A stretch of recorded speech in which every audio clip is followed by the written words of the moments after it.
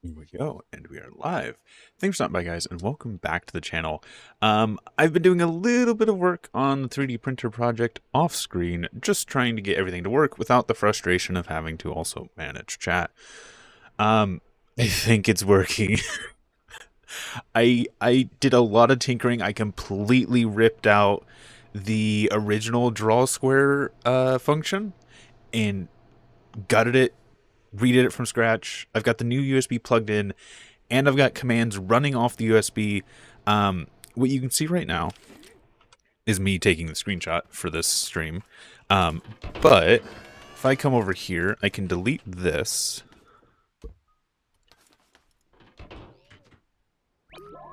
And I have to go to the back of the machine for this, unfortunately, to do a full reset.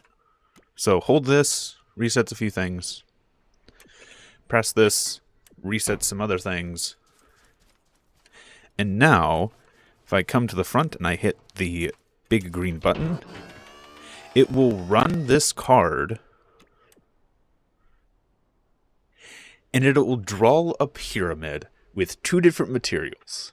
It'll draw the first layer as a 5x5 in plastic, the second layer as a 3x3 in glass, and the last layer as a 1x1 in plastic. It works. Now, I haven't been able to stress test it to its full extents, which is why I want to build a Benchy. The actual model we're going to be using, so I'm just going to let this run in the background. It's going to take a little bit. It's not the fastest thing ever. This model was produced by someone in the community named Shuttle. So they sent me a message over here on YouTube. I looked at it on Steam, and it's not perfect. I did have to do some tweaking to get this as something that I could actually produce on this 3D printer. A few things is I removed this little spot here, and I redid a bunch of the support material layout. And now that it's all done, all set, all ready, I want to try and make a USB drive that will print this Benchy on this machine.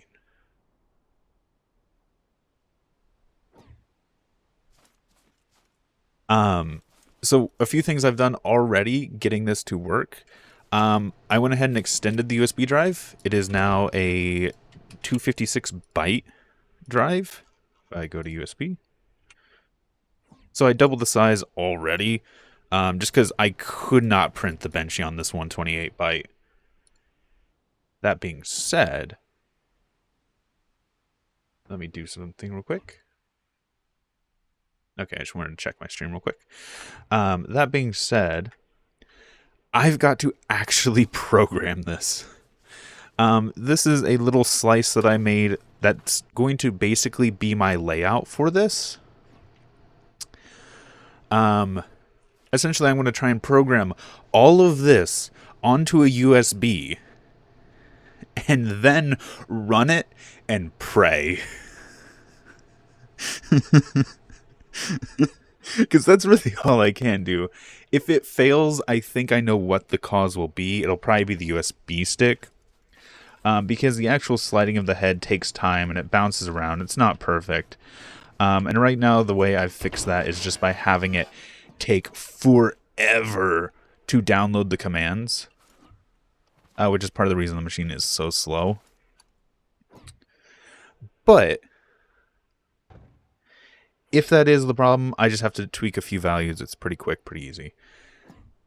And if everything works well,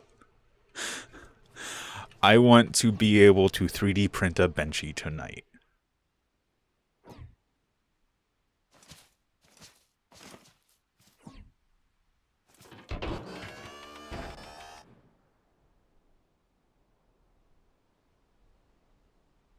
And this is the last piece for the pyramid.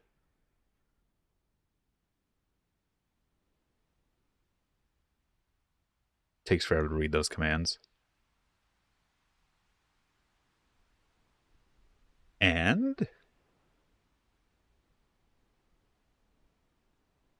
come on, come on. Place the piece. There we go. And we're done. Yeah. This is gonna be nice. This is gonna be fun. I'm gonna grab an empty USB stick and we're gonna start. Actually, no, I don't even need empty. I'll just grab this one. We're gonna start programming this Benchy on here. Not what I had intended to do. I've already separated this out into layers and operations, trying to color code things. That being said, I'm going to have a hard time. I don't think that's a question. And what I want to do to help me is I'm going to go ahead and paint this up. This is just essentially how the 3D printer reads its commands. They're color coordinated. So I'm going to paint this. I'm going to add some markers for myself to help me.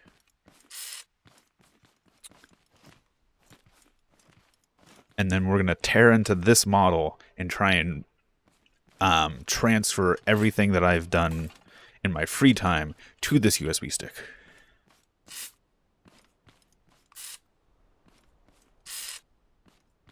I'm really excited. I honestly can't explain just how excited I am. When I got the draw square function to finally work on the printer, I literally cheered. The only reason I didn't do it on the stream was just because I didn't want to get frustrated on stream. I just wanted to relax and do it, and then that way if I couldn't get it to work, I could just set it aside and it wouldn't be a wasted stream. But I did get it working, and now we're going to really push this thing to its limits. Also, I just realized, is this the 256 one, or is this the 128 one? I can tell if it has a black stripe in the center. Okay, this is the one I need. Good. I was going to be upset if I was doing this on the small USB drive.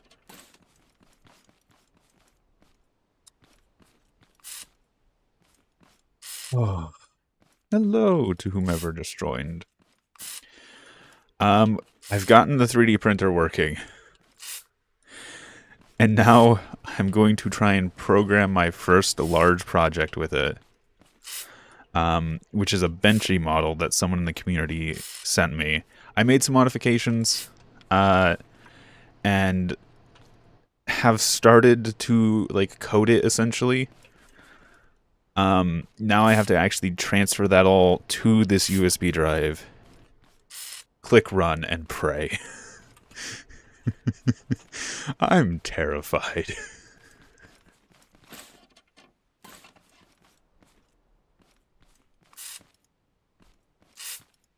So I'm just getting the color coordination set up on this so that as I program, I can have a slightly easier time.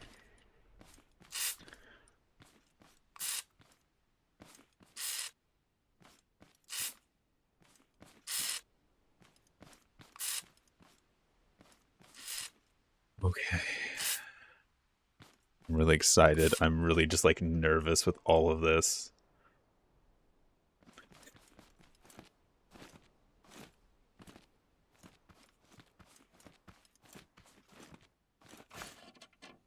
I think if this works, I would say this is the most complicated build I've ever done. Shadowing out the CNC laser cutter that I did and the flight computers. Just for raw complexity, this is the highest thing. I've gotten draw square to work. I've also gotten it to read a USB. So real quick, I don't have it on the printer. If I come back here and hold the stop command, which will reset the system, and I click this master reset, which turns off a few things in the system that normally aren't turned off. This USB will draw a pyramid, a little 5x3 pyramid in this corner. The first layer is 5 blocks of plastic, then it's 3 blocks of glass, and it's 1 block of plastic on the top. This runs fine. And now the only thing I can do really is just go bigger And that's why I want to print this Benchy. Runs smoothly, runs nice. I could see one point where it might hiccup when I start going into larger creations like the Benchy. But all that is just increasing values and giving it more time to read the commands. Because it's a physical head moving, it takes some time to actually read the data and move the head and do all that stuff. So that's the only complication right now. That being said, I'll leave this to run and we'll check back on it in a little bit when I'm done doing this.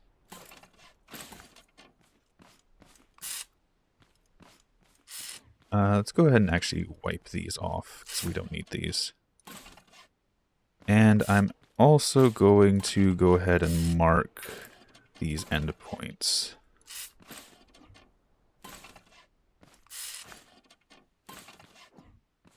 I'm really nervous. I'm really excited. We're literally in the home stretch.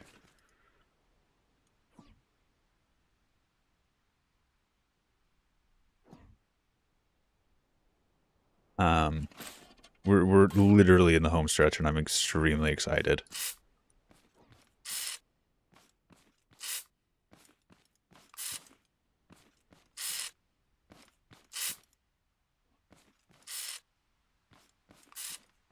Oh, I forgot to fully do the pink one.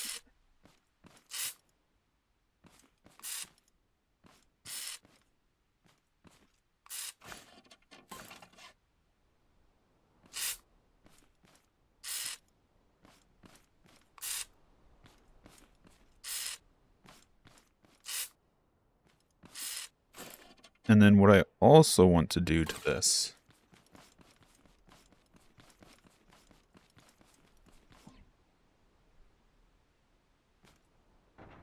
yeah, if this can do a Benchy, it should be able to do anything.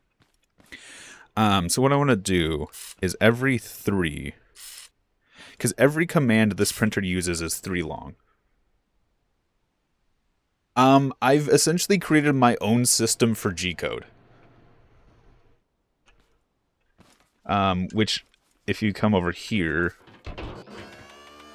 is what's written on top. Those black dots are the code that this is reading and printing off of.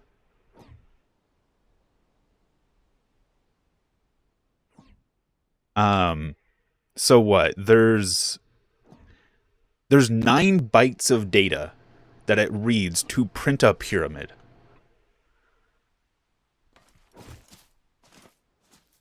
And it's just going.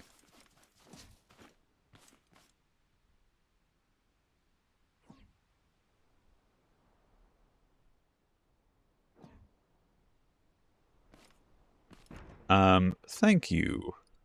I unfortunately don't know how to pronounce that name. The person with the yellow profile picture.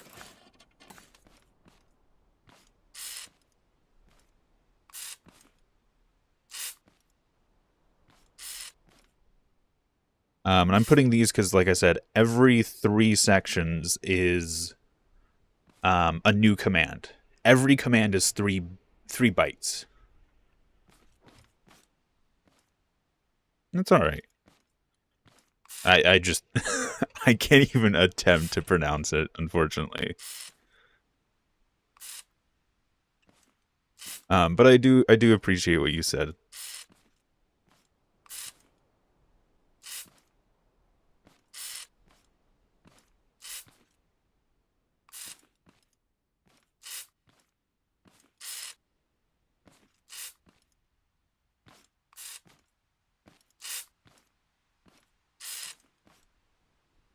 So when I calculated this out, I think it's for that Benchy is 80 commands. Which is why I had to expand the USB device, because the 128 byte USB just could not handle that much data.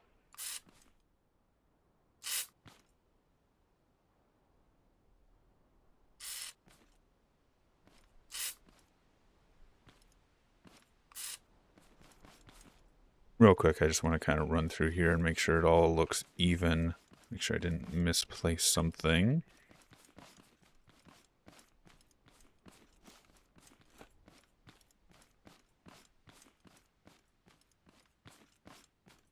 Because I know it's not going to line up at the end. Because I don't think 256 is divisible by 3. That's fine. I don't need the entire USB anyway.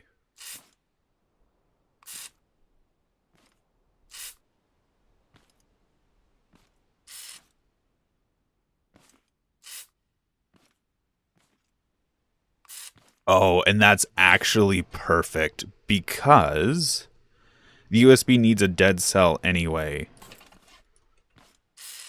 which will be this one.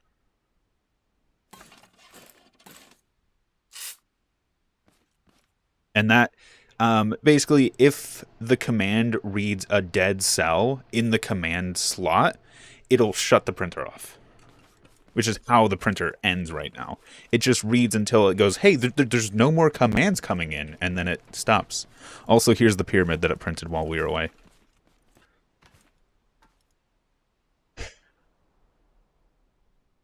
Oh, I'm really happy.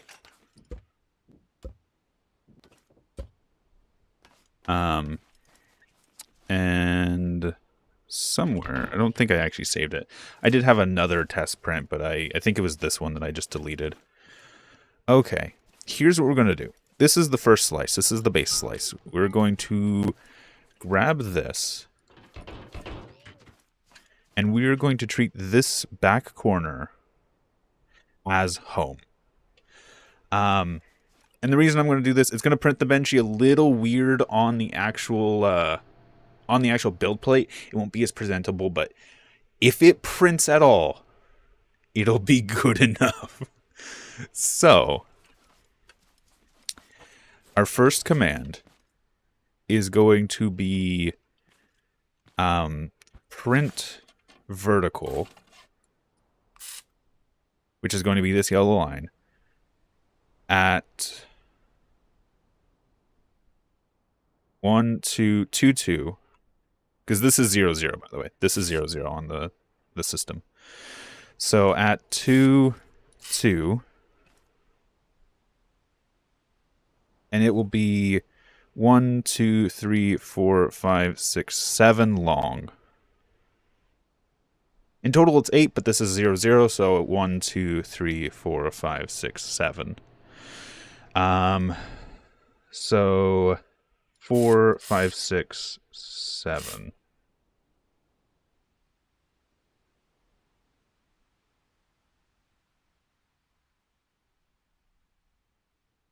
Okay. And then the next command, draw a line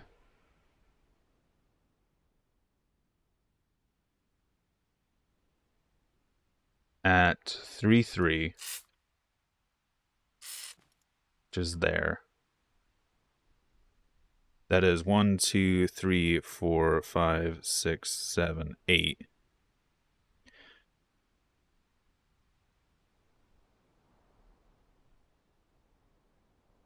One, two, three, 4, 5, 6, 7, 8. Okay. Which will be here.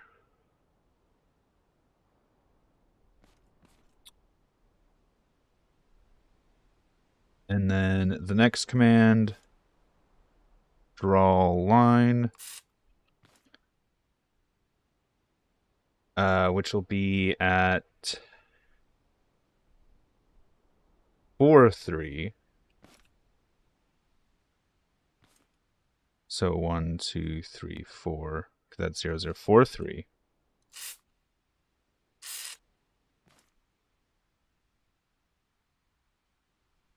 And it will be 8 long again.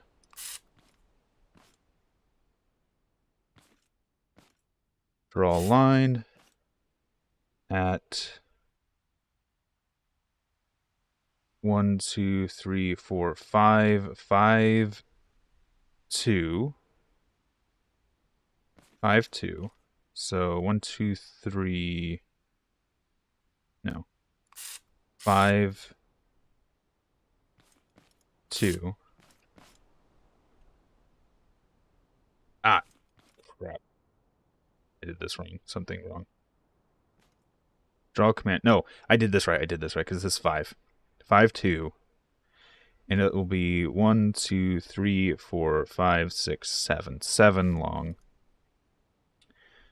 So 7. And then draw square from 0, 0 that is in the filler material, which is our glass. That is 1, 2, 3, 4, 5, 6, 7.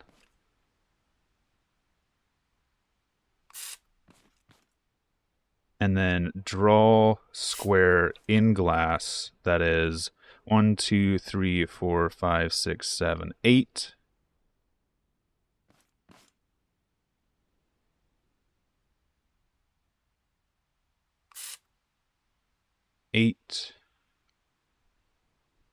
And then it is 1, 2, 3, 4, 5, 6, 7.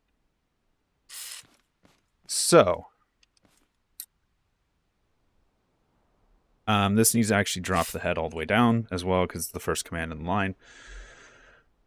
Imagine a 3D printer for vehicles. I've seen on Wasted Space channel how he made a spaceship 3D printer and Space Engineers, the Wall of Welders. Yeah, the Wall of Welders and Space Engineers, because you're just using like a blueprint block for it. Started playing SM, downloaded a free version just to see if I liked it. I do like it, but in survival mode, you can't really make a boat. Sucks to gather oil just by swimming. Oil ponds. Fuelless engines for starting and survival. Okay. Before I go any further, this is going to take a bit, but I do want to try and print this and see and make sure this layer is working.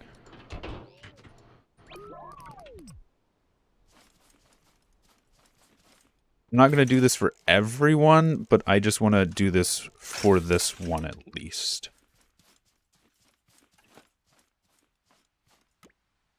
Full reset of the machine. Reset of this.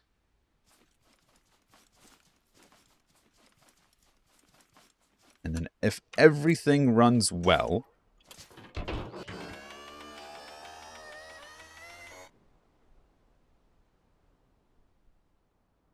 that's the first layer of our Benchy on the command line.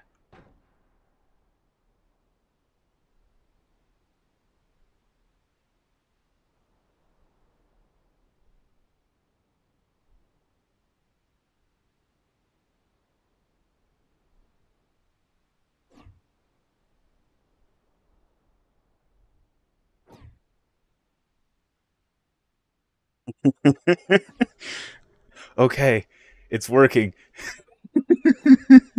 It's going.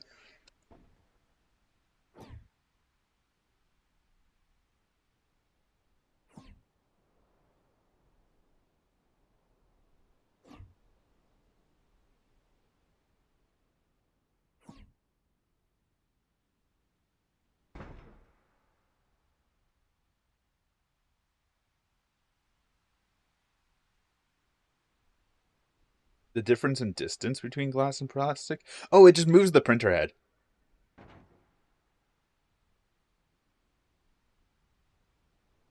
The printer head just shifts back and forth to align whichever head it needs, and whichever head selected, there's a little bit of logic that only extrudes out the printer head that it's supposed to be using.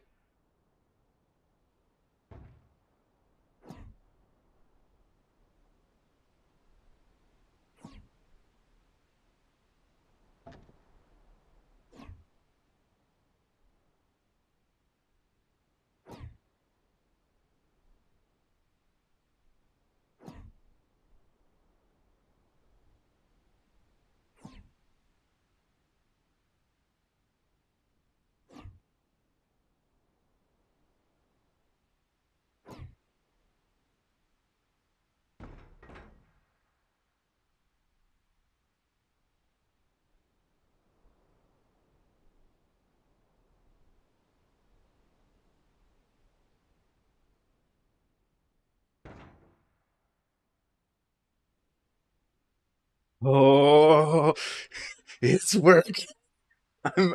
I'm genuinely excited, and there's nothing I can do but sit here and watch and hope and pray. That's all the power I have right now, and I hate it.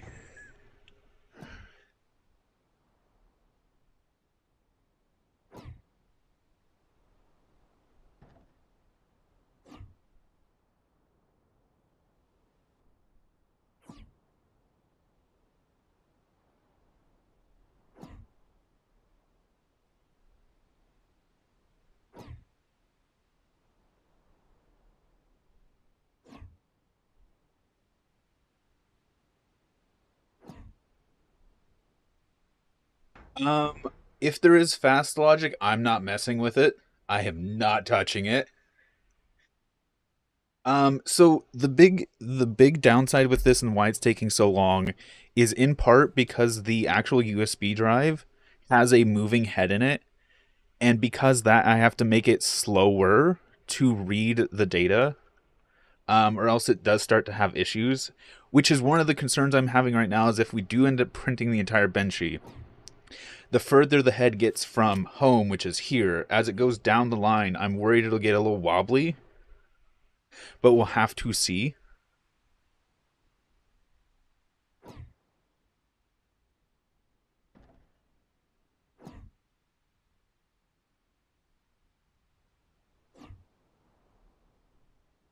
Like honestly, I would just set this on a time lapse for a YouTube video and just watch it just print up a Benchy.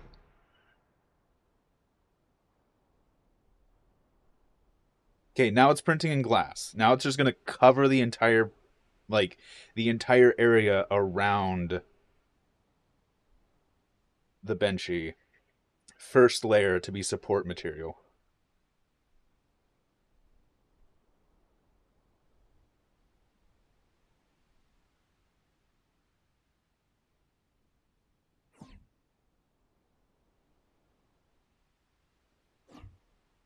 And once this is done, we're gonna just cut it off the build plate, compare it to the actual one that I programmed, and it's just, oh please game, please, oh.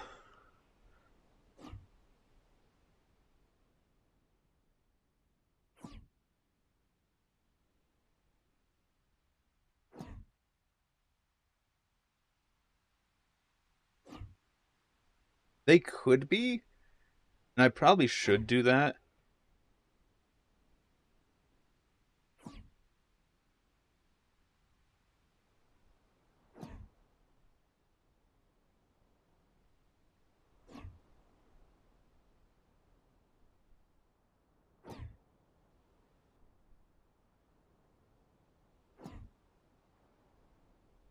For right now, this should be finished. We're just stress testing it.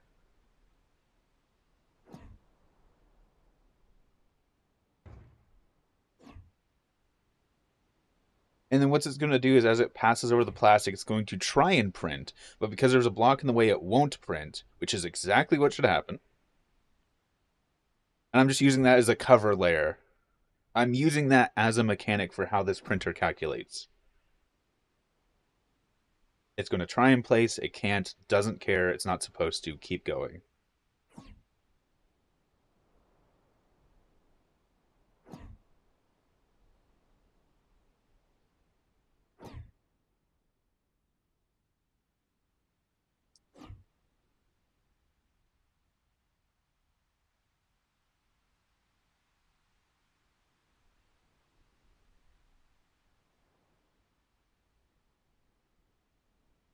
And the whole reason I'm doing this is yes, I know this system is slower, but it takes less data to actually run. Which is a big thing of like I've only got 256 bytes, and I think this thing is going to use like 240 of them.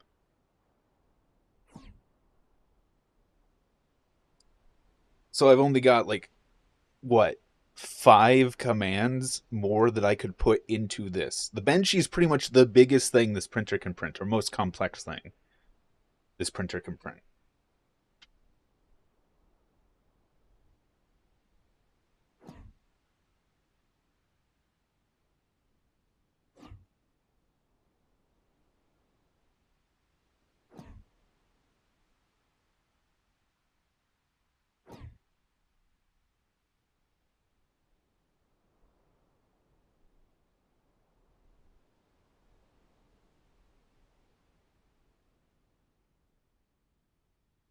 Yeah, but this goes from raw data, just raw data, to the object. You don't have to, like, some of my old 3D printers, I would use like sensors and stuff to try and scan them and print them. This is just straight up reading binary and printing it out.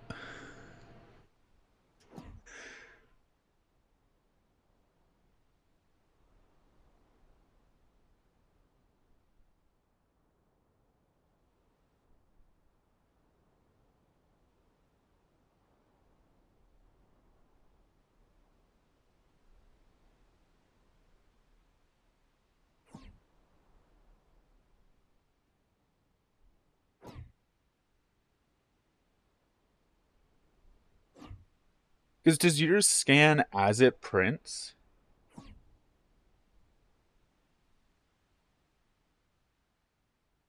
Because if yours scans as it prints, then there's no data being stored. It's just a pure, is there a block on this one? Then put a block on that one. Oh.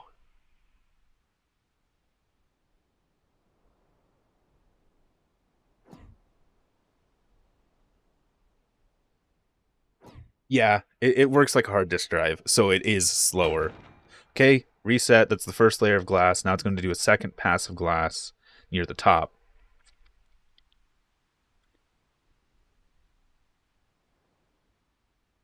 This layer is almost... No! Fuck.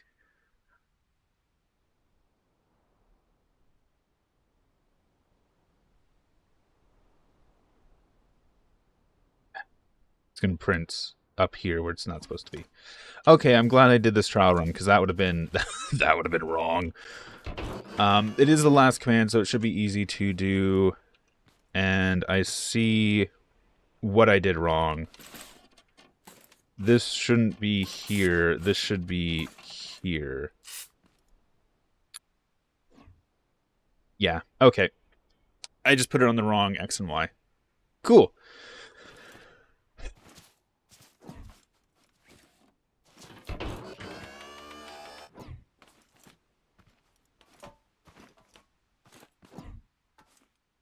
This would have gone 1, 2, 3, 4, 5, 6, 7, 8. 1, 2, 3, 4, 5, 6, 7, 8. Good. It would have worked, but I just switched X and Y on that last command. It's fine. Other than that, no, it did work. It was just my last command was wrong.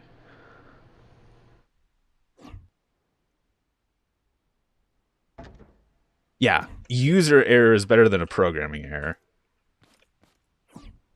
Oh, I'm so fucking happy with this. Okay, we need to keep programming.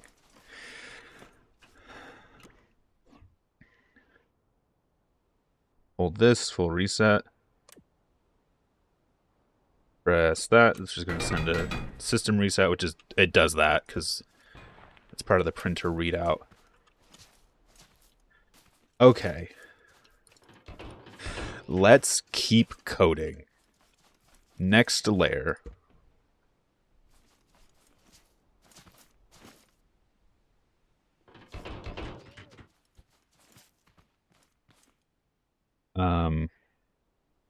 Once again, this corner is our 0, 0, right there. We need to move the head up for this command, because this is going to be the next layer. And then draw line. This one. From 2, 1.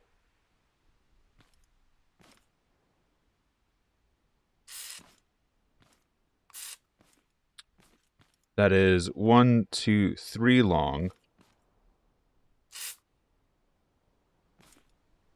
Oh, I messed up. This goes here.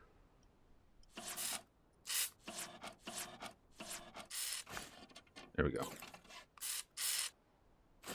I'm glad I made those indicators.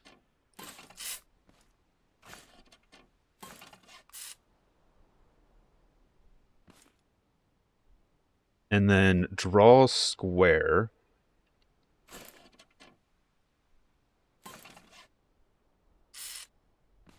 From 1 2. Wait.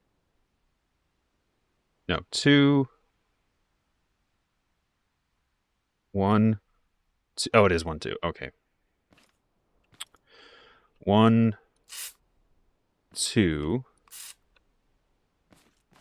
That is 1, 2, or 1, 2, 3, 4, 5. 4, 5. And then draw square from 1, 1, 2, 3, 4, 5, 1, 5, 1, 4, 5. That is 1, 2, 3, 4, 5, 5 big. And then draw line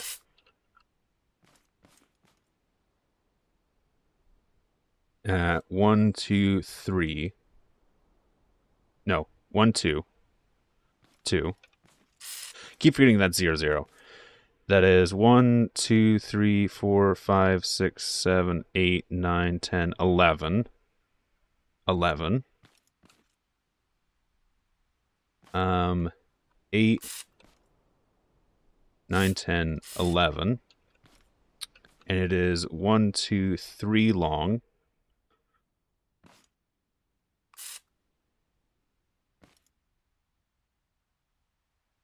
And then 12.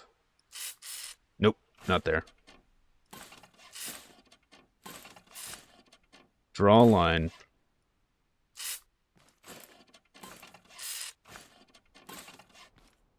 $12.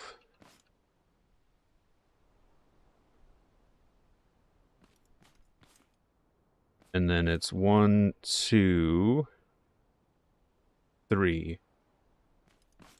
3. And it is 1 long.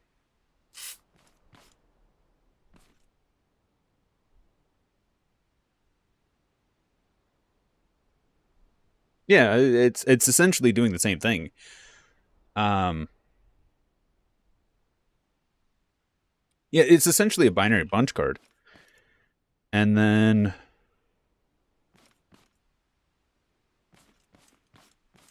draw square from 0, 0. That is 1, 2, 3, 4, 5, 6, 7.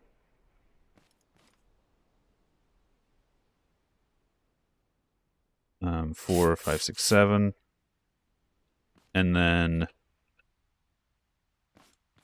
draw square 1, 2, 3, 4, 5, 6, 7, 8. Which is this one. And this one is also 7.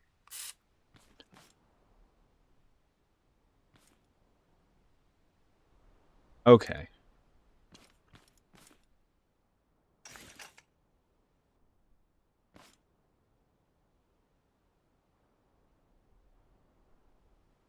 Okay. Something I want to do real quick before I get too far into this. I want to do these in sequence. So this is yellow, green, blue, purple, and then red glass, and then black glass. Yeah, let me just grab the glass.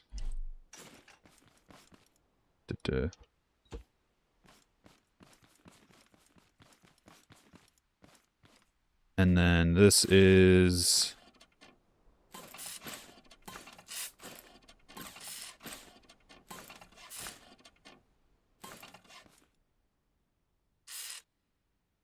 I didn't actually calculate the glass in on this one. Why did I not? I made a mistake.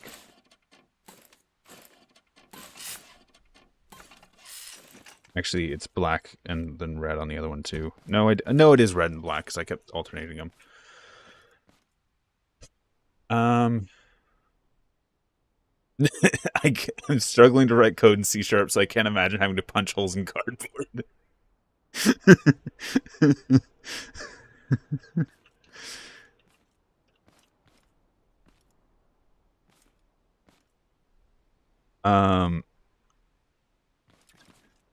Okay. So this one's done as well.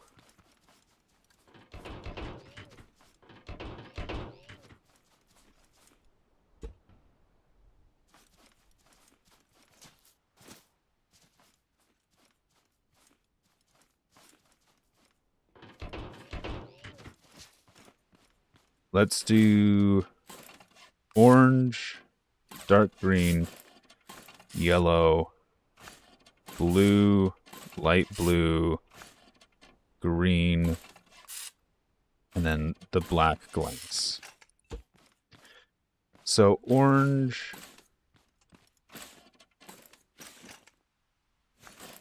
is draw line at 1. That is 1, 2, 3, 4, 5 long. 4, 5 long. I also need to move the head up with this one, because this is the next layer. And then this is draw square from 1, 0, 1. So 0, 1. That is 1, 2, 3, 4, 5, 6, 7. 1, 2, 3, 4, 5, 6, 7. 7.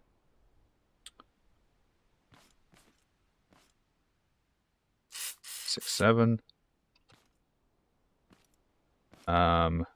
Draw square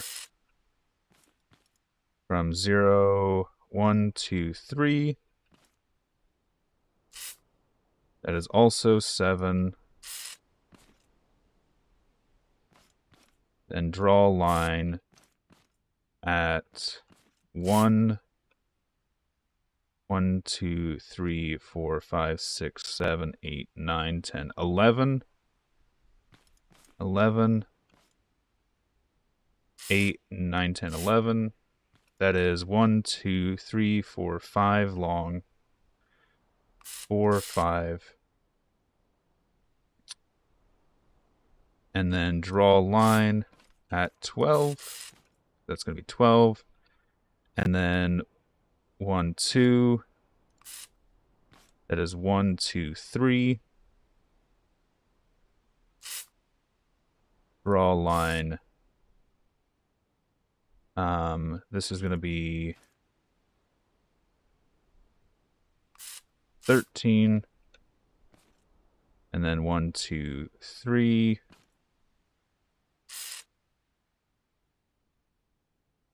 It is going to be 1 long. And then draw square in glass. That is... Oh god, I didn't do this right. 1, 2, 3, 4, 5, 6, 7. 1, 2, 3, 4, 5, 6, 7. It's going to originate there. So this is 0, 1, 2, 3, 4, 5, 6, 7, 8. 8.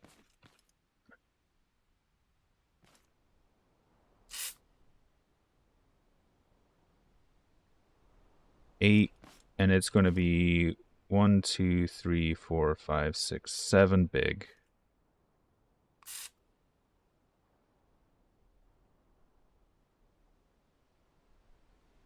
Hello, Alex. I'm currently programming a Benchy onto my 3D printer.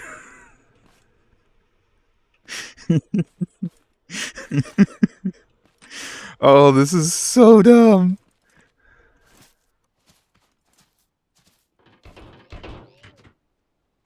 This is genuinely stupid. And if this works,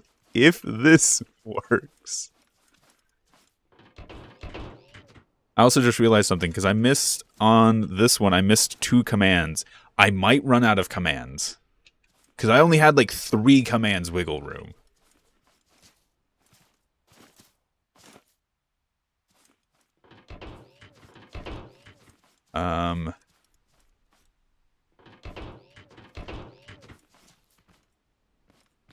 do... Oh, and this one's going to have some level of order of operations as well with it.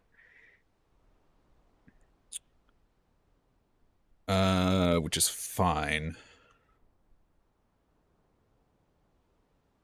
Let's go ahead and draw...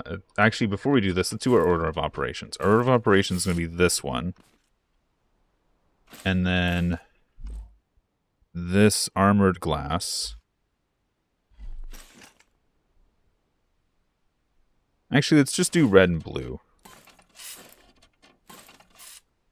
And then this armored glass. And then yellow. I'm going to make that tan real quick. Just to make it easier. And then the other armored glass, which... Actually, let's just do both armored glasses here.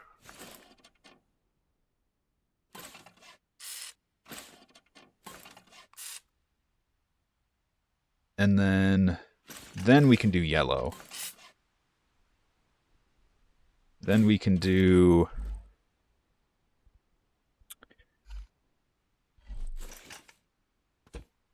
bubble wrap. Tile glass. Doesn't... I'm going to do that so it's easier to see.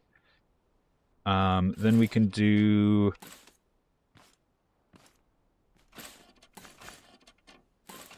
pink, orange. I don't know which blue it was. Is this blue? I don't know what blue that is. That blue, it's close enough. And then the light blue. And then tan. Oh, and again, I didn't actually do the full glass. 1, 2, 3, 4. So 1, 2, 3, 4, 5, 6, 7. I might not have enough commands for this because I still didn't do the glass part.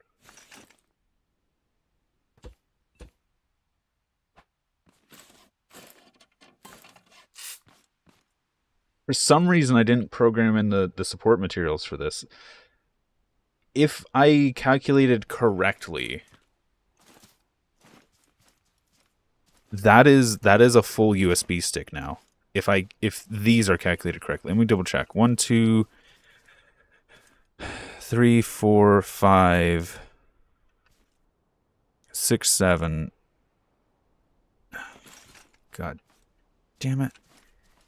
I might have to cut the smokestack short.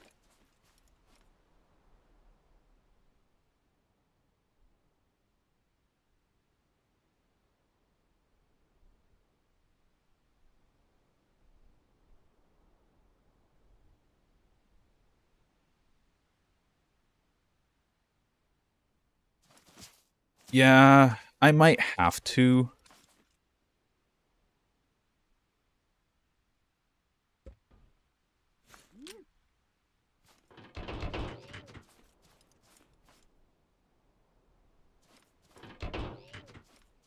Because this is 1, 2, 3, 4, 5, 6, 7, 8, 9, 10, 11, 12, 13, 14. 1, 2, 3, 4, 5, 6, 7, 8, 9, 10, 11, 12, 13. Yep.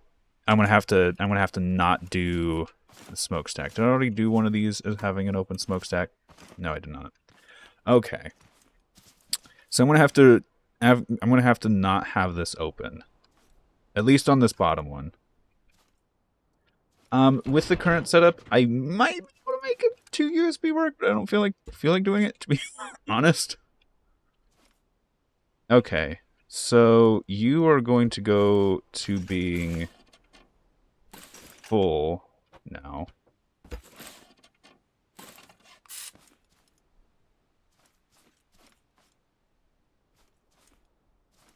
And then you need another. No, you need another.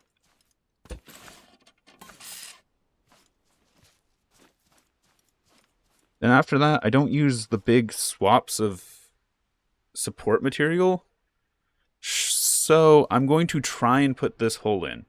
If worst case comes, I can just cut one of these commands out and just slide it down. So I should be able to work with this. Okay. What have we already done from this one? We haven't touched it because we were going to do the color coordination on it first. I know. So draw a line that is at 1. Okay, and this is the new layer, so this needs to go up 1.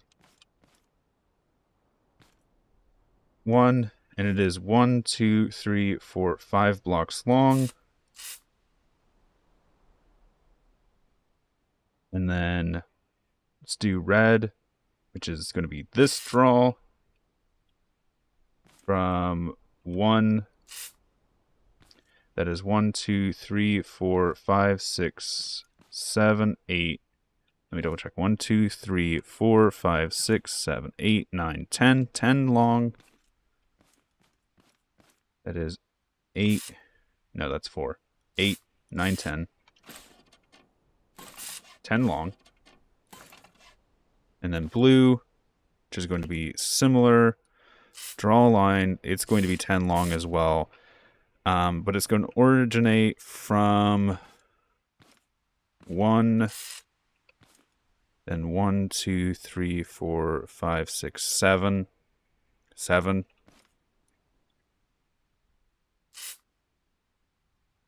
Okay. And then this set of armored glass, which is going to be draw a line at 1, 1, 2, 3, 4, 5, 6, 7, 8. 8. And it's going to be 1, 2, 3, 4, 5 long. 4, 5 long. And then we're going to draw the yellow, which is going to be draw square. At 1, 2, 1, 2, 3, 1, 2, 3. It's going to be 1, 2, 3 big. My guess is add some compression algorithm. Essentially, the way I'm doing it is that every command is only 3 bytes long, but it can cover a big area, which is why I'm just doing large glass applications. I could actually just cover the entire build plate at once with glass, which would take a very long time, but it would actually reduce like 3 or 4 commands throughout this entire series. But right now, I don't know if I have that kind of room to mess with. For right now, I'm just going to make this one hollow. I'm going to try and keep that one open.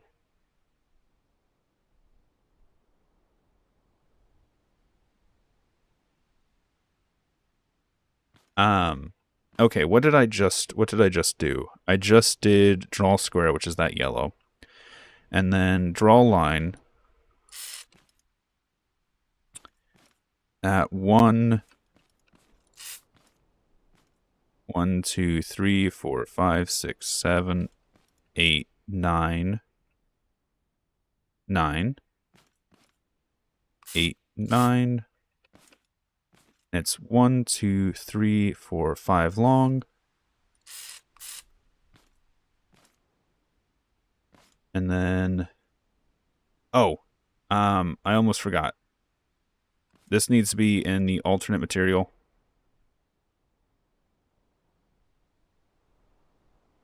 Which is that command. And then this one needs to be an alternate material. Not this one, but this one needs to be an alternate material. No? This is draw vertical line. You? No.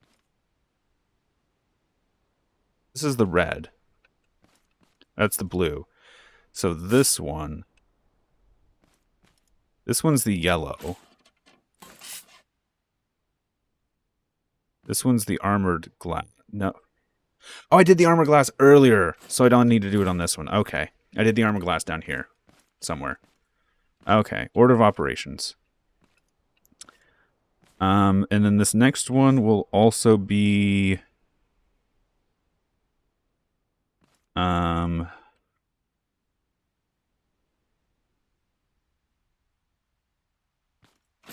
draw line in glass. I need to make sure that I'm actually clicking that one when I need it. Draw line in glass. That is 1, 2, 3. 1, 2, 3, 4, 5, 6, 7.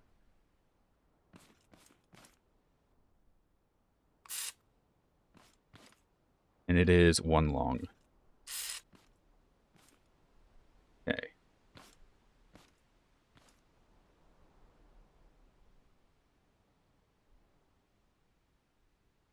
Yeah, I've already upgraded to include the Benchy. If I go any bigger, I'd have to completely redesign the USB, unfortunately.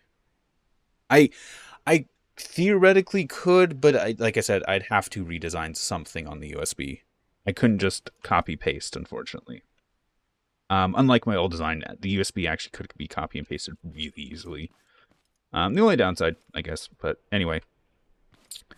1, 2, 3, 4, 5.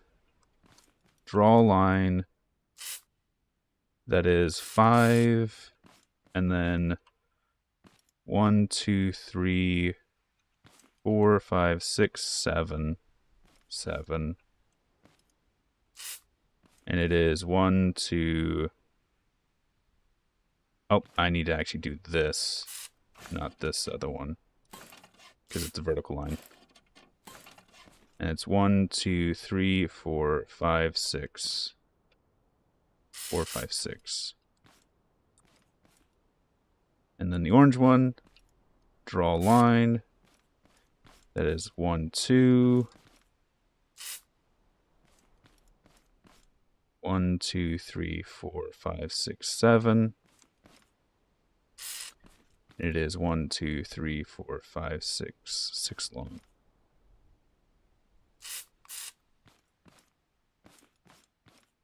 And then the blue, which is draw a line 1.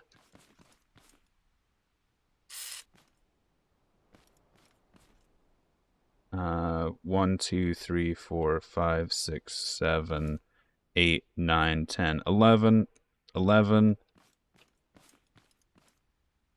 8, 9, 10, 11. And it is 1, 2, 3, 4, 5 long. 4, 5. And then draw square at 1, 2, 3.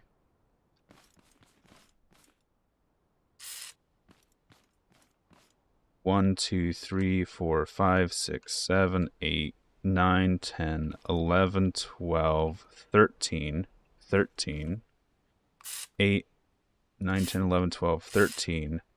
That is 1.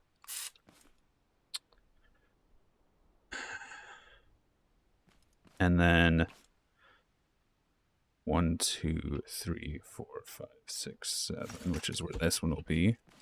So draw cube that is glass at 0, 1, 2, 3, 4, 5, 6, 7, 8.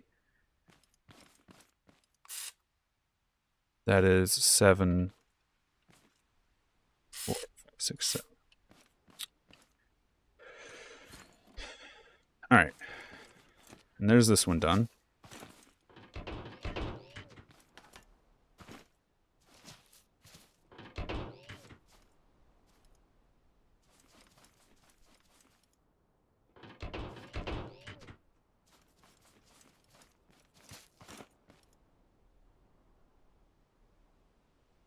Oh, this is going to be a nightmare. Oh no. All right, let's go ahead and let's do the glass ones first. Because these are just a pre-layer for other stuff to be put on top. And then let's do red,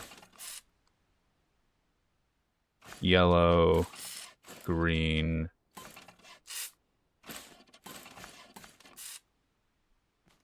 and then orange, the other red, blue. Let's actually turn this one pink. Just so we actually know our order of operations. Blue. And then our purple, light blue,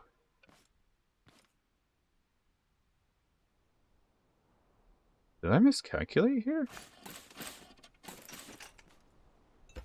So we've got that glass, that glass, that glass, that glass. That's all of our glass done.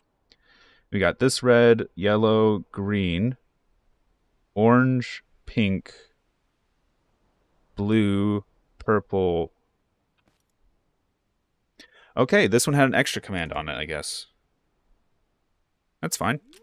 Just means more space for us to write data. All right, first command on a new line. We need to do bring head up.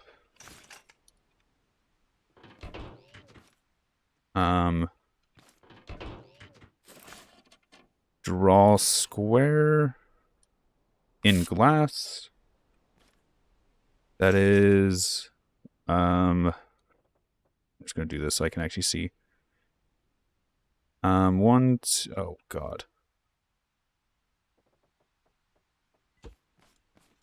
1, 2, 3. 1, 2, 3, 4. 3, 4. 3, 4. And it is 1. And then the other glass, which is draw line in glass at 1, 2. 2, 1, 2, 3, 4, 5, 6, 7, 8. 2, 8. 8. And it is 1, 2, 3 long. Wait, did I go to the armored glass? 1, 2, 3, 4, 5, 6, 7, 8. Okay, no, I didn't. I went to the one I was supposed to. Okay. And then draw a line in glass. That goes 3. No, 1, 2, 3. Yes, 3. 1, 2, 3, 4, 5, 6, 7. 3, 7. And it is 1 long. And then another draw line in glass for the armored glass, which is 1, 2, 1, 2, 3, 4, 5, 6, 7, 8, 9. 2, 9. 2, 8, 9. And it is 1, 2, 3 long. Oh. I think this is the most complex one. After this, they're actually going to get easier. Hopefully. Okay.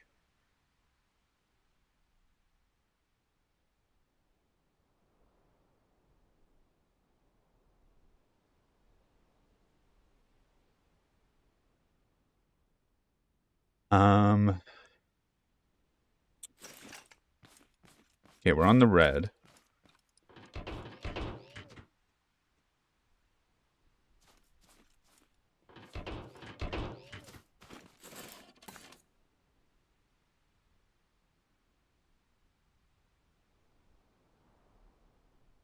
Yeah, slow to convert from a model to G-code.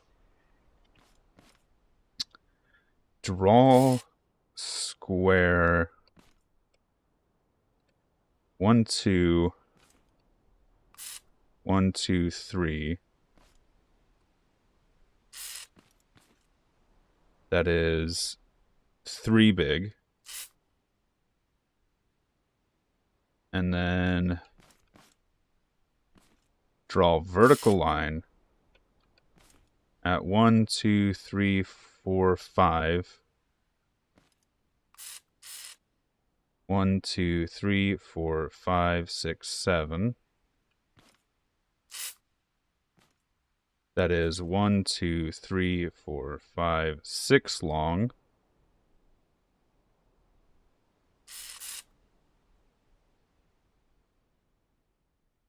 Draw vertical line 1, 2, 1, 2, 3, 4, 5, 6, 7. That is 1, 2, 3, 4, 5, 6, 7, 8. I realize I did that wrong because the orange is going to take care of it anyway, but I'm going to do, as it's colored here, 8. 8. 1, 2, 3, 4, 5, 6, 7. No, 7. Fuck. 1, 2, 3. 7. 7. Even though the orange is going to do this for me anyway, I'm just doing it based on what I did here. It's going to take longer, but I don't care. Draw square 1, 2. 1, 2, 3, 4, 5, 6, 7, 8, 9, 10, 11.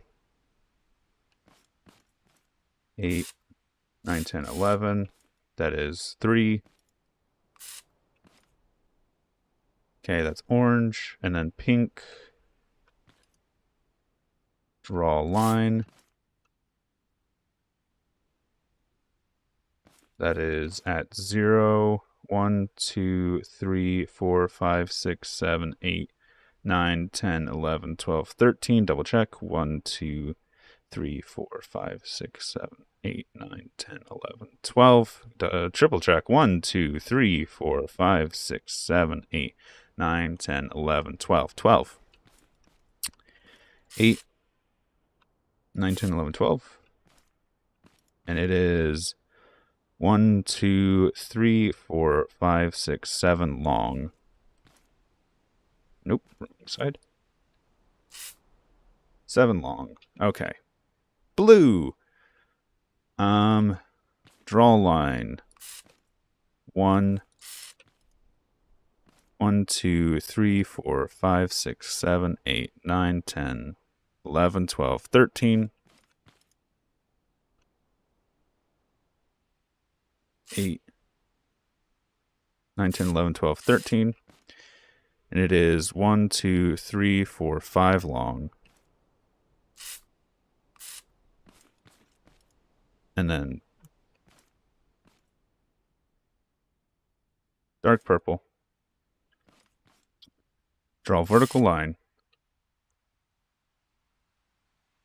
at 1, 2, 3, 4, 5, 6, 7.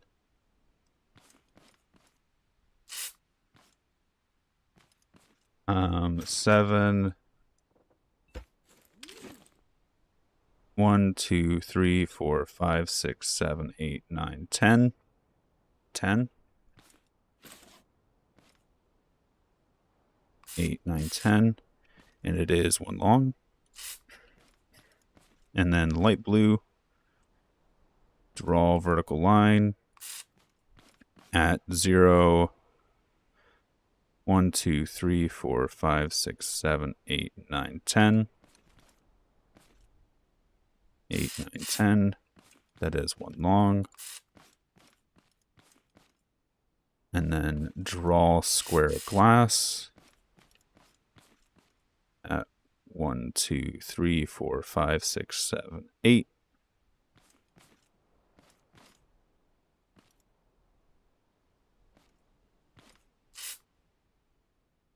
That is 7. 2, 3, 4, 5, 6, 7. Yes. Okay. That should be this one done.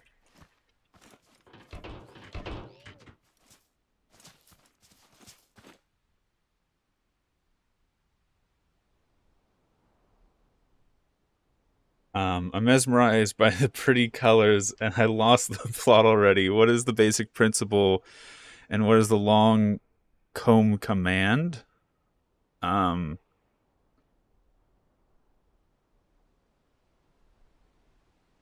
Okay, so each command is 3 segments.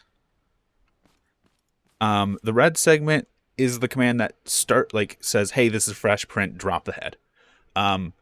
Honestly,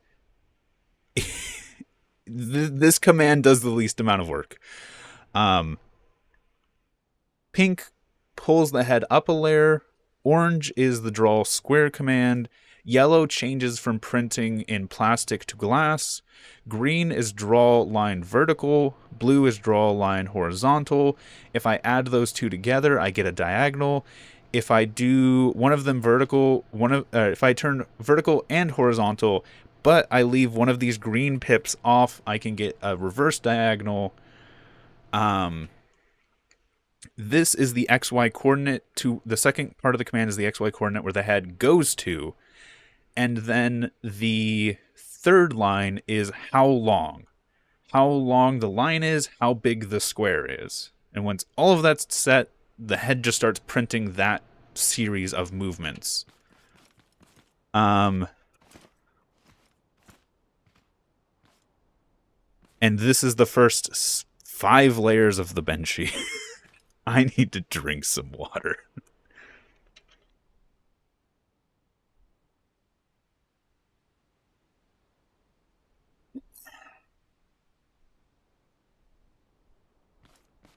Okay.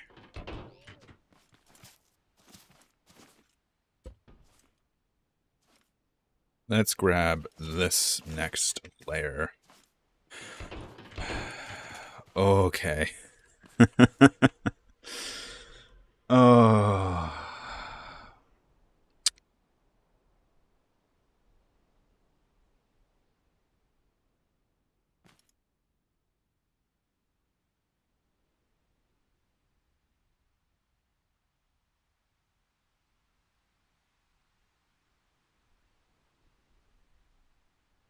Okay, I see how I did that.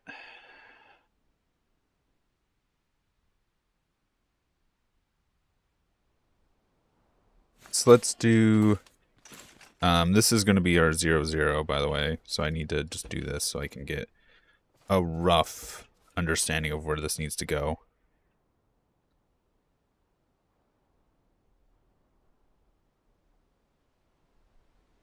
Yeah, there's a lot of programming left here. Especially if I try this and it does not work. This is going to be interesting.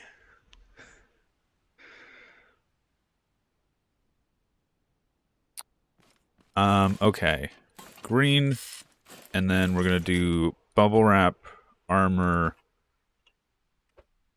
orange, yellow. I'm gonna turn you into tan over here, just so I can. Ooh, not what I meant to do. Blue, and then I'm actually gonna change you to light blue.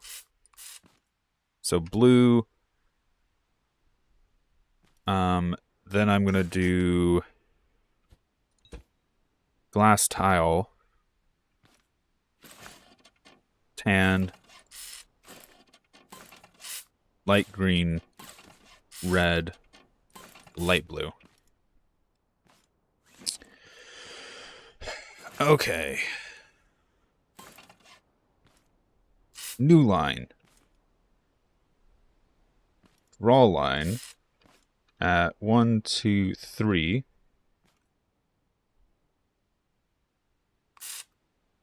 1, 2, 3, 4, 5, 6. and it is 3 long.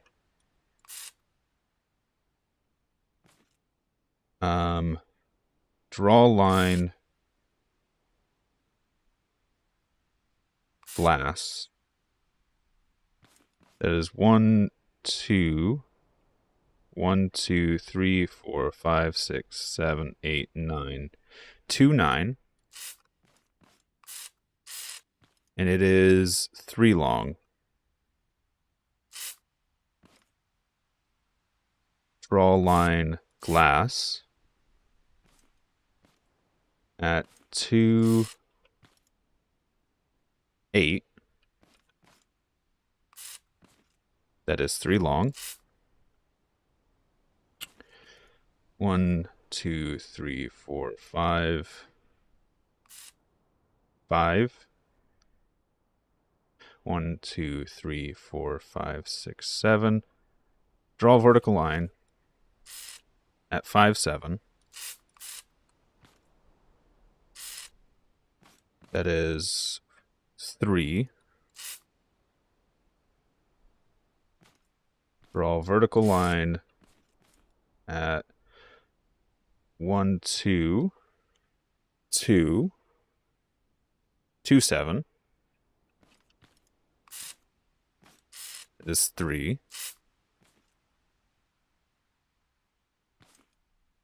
Draw line. Oh, this is vertical line. Okay, I did do vertical line. Good. Draw line at 2, 1, 2, 3, 4, 5, 6, 7, 8, 9, 10, 11. 2, 11. That is 3 long. Now, these are going to be the fun ones. Having to do diagonals. I got to remember how I have diagonals mapped.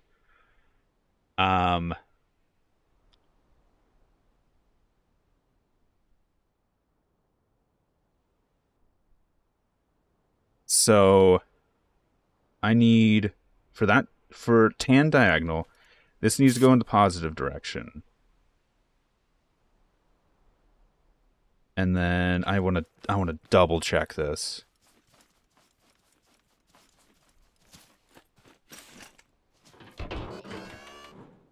Because you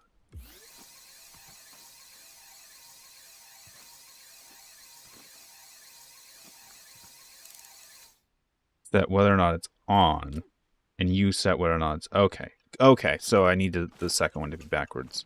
Cool.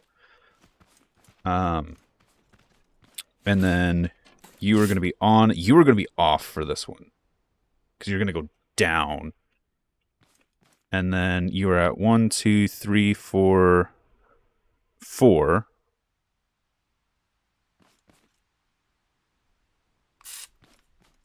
Um, 1, 2, 3, 4, 5, 6, 7, 8, 9, 10, 11, 12, 13, 14.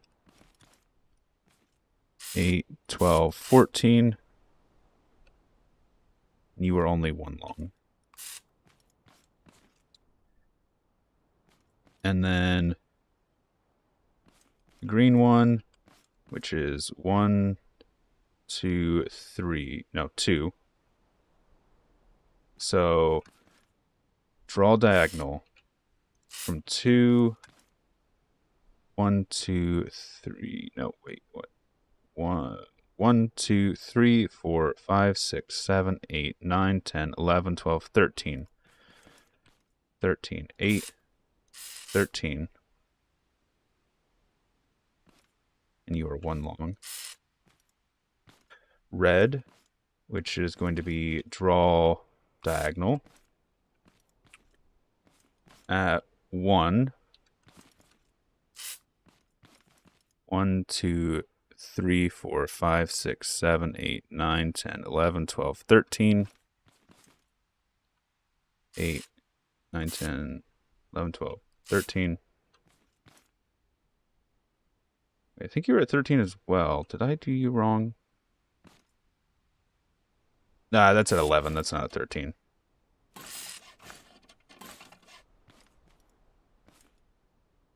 You are 2 long.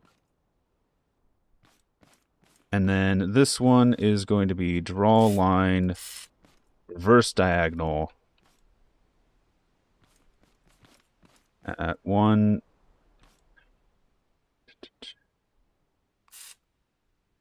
1, 2, 3, 4. And then 1, 2, 3, 4, 5, 6, 7, 8, 9, 10, 11, 12, 13, 14, 15, 15. 8, 9, 10, 11, 12, 13, 14, 15. Which I think is the longest this thing can print to. And then it is too long. Okay. Another layer done.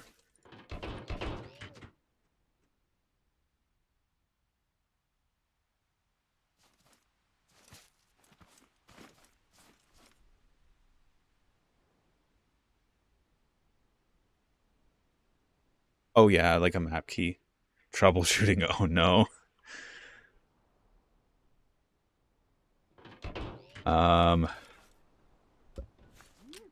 Next line, next layer. We're running out of space on this USB.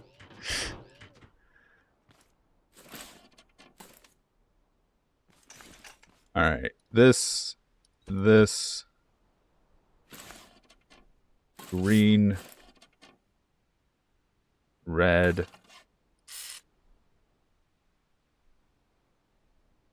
I could actually, I'm gonna save myself some headache here. I'm just gonna do this as a square here now.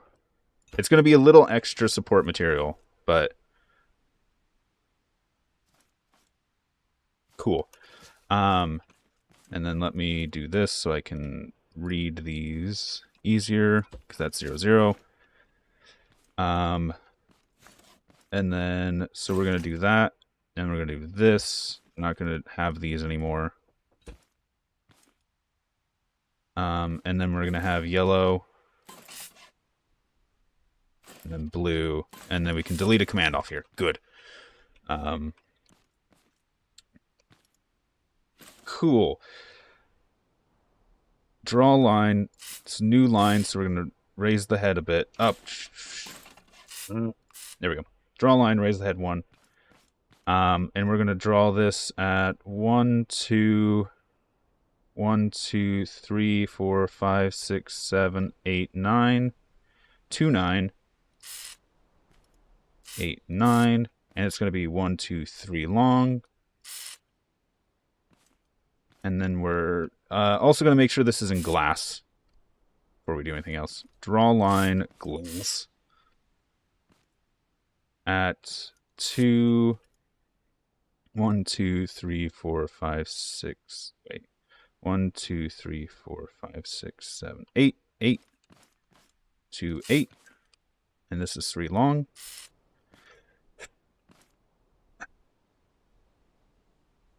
Draw line vertical. Which will be 1, 2, 3, 4, 5. 1, 2, 3, 4, 5, 6. 5, 6. 4, 5, 4, 6. And this is 1, 2, 3, 4, 5 long. And we'll draw a line vertical at 1, 2, 2, 1, 2, 3, 4, 5, 6, 2, 6. And this will be 1, 2, 3, 4, 5 long.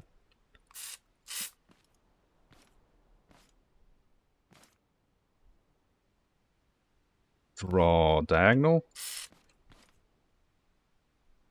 at 2, 1, 2, 3, 4, 5, 6, 7, 8, 9, 10, 11, 12, 13, 14, 2, 14, 8, 12, 13, 14, and it is 1 long. Draw a line reverse diagonal. That is 1, 2, 3, 4, 5. 1, 2, 3, 4. Actually, no, 4. 4, 1, 2, 3, 4, 5, 6, 7, 8, 9, 10, 11, 12, 13, 14, 15. 415. Let me double check that before I actually commit to this. 1, 2, so let's just go, there we go. 1, 2, 3, 4. 1, 2, 3, 4, 5, 6, 7, 8, 9, 10, 11, 12, 13, 14, 15. Okay, 15, and you are 1 long. Oh, I did these backwards. Just change it here.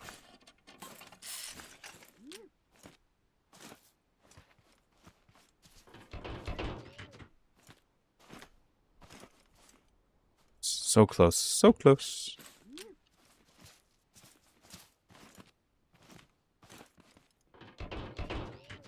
I'm going to do the same trick to remove one of the commands off here. I'm going to just make this a big glass shelf now. So this is no longer going to be this, it's going to be this. So I can remove one of these off here. And we're going to do bubble wrap this. Nope. This is backwards. Bubble wrap this yellow, green glass.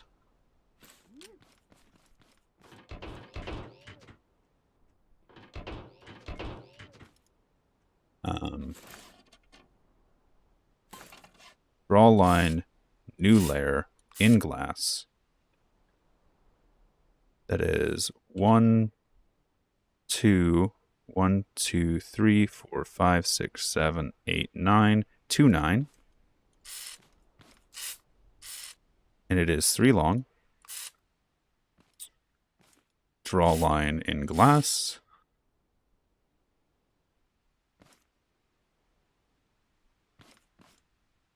It is 2, 8, 2, 8.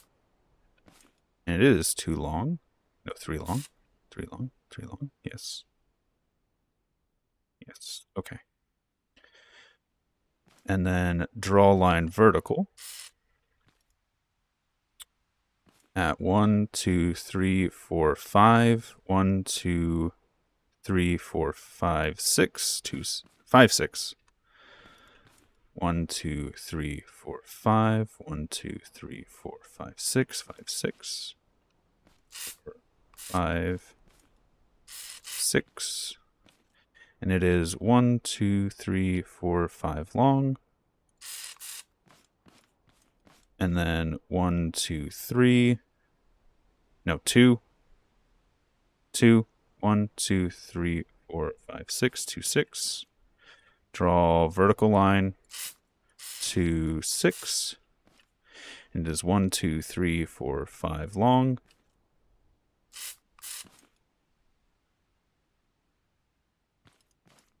Draw square glass. That is 1, 2. 1, 2, 3, 4, 5, 6. 2, 6. And it is 1, 2, 3, 4, 5. Big. That's that layer done.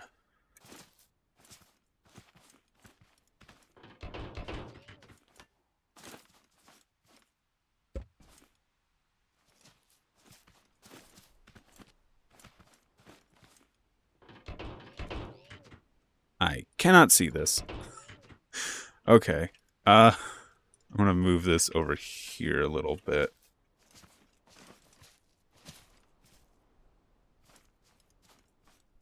Hopefully get this out of the grass.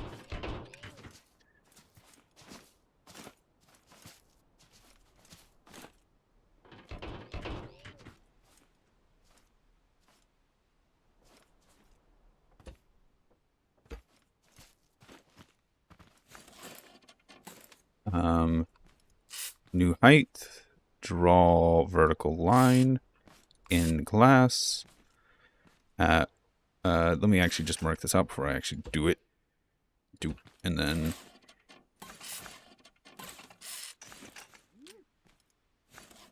draw line vertical in glass, new line that is 1, 2, 3, 1, 2, 3, 4, 5, 6, 7, 2, 7.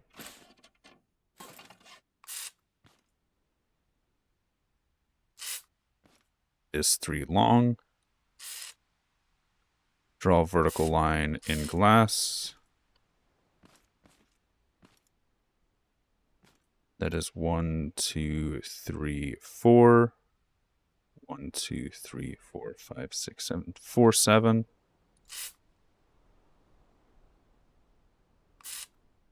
That's 3 long.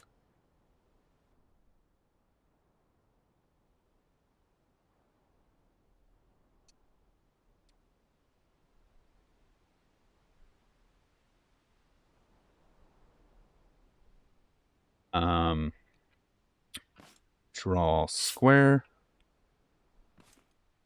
1, 2, 1, 2, 1, 2, 3, 4, 5, 6, 2, 6. That is 1, 2, 3. Draw square. That is 2, 6, 7, 8.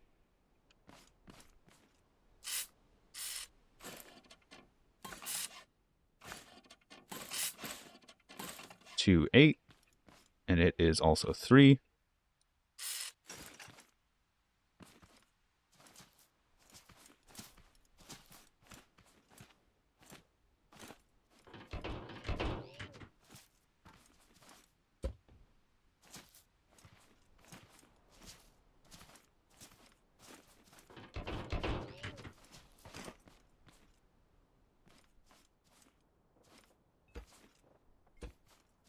And let's just do green, red.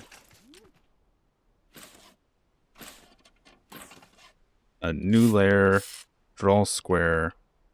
1, 2, 1, 2, 3, 4, 5, 6, 2, 6. And it is 3 big. Draw square at 2, 6, 7, 8. It's 3 big.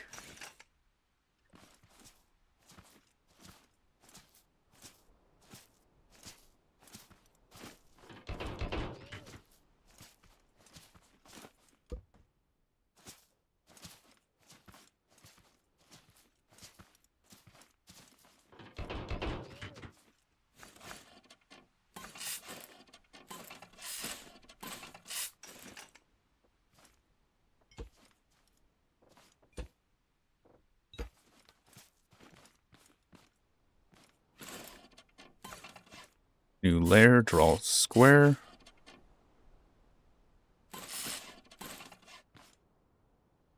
That is 1, 2, 3.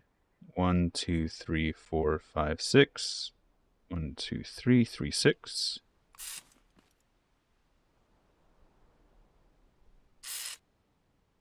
It is 1. Draw a line. 1, 2. Draw a line at 2. 1, 2, 3, 4, 5, 6, 7, 8, 9, 10. 8, 9, 10. That is 3 long. Draw a line.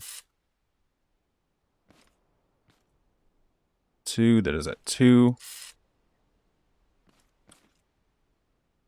10, I'm going to assume 1, 2, 3, 4, 5, 6, 7, 8, 9, 10, 11? 11. Okay, yeah, makes sense. 8, 9, 10, 11, and it is 3 long.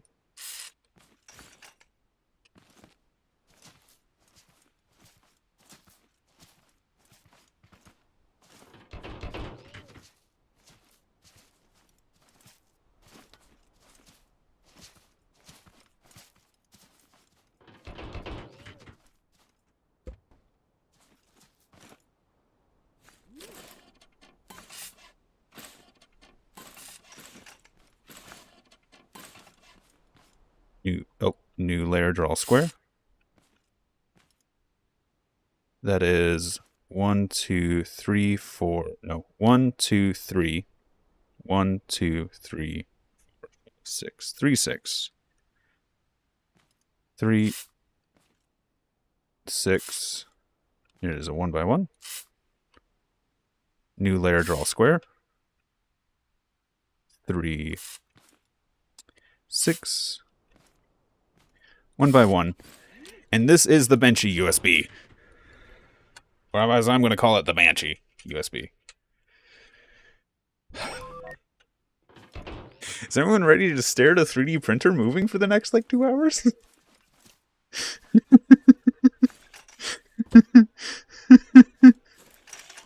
Oh god, this is going to be so bad.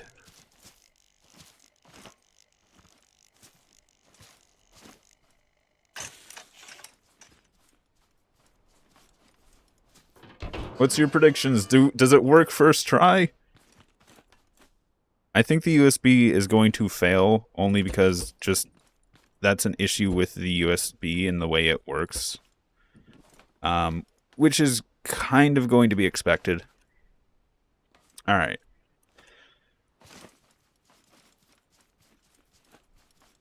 Let's do a hard reset throughout the entire system.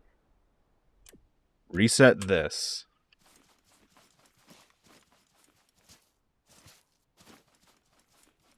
And let's see if we can get a Banshee out of here. We'll hit print and pray.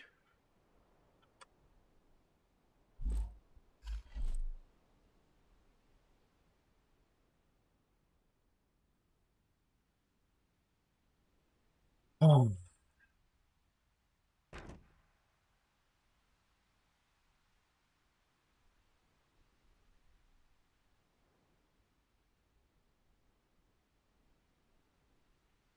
I'm just gonna let this go. I'm gonna I'm gonna be right back. I'm gonna go AFK. I'm just gonna let this run and be AFK.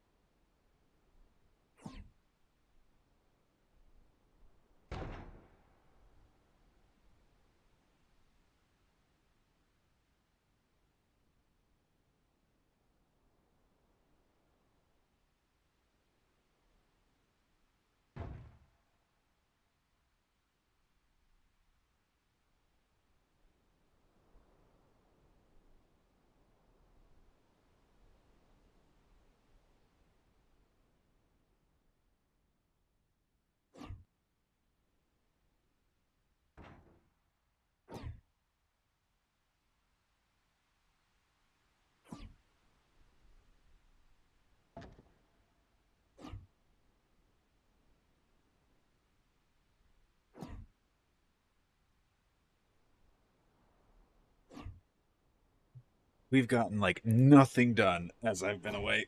We've gotten one line drawn. Okay.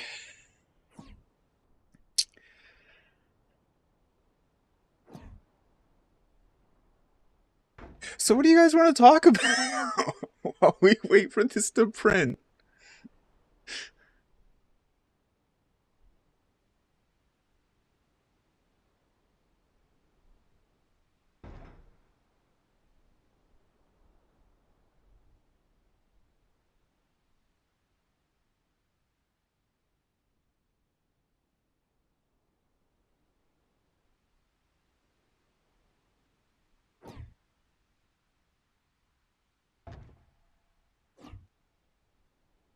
Super Earth. You want to play Helldivers? Just fucking boot up Helldivers on the side. Just start playing it in another window while this goes.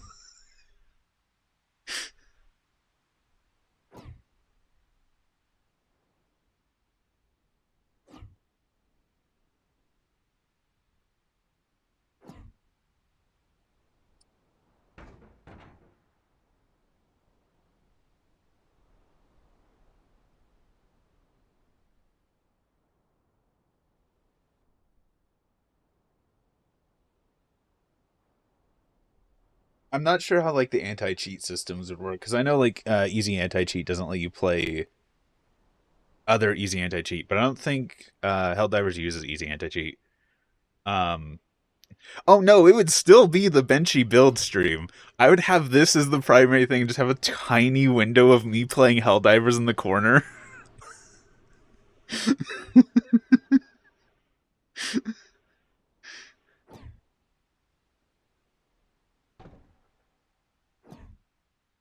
Oh god. The only thing is, I kind of don't want to do that because with how long this takes, I might just use this live stream as the time lapse if this works.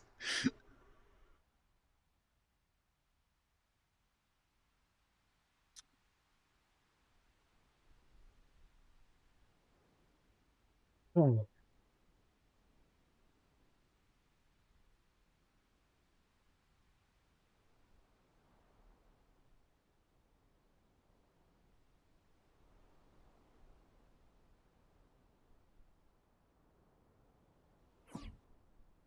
Fair.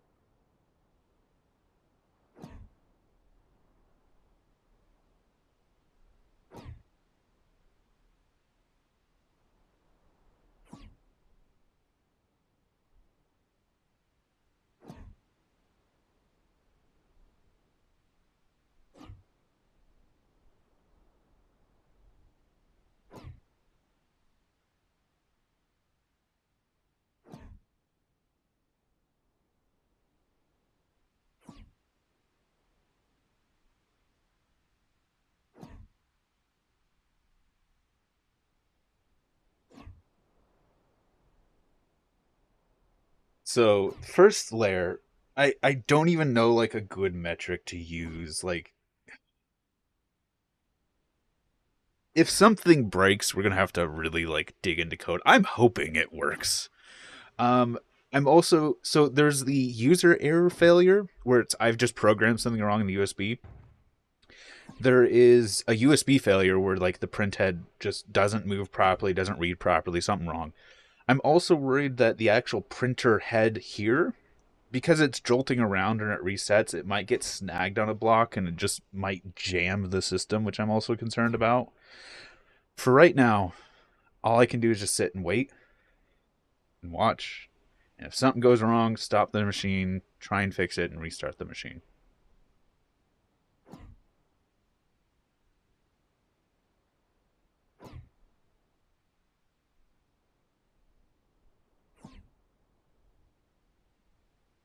I'm interested, why not use direct optic sensor to pump printing system? What do you mean? Direct optic sensor. Are you talking like I should have scanned a 3D object?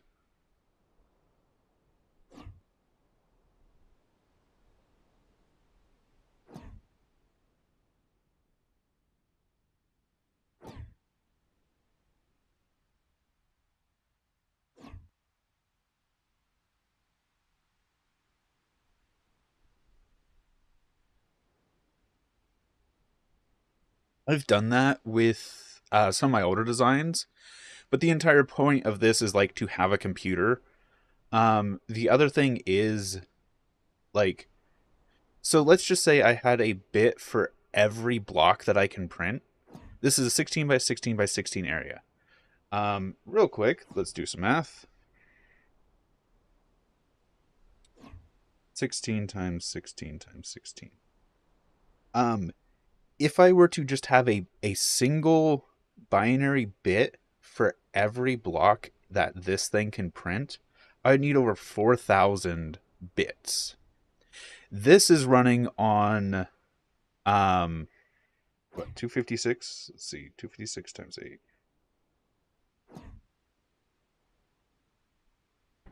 This is running on half the bits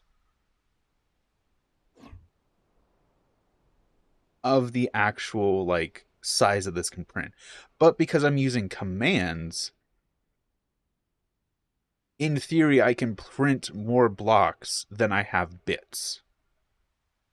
I'm not fully using it to that effect, but in theory I could. especially if I can optimize a print. What's happened in the last 30 minutes? I started the printer. It is now printing the Benchy. This is the first test print. Like, first full test print. I did the first layer earlier. This is the first start to finish. If this works, we should have a fully 3D printed Benchy.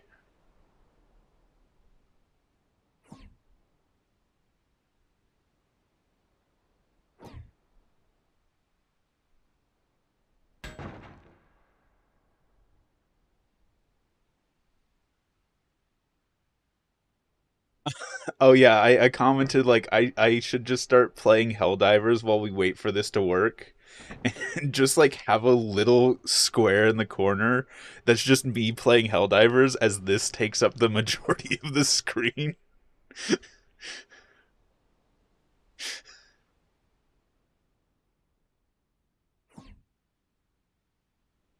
Like, this thing's not fast at all. And I don't care if it's fast. It is literally an 8-bit binary 3D printer inside of a video game. I don't care if it's fast.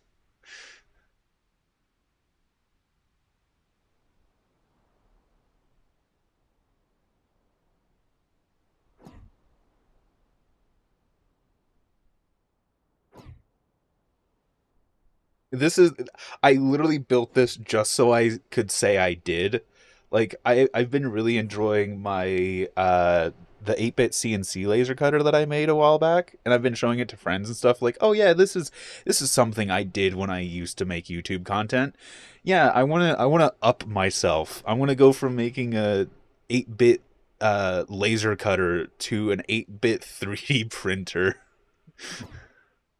dual extrusion.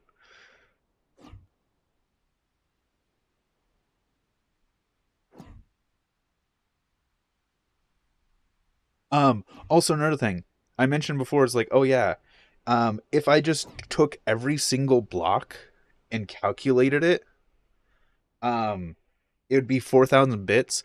Also understand, I can print in two materials. So if I also did that, I would have like 8,000 bits of data to store.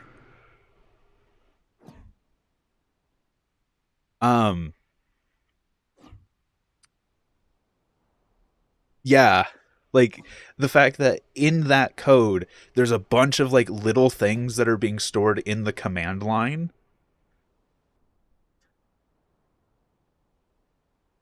The print time is one of them. Yeah. Like I think if I did just like a raw data set or raw scanner, just the sheer amount of like data I'd have to store, I could not put it on this USB device.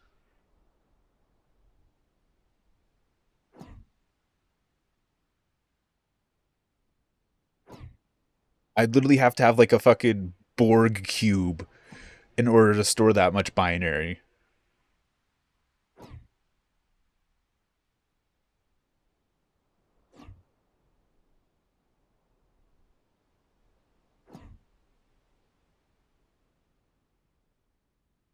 I'm going to try and keep my camera still as possible because I'm really hoping this works first try. If it works first try, this is the time lapse that you're probably going to see in a video if I do it.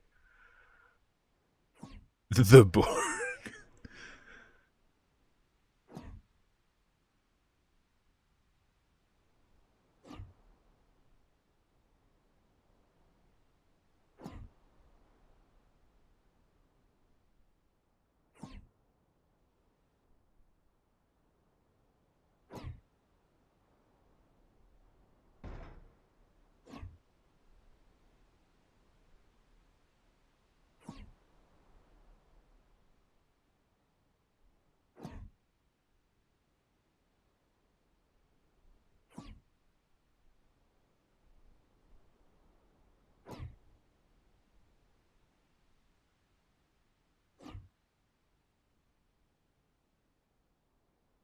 Hey, first layer is about done. This is the last block, I think. Oh, Nope, there's one more line across the top.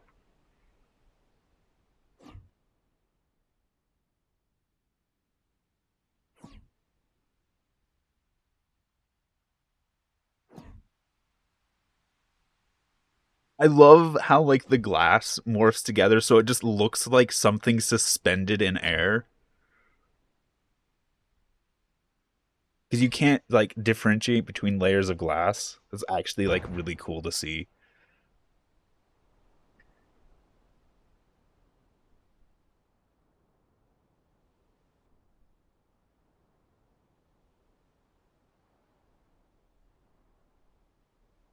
Come on.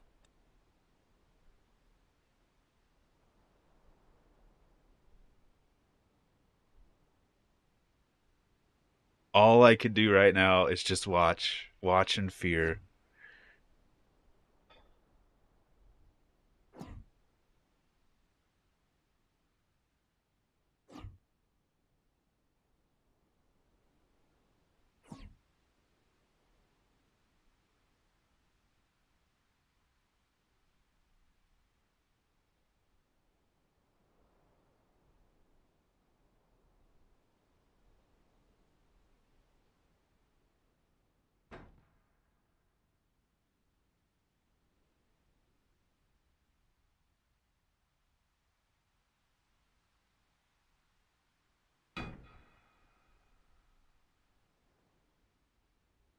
I heard something in the back clunk really loudly. I did not like that.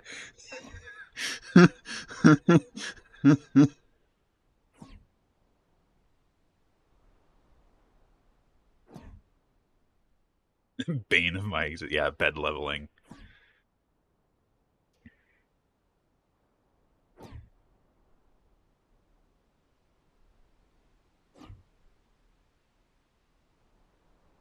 Odd.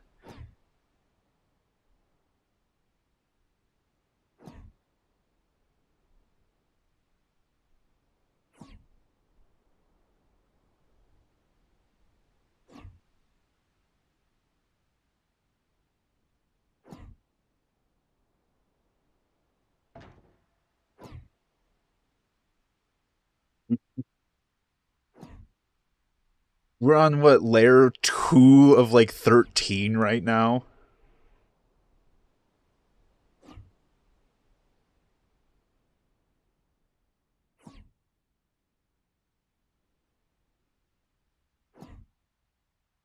Pet spider bot. Is it like just using sensors to detect your location?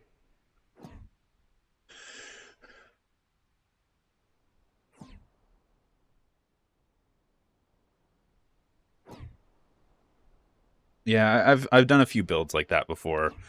Like one of them was um a pallet jack.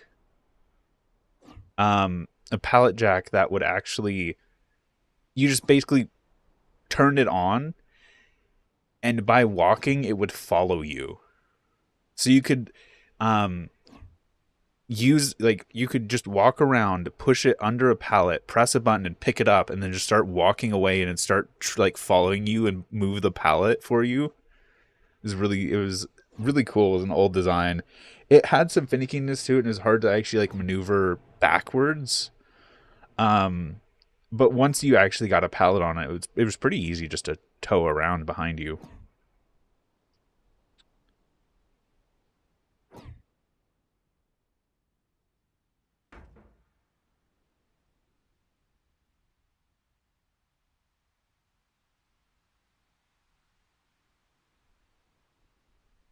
Every time that head jolts and resets, just startles me.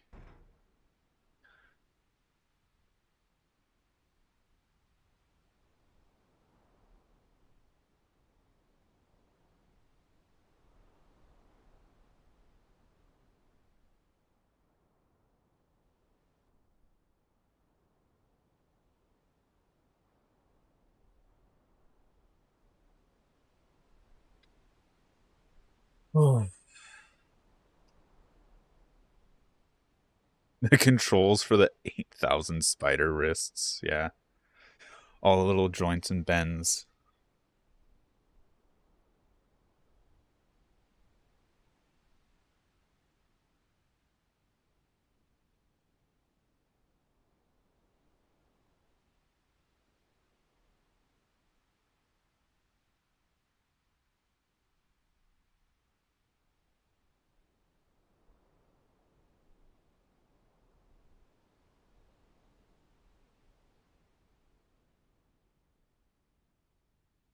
Hmm.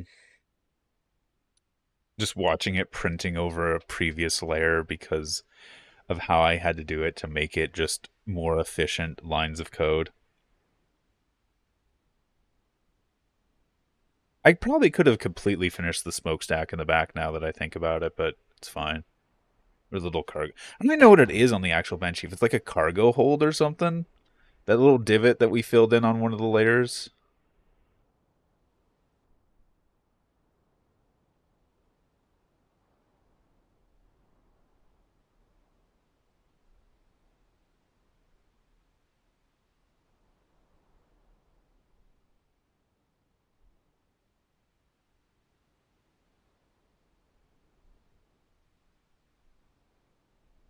Why is the print head's not moving? Why is the print head not moving? Oh, it got fucking stuck. No. Okay. I'm going to help it out by just putting my own blocks in because it just got stuck.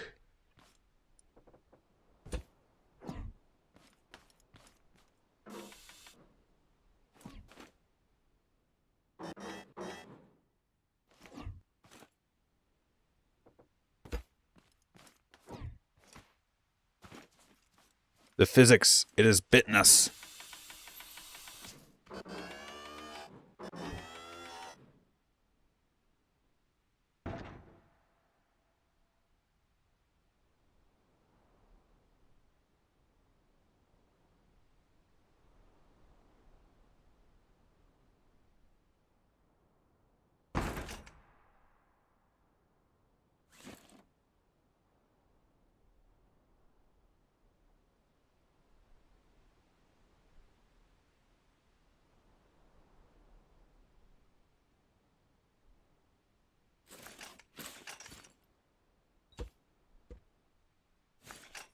Okay, something here got programmed wrong as well. I see what it is, so we can address it. As long as this next line runs correctly.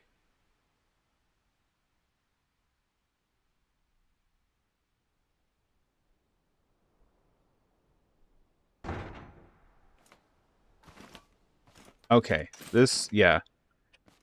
That, I see what I did wrong.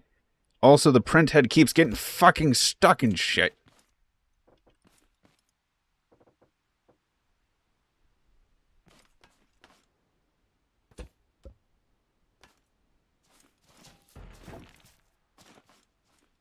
Yep, there it goes. That's a full failure.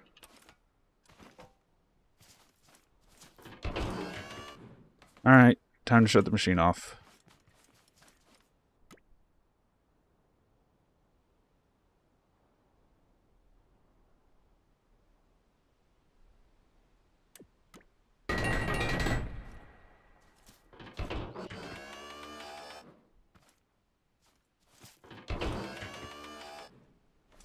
Okay. So, on the second layer... You shouldn't be printing!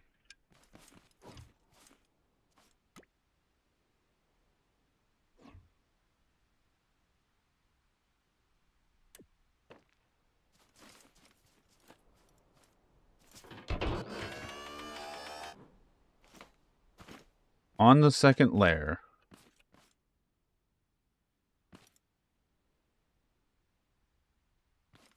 Wait, did I not raise the printhead? Is that what was happening? Because the first layer was 4, 5, 6 commands. So that's 1, 2, 3, 4, 5, 6. Okay, no, there's the next raise head.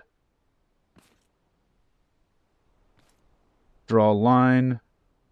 Draw square. No, okay, that's not a move head. That's a. So is the fourth command here? So this is 1, 2, 3, 4. So fourth command on line 2. Let's go look at that real quick. Which is this one.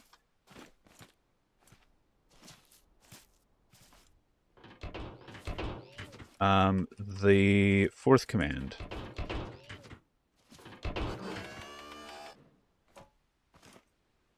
So line 2, 1, 2, 3, 4.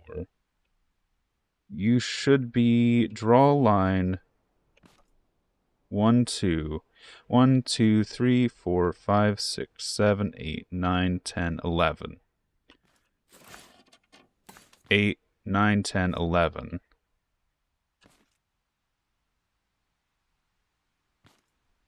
One, 2, 3, 4, 5, 6, 7, 8, 9, 10, 11.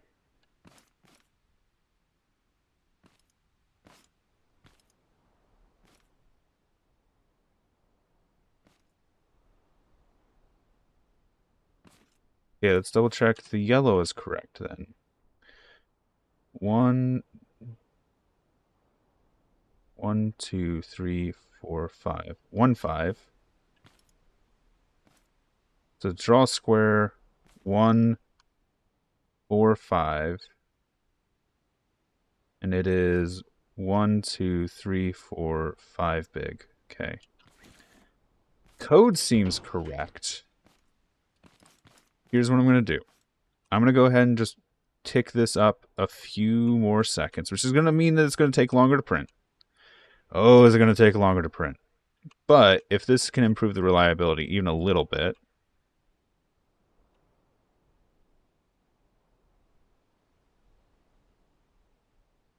and the other thing I want to do is on the print head itself.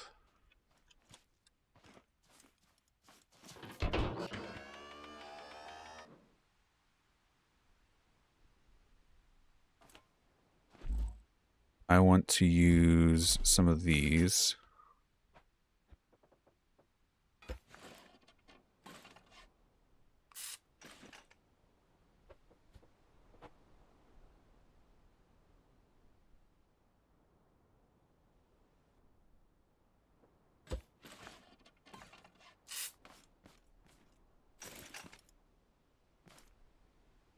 Well, is the fact that this one got jammed as well.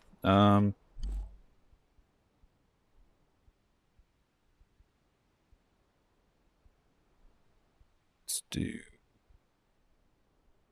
There it is.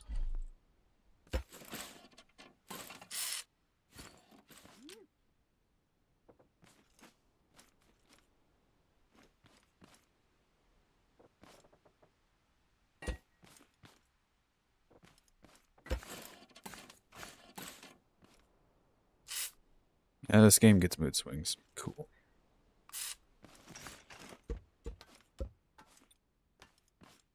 So, here's how I'm going to try and not make us redo a bunch of work.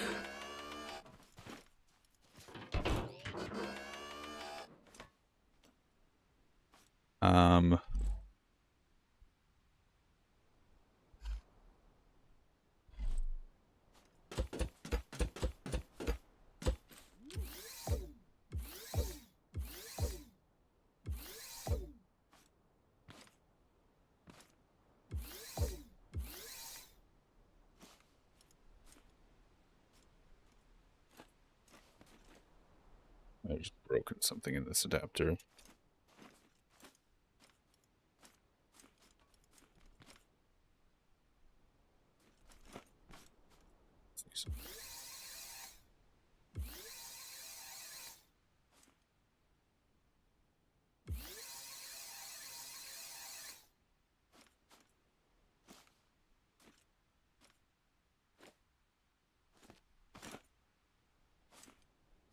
I heard a connection sound, and I shouldn't have heard a connection sound.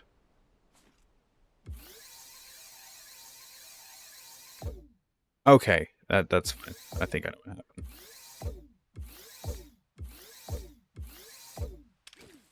All right, let's do full reset.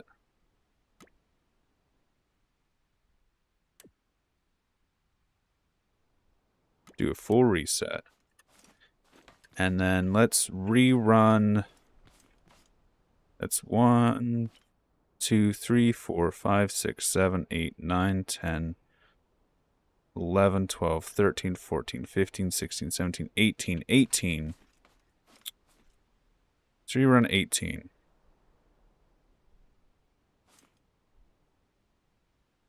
16, 18. Which we should be seeing. Yes. Okay. I need to send the print head all the way down.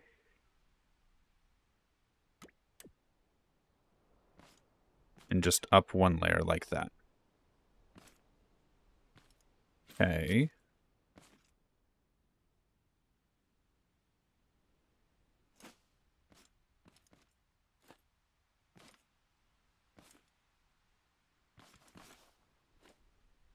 That should mean if I put something here, print good. And let's try and run the machine. See if it'll start from that layer line. Damn it. It's fine. I can just tell it to go down.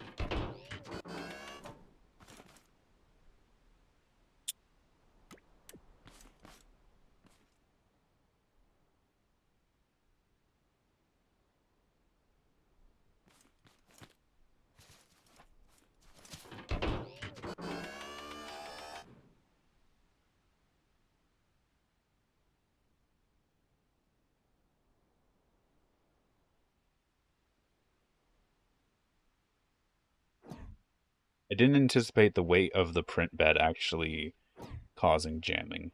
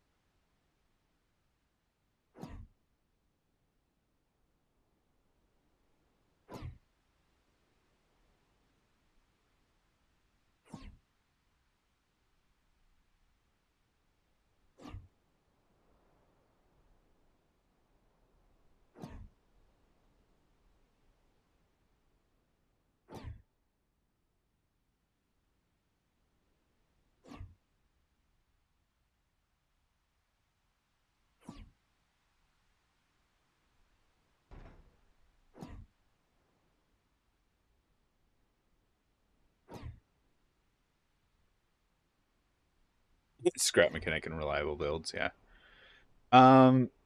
Emil, you asked how the computer part works. Essentially, this is running off 8-bit binary. The first line of code on the USB sets a few switches inside the machine, telling it if it's going to move the x-axis, if it's going to move the y-axis, if it's going to print in its main material, its secondary material, if it's going to move the head up, if it's going to home the head to the bed. There's just a bunch of information in that first line that is read. There's two I guess, three main ways the head can move. It can move horizontally, vertically. I guess it can technically move up and down. Um, but um, it can do length, width, and then height. Height only moves up in one step intervals, and it's just to do new layer lines. It doesn't actually do any dynamic movement. But length and width is controlled by three different things. There's a move length, there's a move width, and then there's draw square. Draw square does a special loop where it takes control over length and width to draw a square pattern of a set size.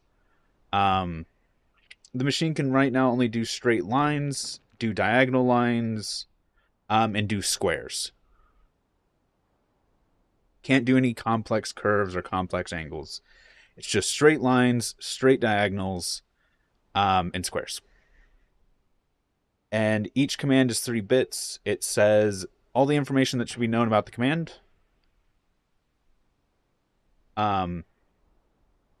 What material it's printing in, if it's going to move the head up, if it's printing length, width, if it's printing squares, all that material's in the first line of code. Second line of code sets the print head location, XY.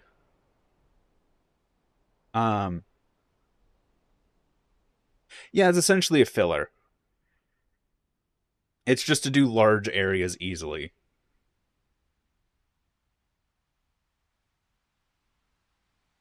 And then length, width. It runs those. It basically reads the 3 lines of code off the USB stick, stores it inside the computer in a bunch of logic, and then it starts a loop that runs through moving the head one block at a time, length and width, depending on what the command was set to be. So if it's draw a square, which is what it's doing now, it moves along the length until it's at the length of the square, and then it moves up one block, and then it moves back, and it zigzags until it's matched the length and width that the square has been set to be in size. Okay, here's where I want to pay attention, because this is like right where it failed last time. For some reason, the print, yeah, it's just not moving. It's getting jammed here.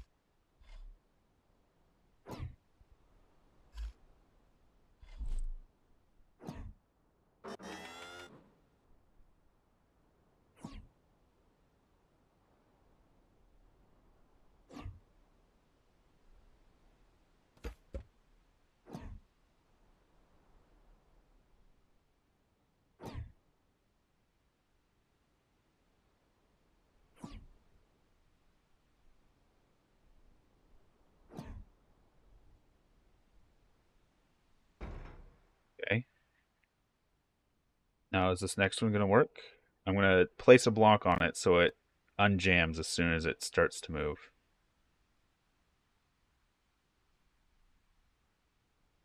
The potato gun wants to remove a block. Okay. Okay, it moved to the right position this time. Why did it move back?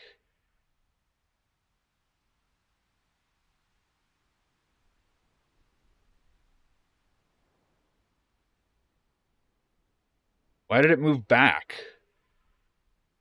It moved back a block. What?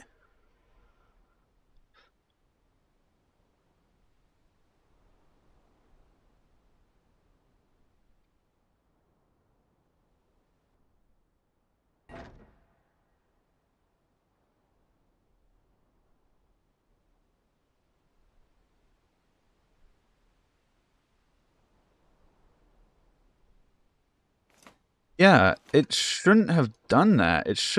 It went to move and print, but then it shifted back a block. Now the print head's fucked.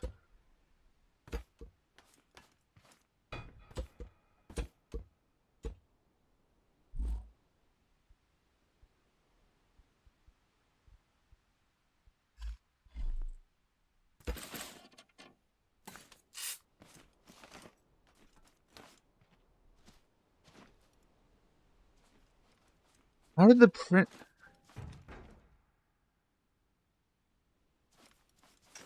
Okay, we had the same exact failure. The print head moved backwards somehow. Which it shouldn't be able to do!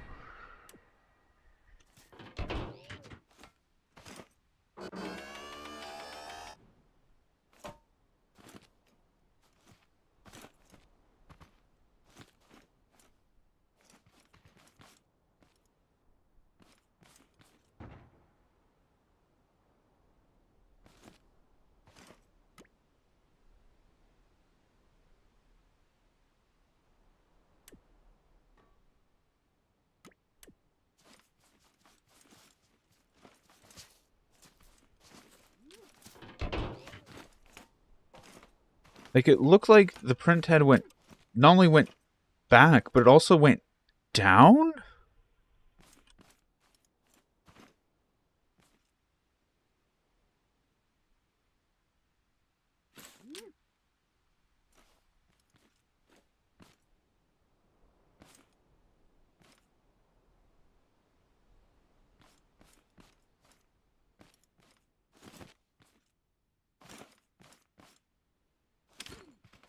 Wait, that would imply that it read...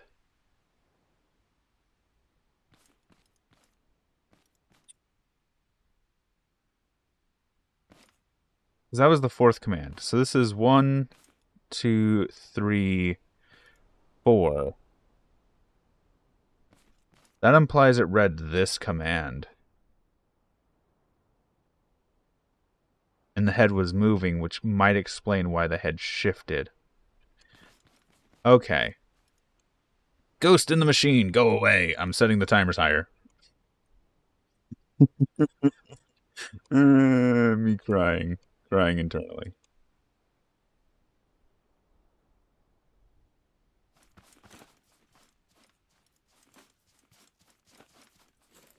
Spiderweb. Okay. I'm going to do the same thing. I'm going to clear the top plate off of this. I'm going to make sure the machine is fully reset.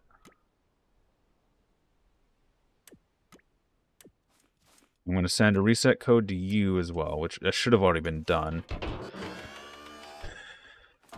And then we're going to go to line 1, 2, 3, 4, 5, 6, 7, 8, 9, 10, 11, 12, 13, 14, 15, 16, 17, 18. 18, line 18.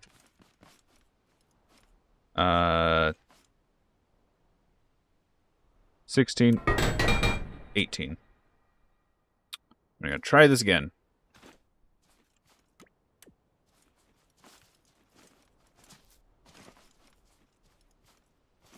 I think it's the card. I think it just as it was copying the bit, the head moved slightly because it hadn't fully set.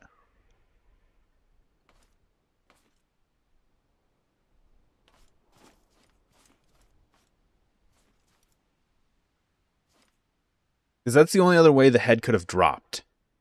There's nothing that commands the head to drop except for one thing from the USB stick. Like, directly from the USB stick.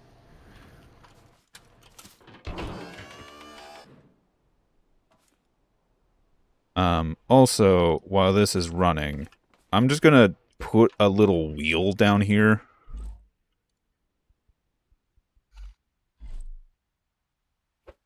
To hopefully help the bed roll.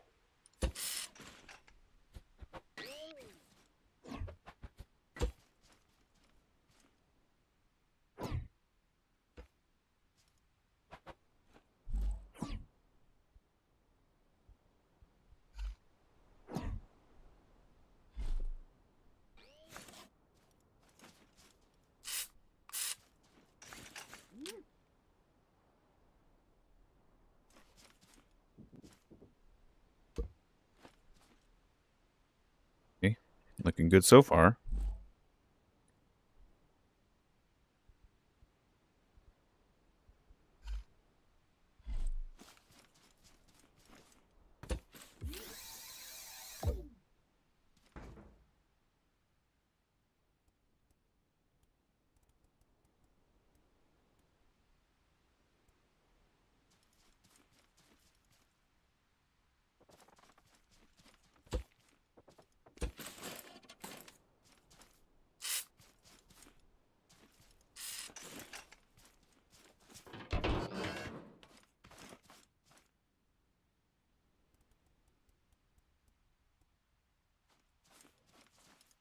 It's too much.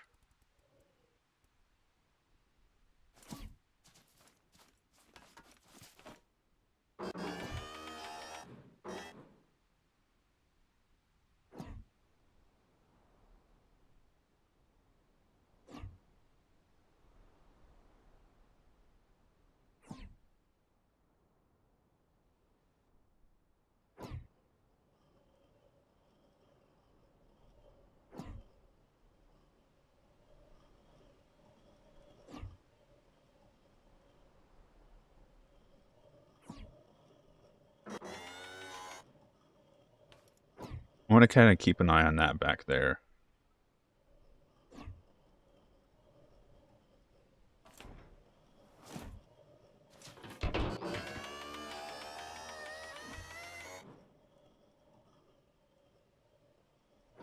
This is just the 3D printer project. That's kind of what I've been calling it. Also, spiderweb.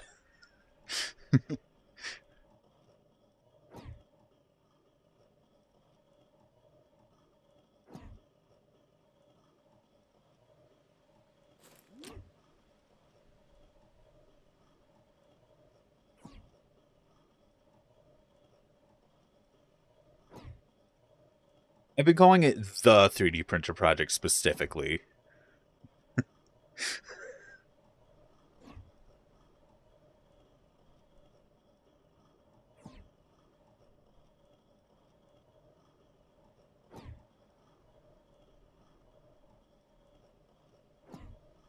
Like how the little wheel down there is just causing the bed to vibrate.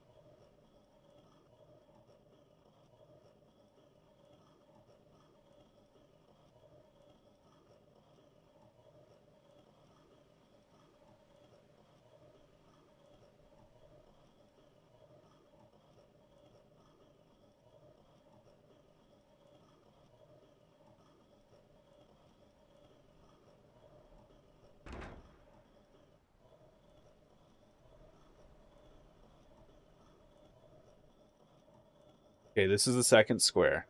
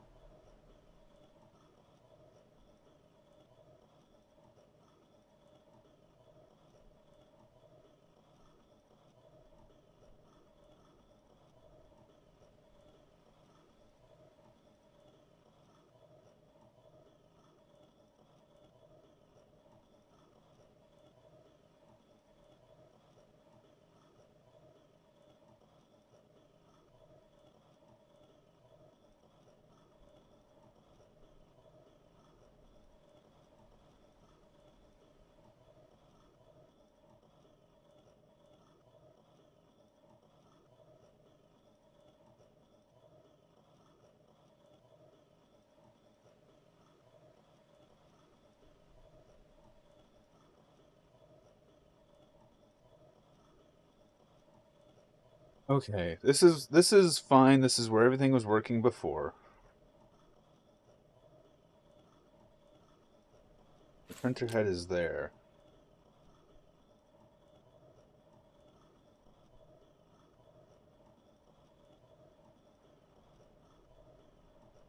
Ready to read the next command.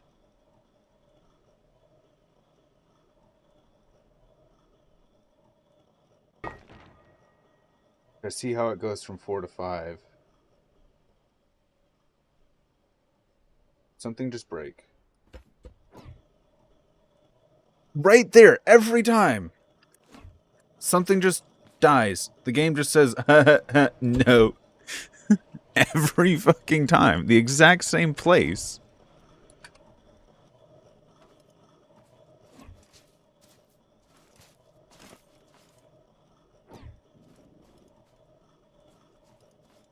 Like, at this point, the little, like, slide rails are more harm than good.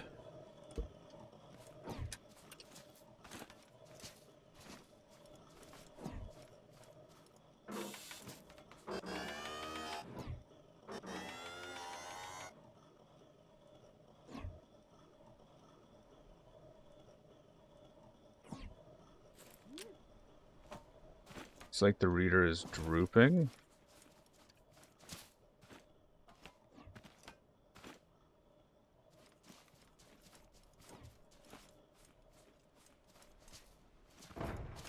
A bit.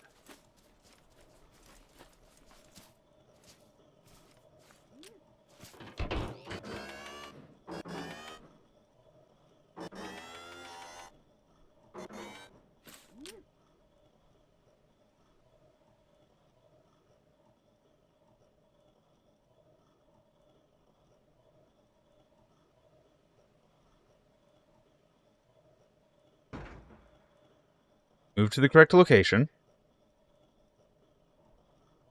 It's going to randomly move back.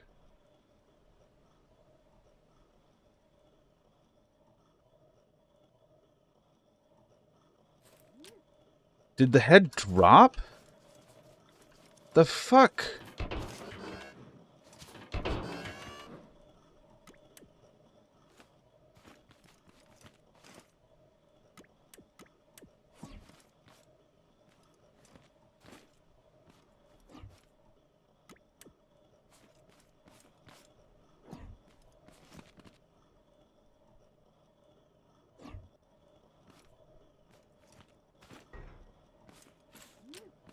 Alright. I'm going to change something here. You no longer come from here.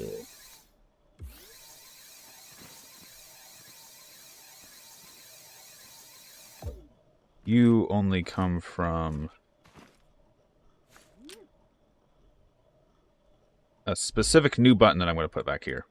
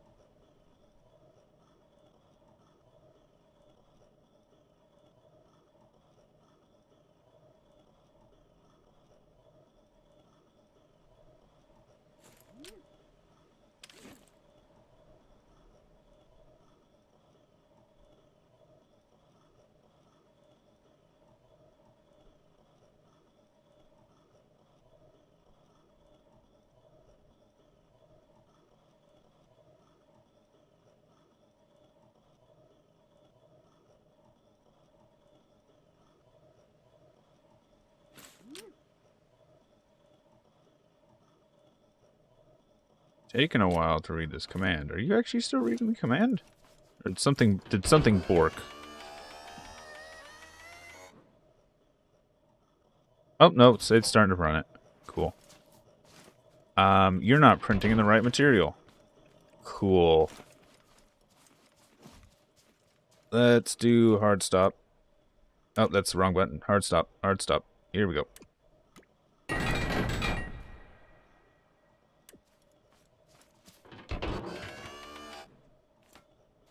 So we are here. So that's 1, 2... No, that's not it. That's not... There we are. 1, 2, 3, 4, 5, 6. You two need to be... Draw a square in glass. Okay.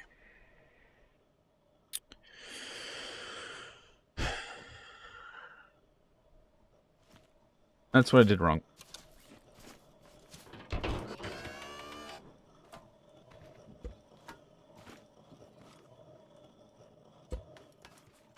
Let's try this again.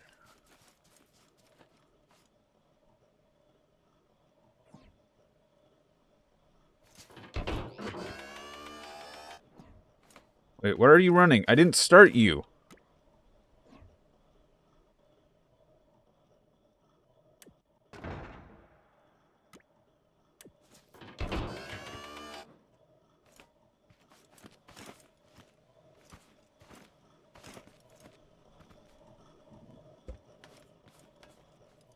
I ran over something and my body hit a tick that shouldn't have. Okay.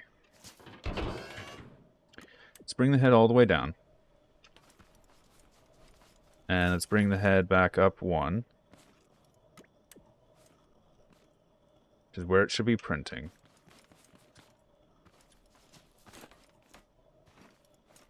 Let's move to... And then let's hit start.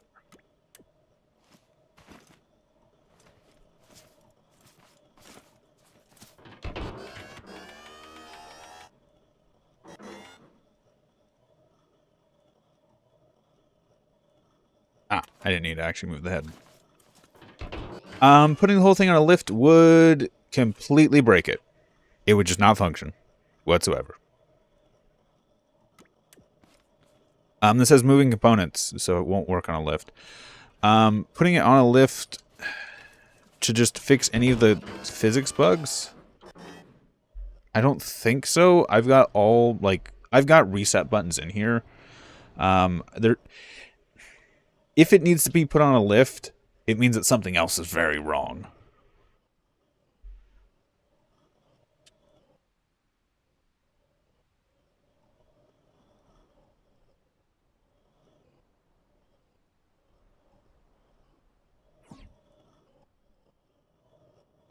The bed likes to get stuck randomly on collision at the moment. As you can see, it's vibrating violently. And that's because I have a wheel under there now to try and hopefully help, because before it was just low friction blocks. Yeah.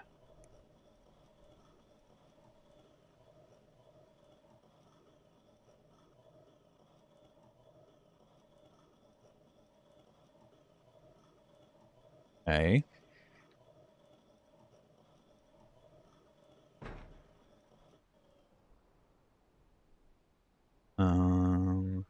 Gameplay, audio, graphics, display.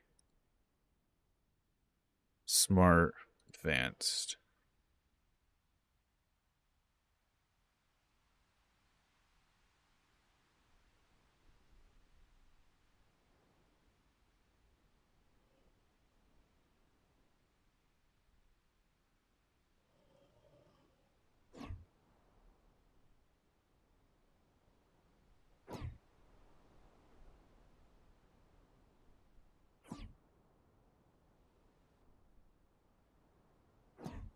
I'm also worried that the fact that I've changed the physics now is also going to cause more problems.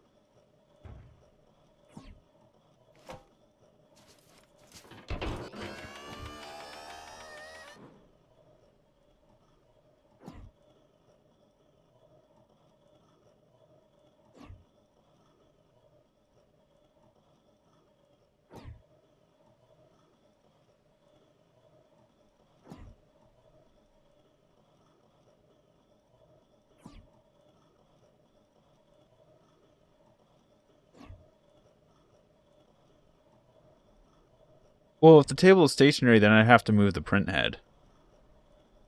And putting pistons on more pistons, I didn't want to have like 3 piston stacks on a single item, because this is already sliding back and forth and up and down.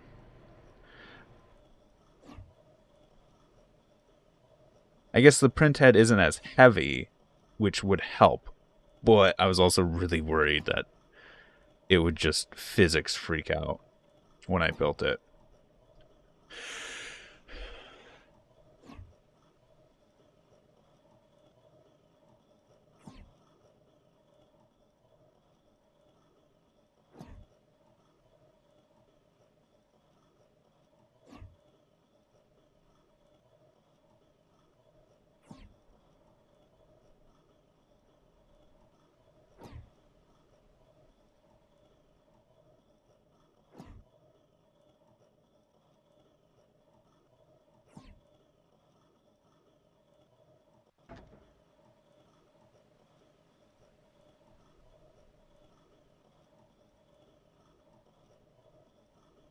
Honestly, I could probably turn down the movement of the pistons.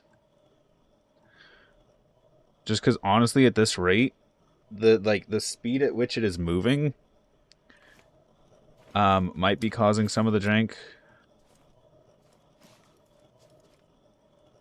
So let's turn these down a little bit.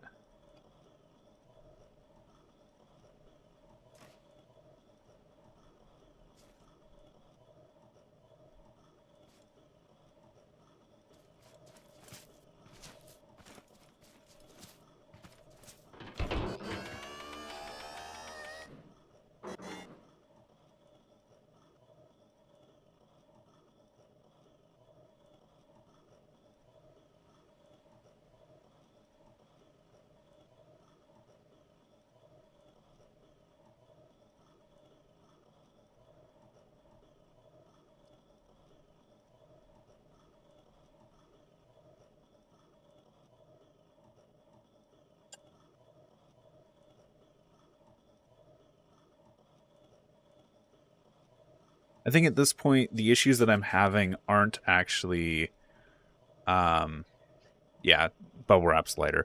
I think the issues that I'm having aren't actually logic related. I think it's just the USB stick and physics.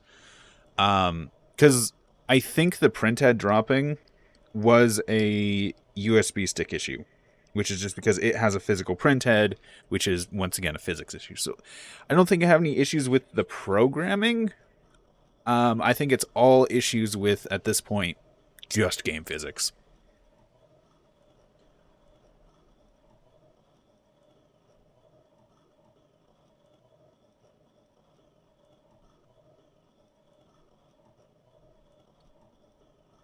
How is the data stored for print? It's an 8-bit binary.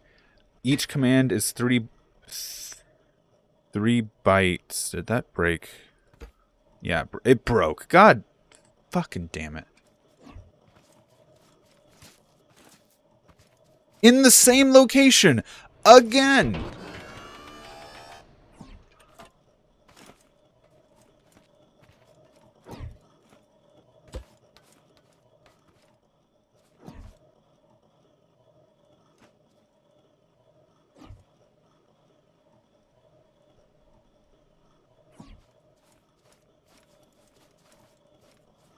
Um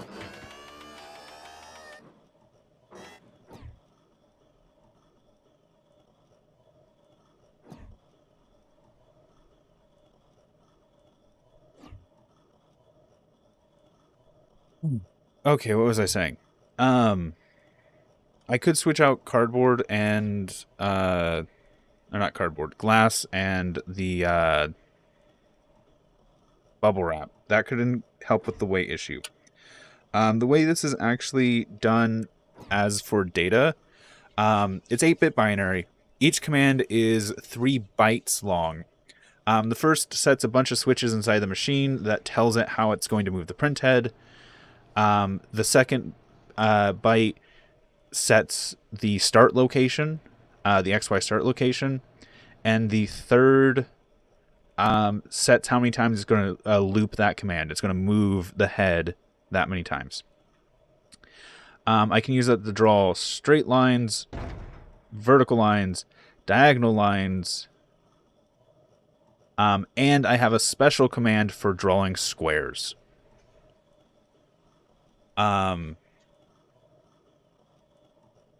So yeah, each command is 3 bytes of binary, 8-bit binary.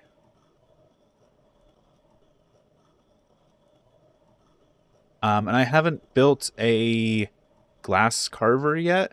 It's just spud guns. I'm probably just gonna take one of the Gatling spun gun and just go to town on it for a bit to break all the glass off of it.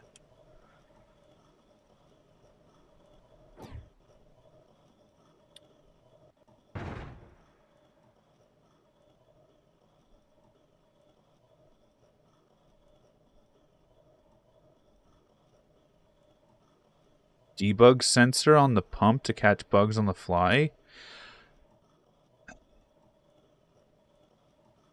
I'd have to like create a logic system. The only thing I could do is have an emergency stop button.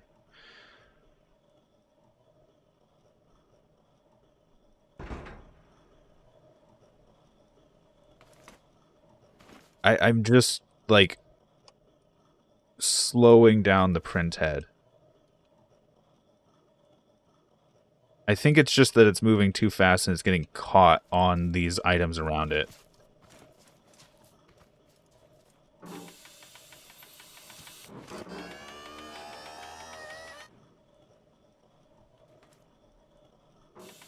And because of how long it takes to read the command anyway, it's not like it's moving fast.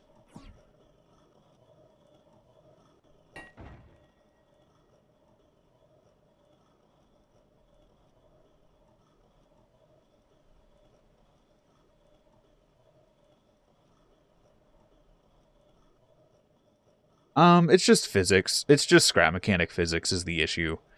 2 parts, because the bed is on pistons that are moving. I just noticed something.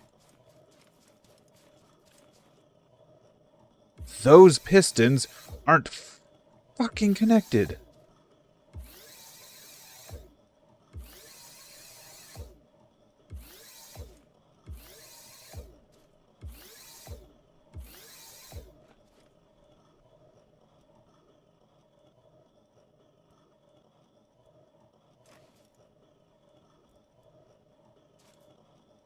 All this time, and these haven't actually been connected. Great. Okay, that should fix a lot of our issue now. Yay, half the bed wasn't attached. Cool. Okay. Glad I pulled out my tool and realized, hey, there's no numbers on those. Just physics being janky, things getting caught on each other. Part of it's because the head on the USB reader is a physical head that's moving. It takes time to move inside that, which means I have to read data really slowly is also an issue. If I read it too fast, I could get conflicting data.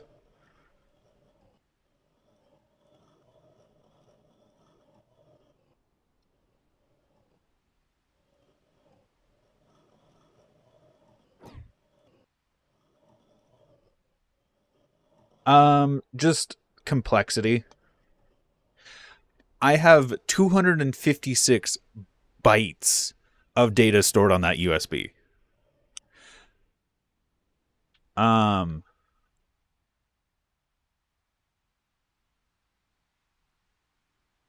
last USB design had 64 bytes.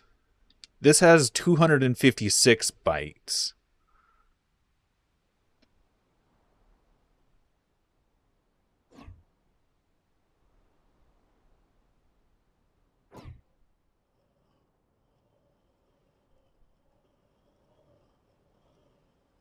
Okay, I'm going to turn these up again, because I'm afraid that they're just going to cause issues now that they're too slow.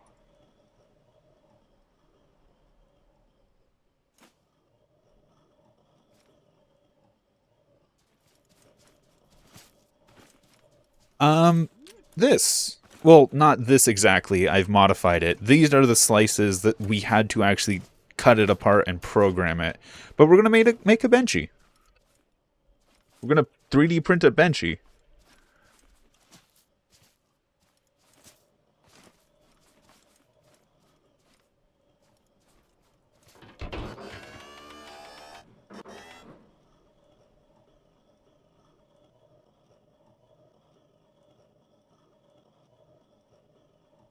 Yeah, insane pain.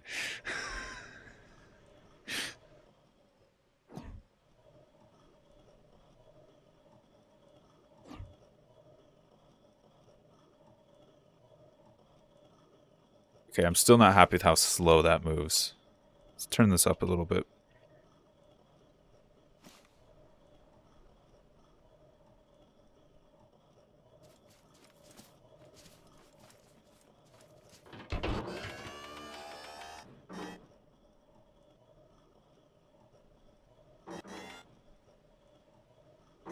At least it's as fast as a real printer, yeah.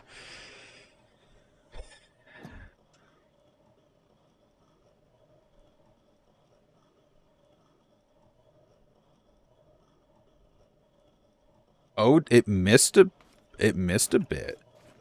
Right there. Interesting.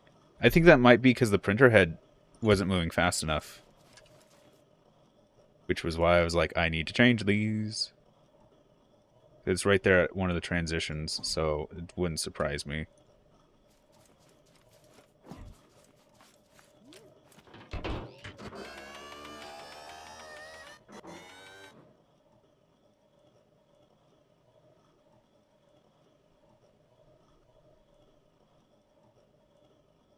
Yeah, the print bed probably didn't move out of the way in time for it to print. It was probably the print bed was still stuck on the last pixel.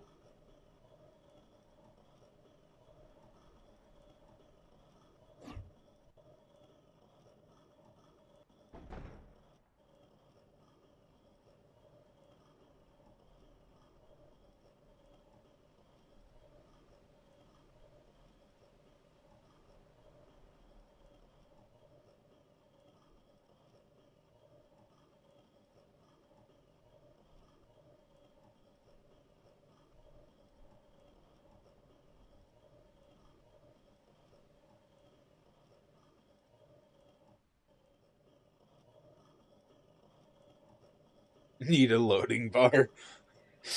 Um, the USB has the loading bar in it, just creeping along slowly.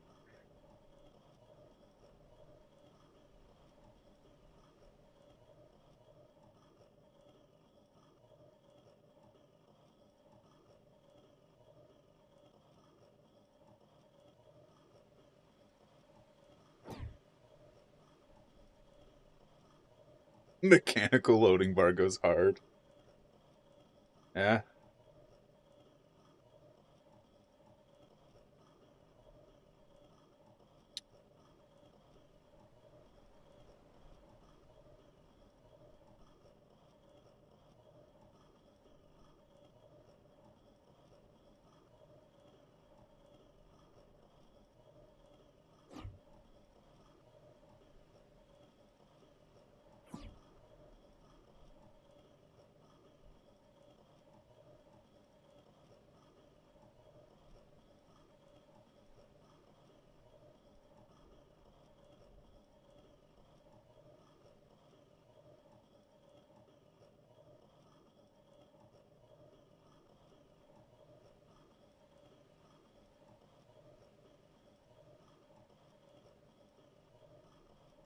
I'm just staring at it. So I'm staring at it because I'm waiting for it to break. And then I have to scramble to shut the machine off. Um, and fix it. I am genuinely just watching the head move.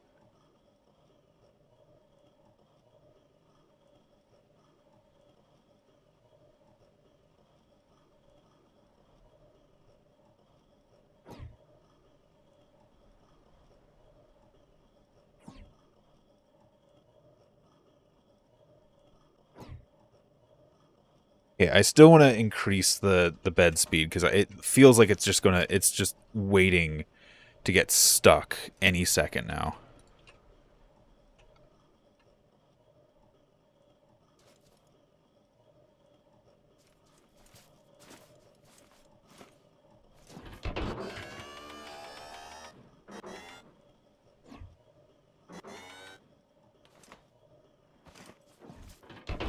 Owl is the failsafe sensor, yes.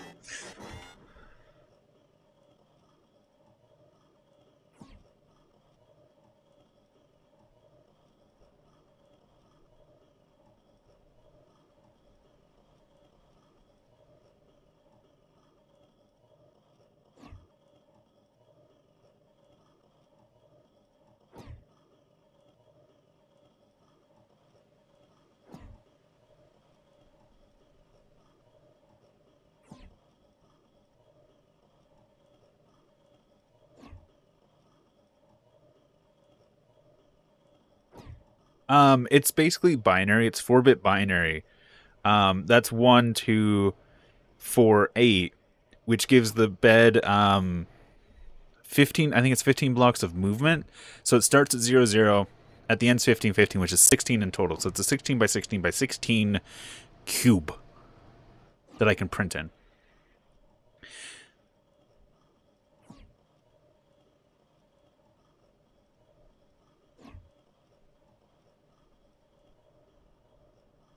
And we've almost successfully done the second layer after like 5 attempts.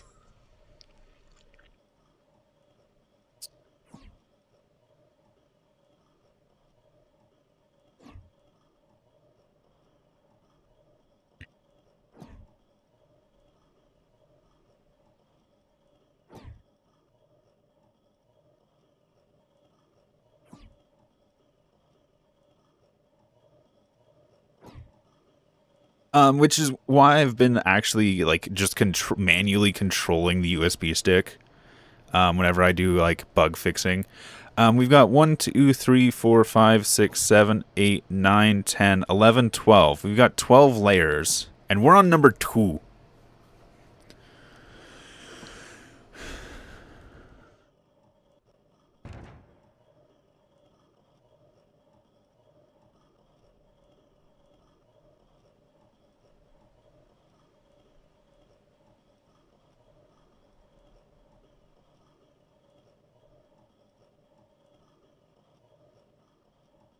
That sigh.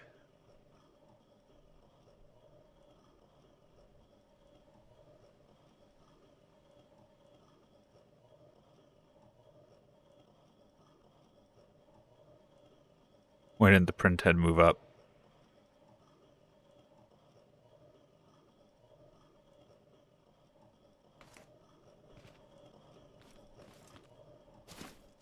Why did the print head move up?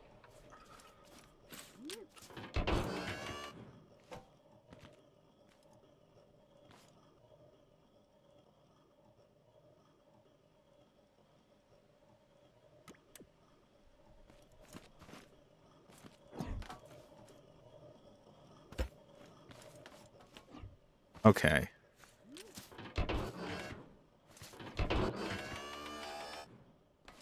So we had the drawn glass, which is these two. And this was supposed to have the print head move up.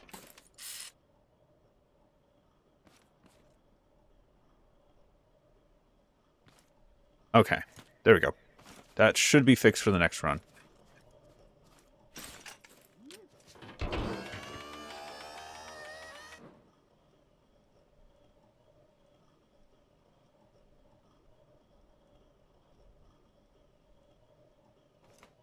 Like, I saw it move. I was like, wait, it should have moved the print head. It should have moved the print head. No! No!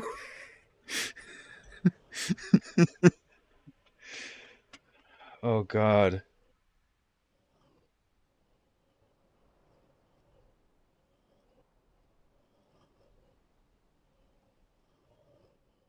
Oh.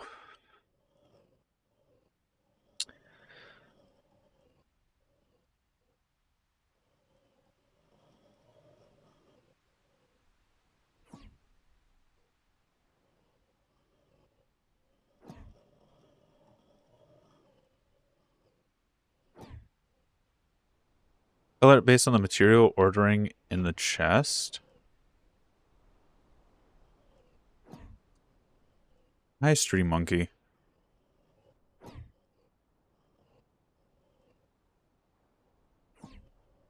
Yeah, right now I just want it to at least print.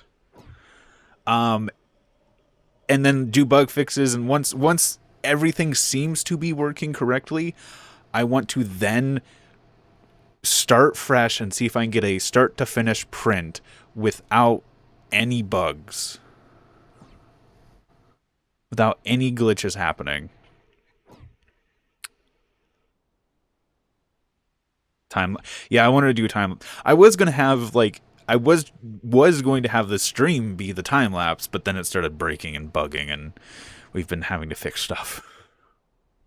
Luckily, I haven't had to really touch the actual like logic back here. That's been running smoothly. Thankfully. God, thankfully. It's all been the USB stick and just physics bugs.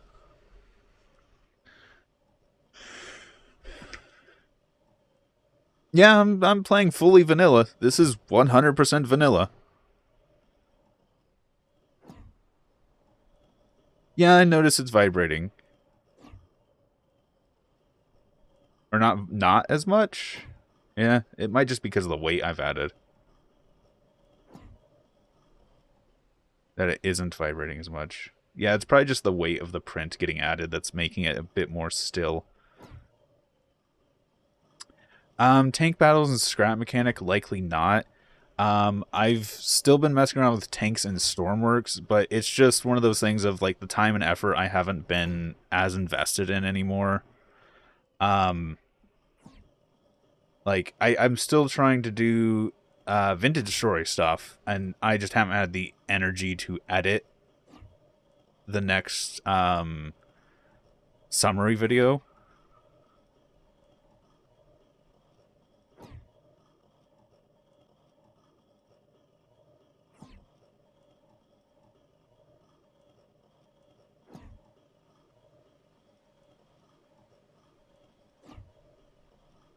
It's just like I just don't have the energy right now to do that large scale stuff.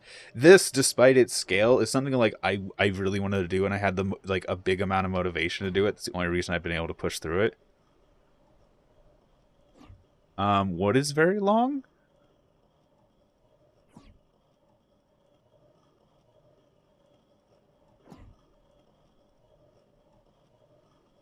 One eternity later.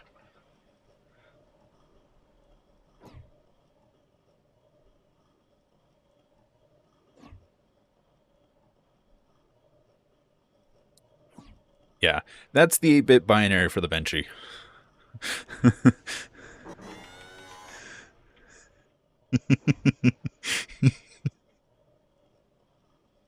Oh god.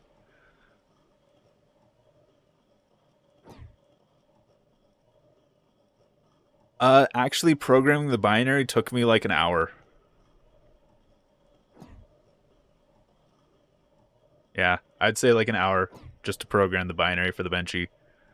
We sliced it up. We did we did an order of operations because certain things have to be in. No, we did it all by hand.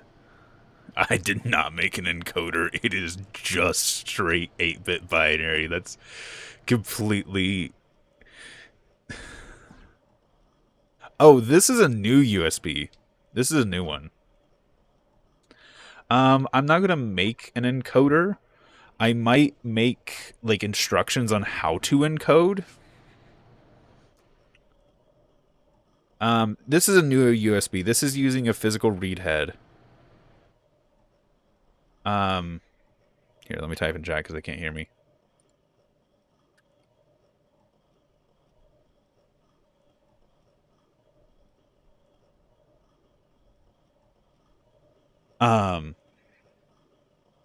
But yeah, it's a new USB design because it has a physical read head. My last USB only had 64 bytes of data storage. This one has 256 bytes of data storage. So it is 4 times the size of my last USB device.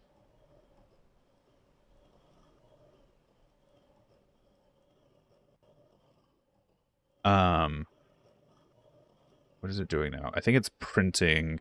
It's printing that layer, which has a bunch of overlap, which is what it's doing. Yeah. Okay.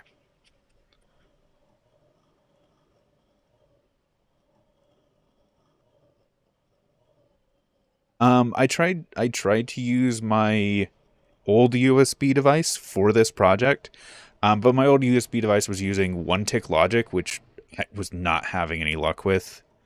So eventually I just said screw it and completely redesigned it. Unfortunately, with how this USB works, this is the biggest I can make the USB without having to completely redesign it or go from 8-bit to 16-bit. The other design was a bit more like expandable,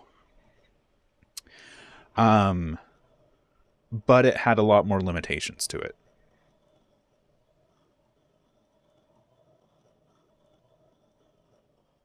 I should say theoretically expandable too.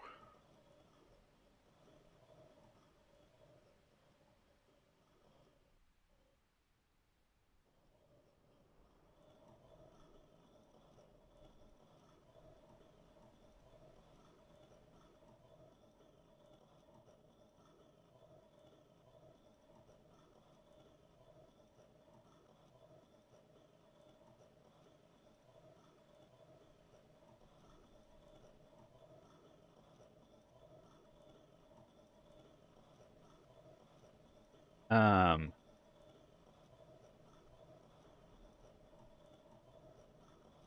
we talked about the color binary. Um, the only thing with the color binary, while it could store more data in the same size, it would need it would take more effort from me as a programmer putting the data into the system, um, which basically would have taken it from like an hour programming job to like 2.5, 3 hours to program in color.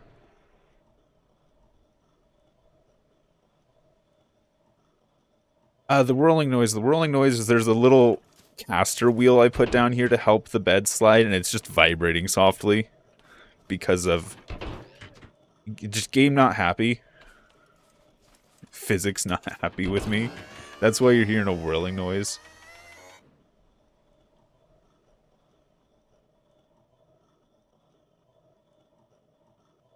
I tried to use the square mesh block before, and it was causing the blocks to clip into each other and get stuck. That's why I'm not using the square mesh right now. I had been using it, but it was causing issues. Admittedly, it was more so me and my pistons were broken, so I might be able to go back to square mesh, but for right now, I'm just going to keep this running. I don't feel like touching anything. I'm afraid if I touch something, it'll break again. Um,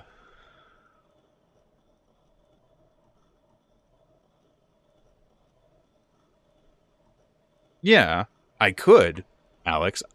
I know Python. I've worked with Python before. This is all hand done 8-bit binary. I'm more proud of this.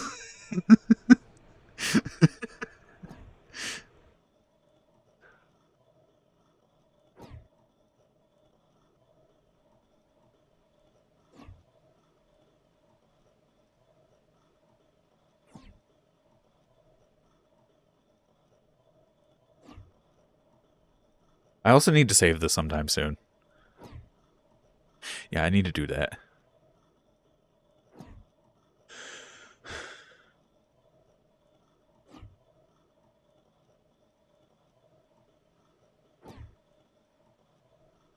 Several variations running. The problem is I'd rather have just one running because I can jump around in the code. I've redone this USB so I can do a bit more. I have a lot more control over it, like a lot more control over it. Um, so if something does go wrong, I can just shut down the machine, jump to a previous point, and run from there. Um, and that's working fine for me. I want to have just one machine running, so if something goes wrong, I can be paying attention to it and go, "Oh, that was wrong because like I can identify what the problem was in the code and actually go and fix it."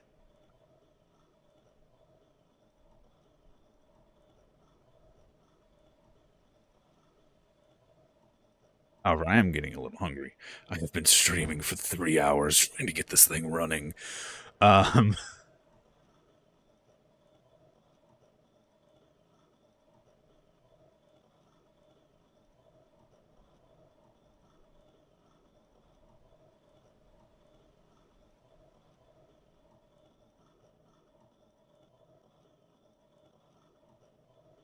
yeah. The idea is I could just cut this USB off and just switch in another one and print like the same thing without having to do anything.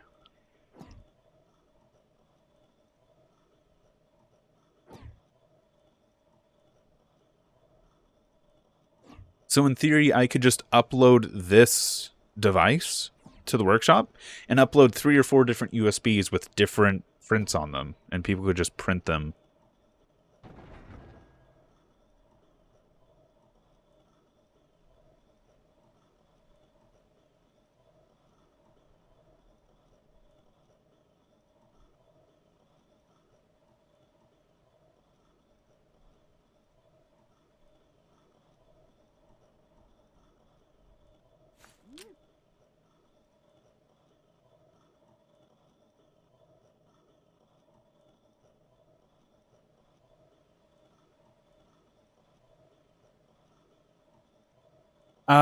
Yeah, for the most part, it's the read speed. Because it has to move the head and because pistons are expanding and contracting, it's only reading a command every like 20 seconds. And then once it reads the 3 commands, it then runs it in here, and it doesn't use the USB for part of it. Problem is, every time it gets a new command, it takes like a full minute to read the command and run it. To actually not read and run, I should say. It takes like a full minute to just read the command off the USB stick.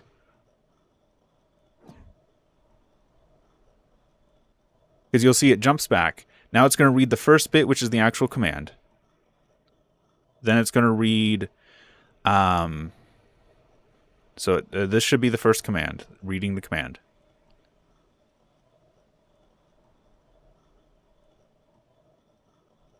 And then there's the XY coordinates. That's the second command. That's the XY.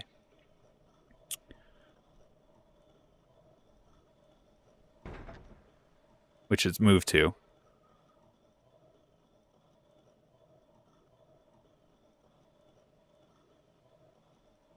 And then how many times it's going to loop that command.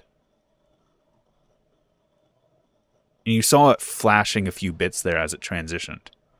That's the issue, is it flashes. Okay, now it's read it. Now it's on. The next command is lined up ready to be taken.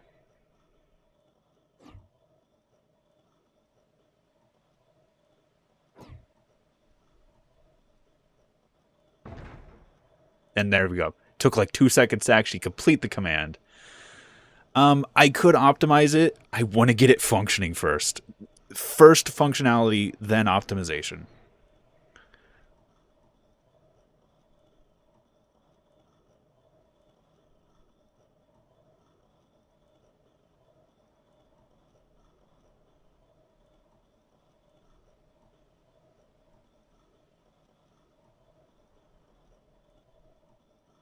Okay, that's wrong.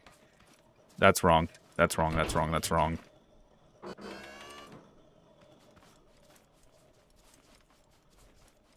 Put the machine down.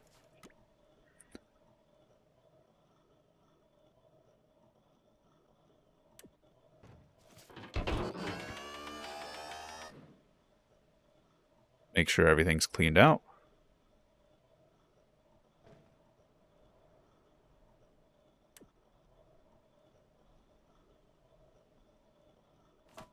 Where's the print head or the read head at right now?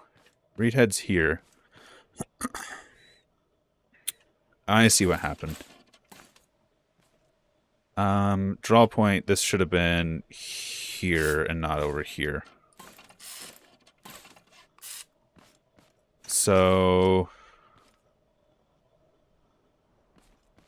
what is its current location? I can't actually read that from here. Let's cut you open. Nope, can't read that from here. You? No, that's gonna...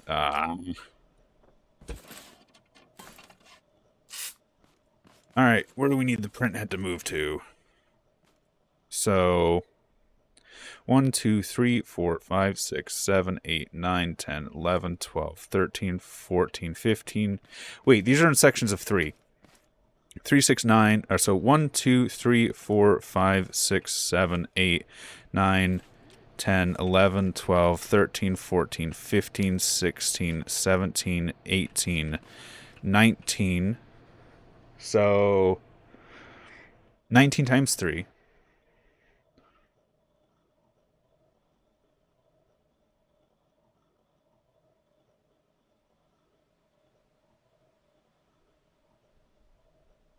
Is 57. So if we push it to 57, it should go to here. So 57... What's 57 in binary? I need my fucking binary calculator. What? Scientific programming. 57.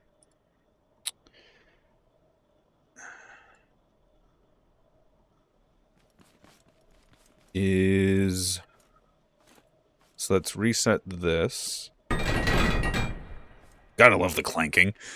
1001111.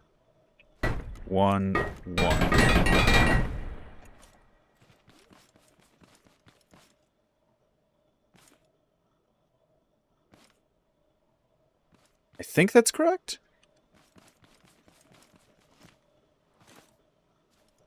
So if I hit start,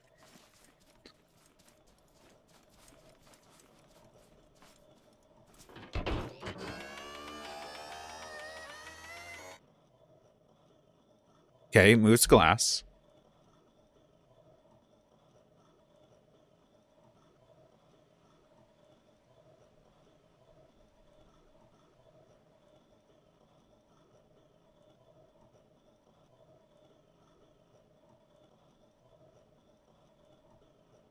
No! God!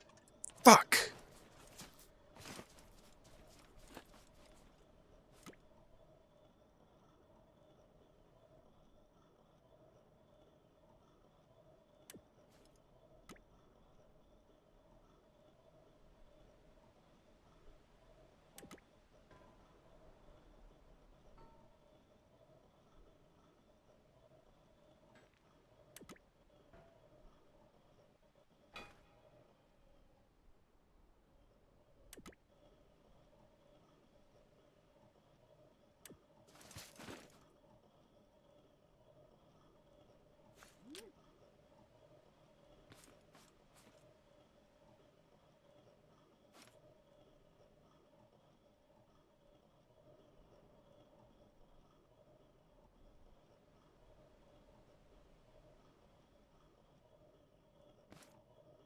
Oh, someone's leaving, I guess? Bye?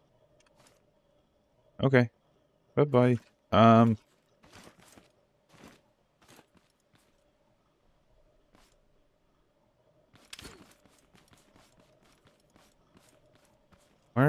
Why are you running stuff?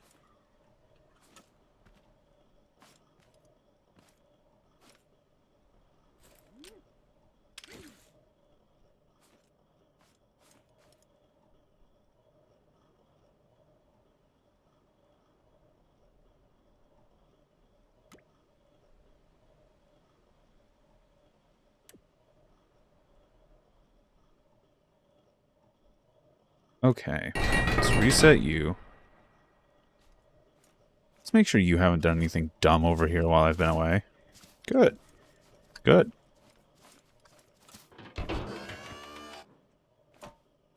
Let's make sure you are still off. Ah, that's an issue. Alright, I'll just have to turn you off manually.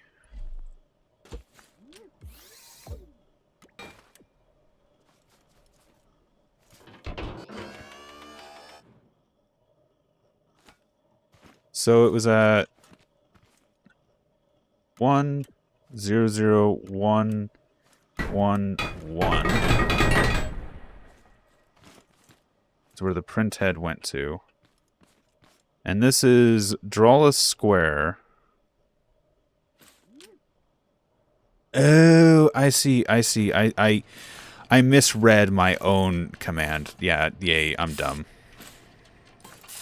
I fixed the wrong thing, essentially.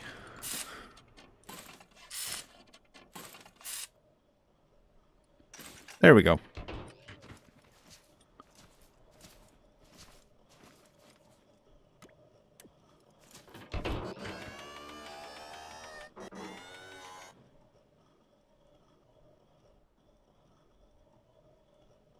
Alright, and I need to drop the printer head as well.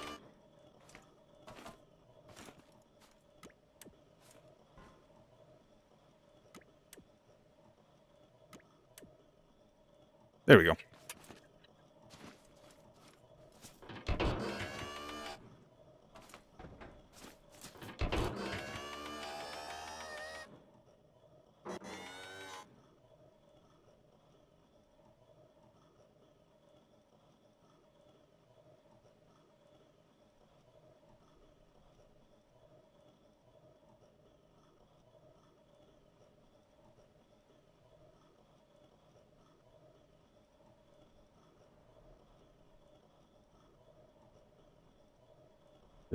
Just watching this. Oh. Okay, you're supposed to do that. You're supposed to not print right now because we're just doing a support layer. And I'm using a large square to do so because it saves lines of coding. So it means I'm going to double print on some areas, which you're doing your job correctly right now. Thank you, machine.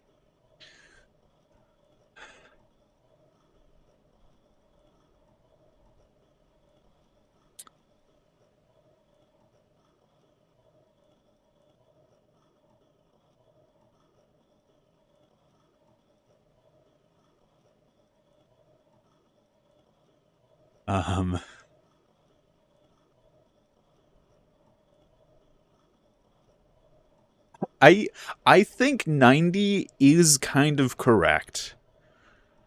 The machine itself is working. It's more so the majority of the issues right now is my own coding. To be honest, it's not the machine. It's me.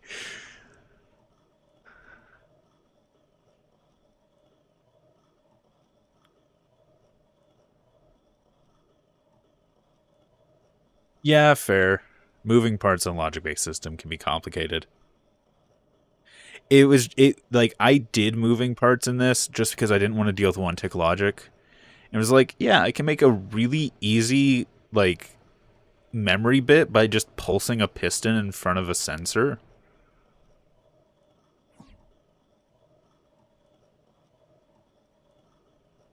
And it was just so much easier to work with.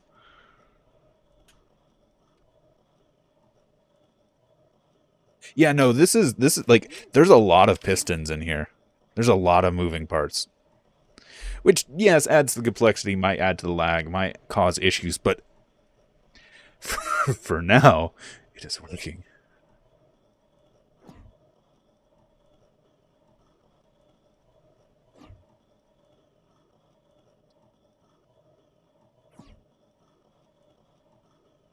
Yeah, but the thing is, single tick logic is if single tick logic breaks, it can be a pain to reset sometimes. That and like the timing throughout your system has to be pretty good to work with single tick logic.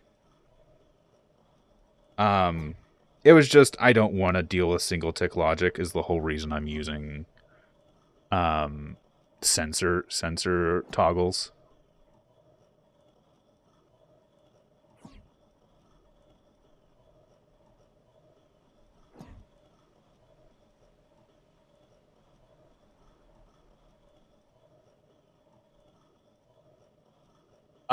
You could plan the flat map. I usually go to creative mode. I think when you get in, it like asks you what map. When you load in a vehicle, I thought it asked you which map you want to join. You need to go to.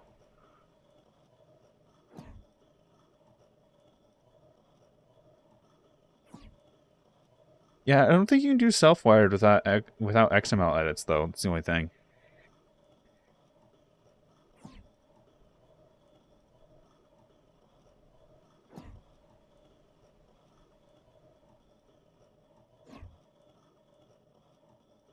Yeah.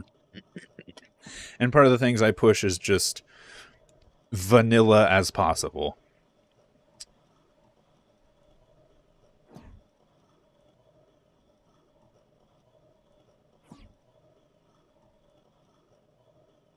Yeah.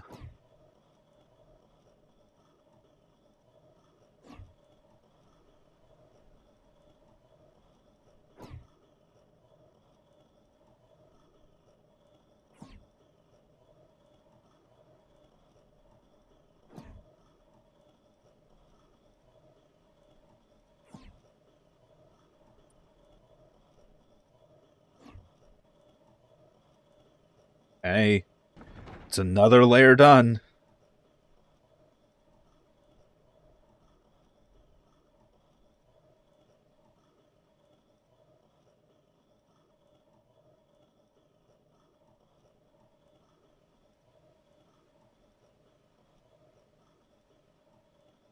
3 out of 12.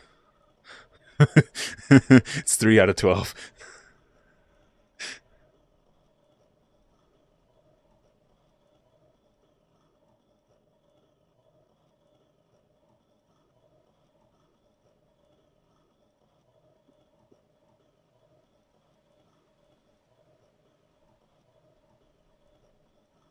Because the base glass is the build plate. Like that's not actually the part of the print cycle. That's just the build plate.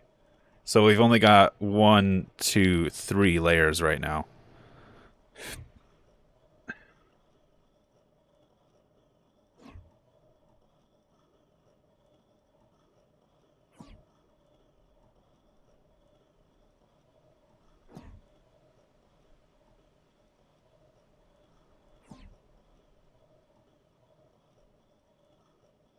Like this is genuinely weird watching this right now. It's like this is an automated machine that is actually like a computer. We're printing a Benchy, yeah. Someone in the community made this model for me. I had to make some modifications to actually get it reasonable for this printer. But yeah, when we're done, we should have something that resembles this with some slight modifications. Like this is going to be filled in. This is going to be filled in, and then the glass here. The glass is going to be all the way here to the edge, rather than having this angle on it. And like back here, it's not going to have this angle on it, as you can already see. It's squared off.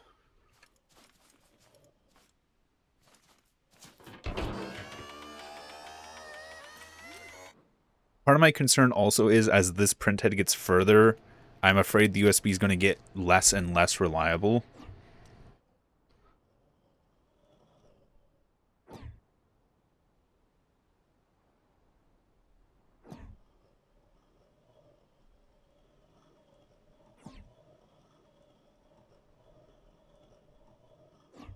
What would be insane, Duck? Also, draw line is so much faster than draw square.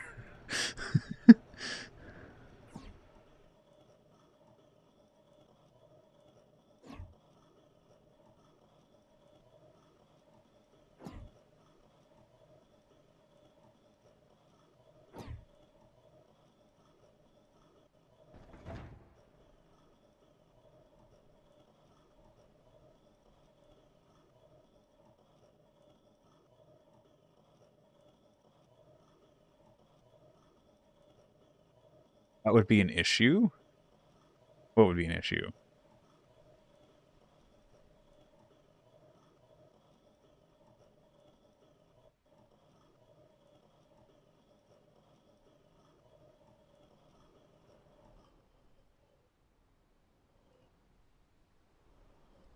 Oh. Oh yeah, the USB getting less reliable as it goes further out. Um, there's nothing I can do about it other than like increase how long it takes to read a command.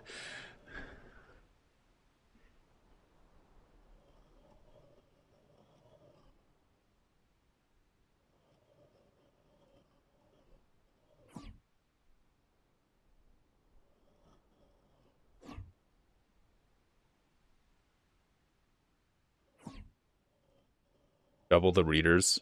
Yeah. I I did actually consider having like two side by side tracks, or having one track on the top and one track on the bottom of the USB.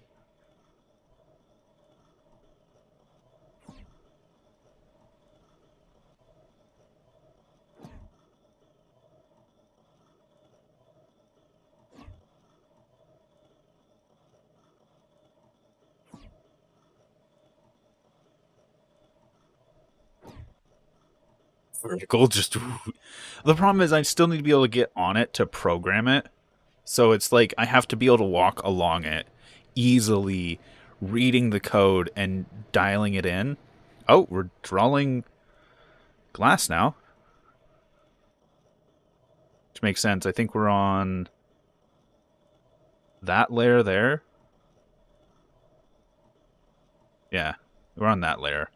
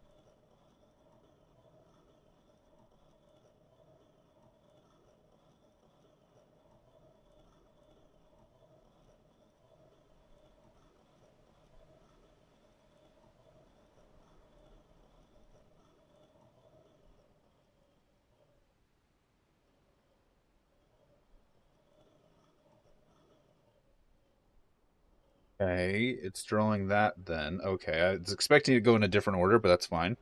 It's just how I programmed it. I understand what is happening here. I am concerned what is happening here.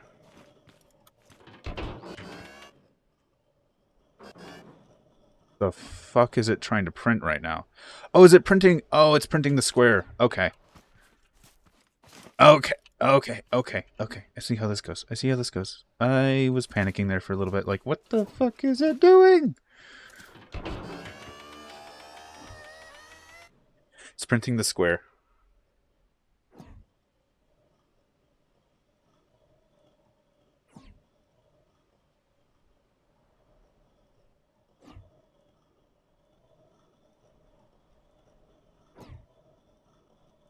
Um, Printing. You just missed printing. I had a small panic attack because I thought it was printing something wrong, but it was just this layer is really complex. We're printing this layer right now. And I forgot the order of operations, and I was like, "Oh, it shouldn't be there. It shouldn't be." And I was like, "Oh wait, no, it's actually printing something else. It's printing an entirely different part right now, so it's fine. It's still working."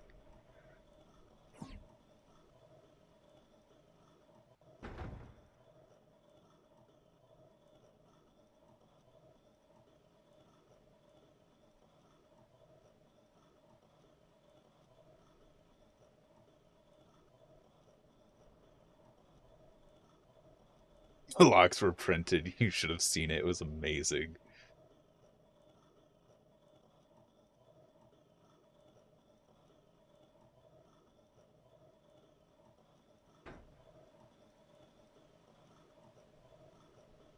Okay, I think we're printing glass now.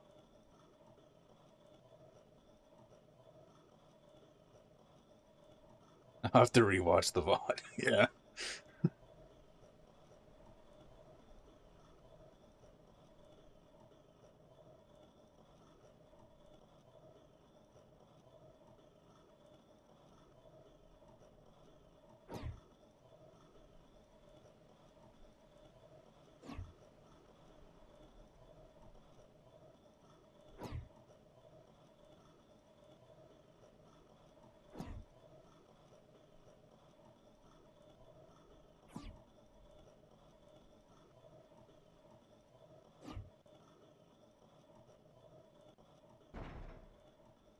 The clock speed itself is like 1 second per tick. The thing that's making it slow is actually reading data off the USB. Because the USB is just so unreliable in its current state, because it's a physical, it's a hard disk drive. It's moving a physical read head. That's why it's taking so long.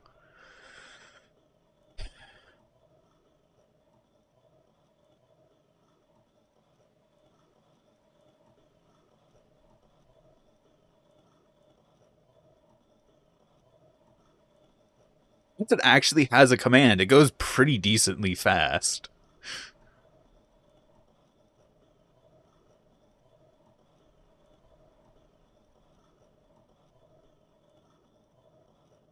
But it takes like a full minute for every command to be read.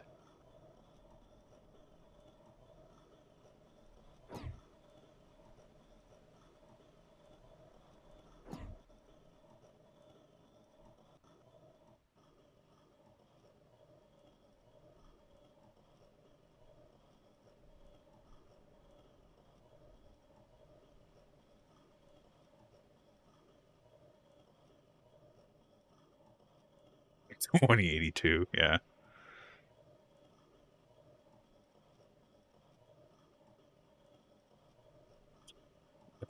By the time we get chapter 2, we're gonna be on like an entirely new like computer system entirely. Fucking we're gonna be on quantum computing by the time it comes out, and the devs are like, well, we don't have reverse compatibility, so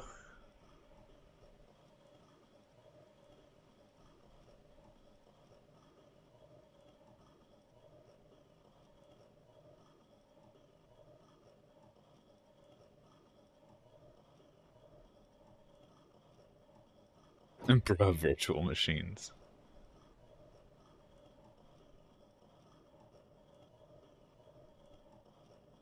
The fun part is after this gets done printing, I'm gonna restart the print and just let it run on its own and see if we come back to a Benchy.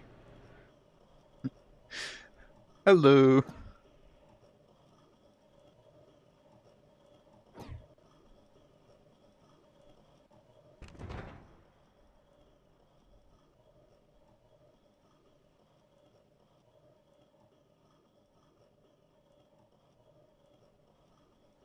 Also, how does that? Oh, I use the glass square to do it. Okay, that's cool. Just remembering how I've actually did the coding on this.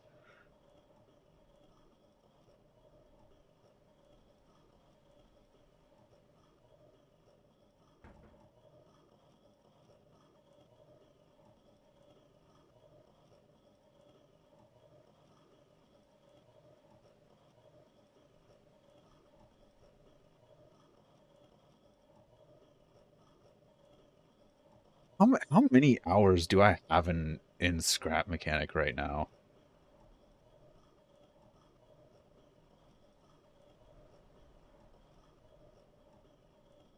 I've got 3,216 hours in Scrap Mechanic.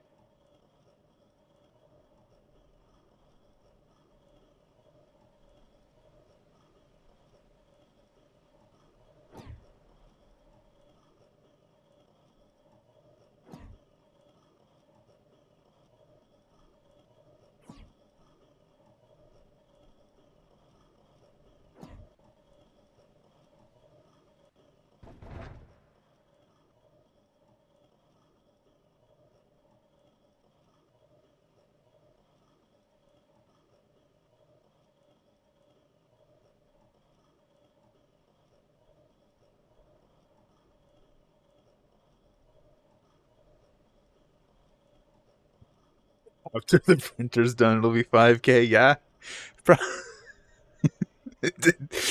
This print has been taking like an hour and a half.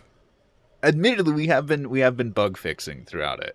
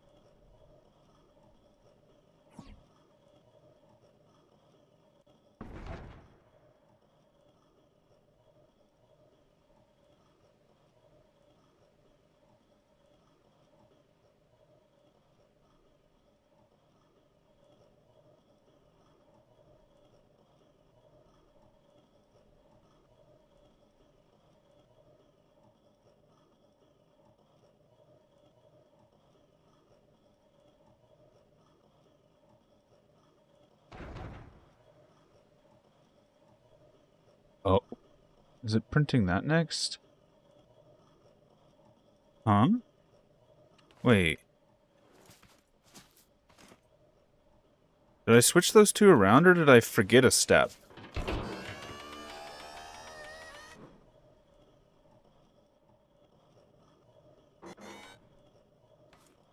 Okay, I'm concerned.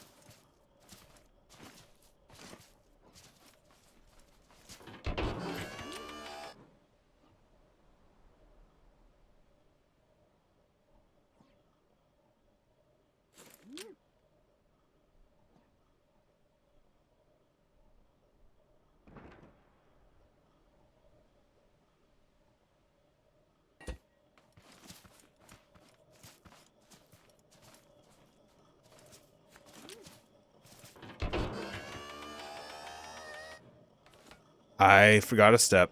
I need to stop the printer.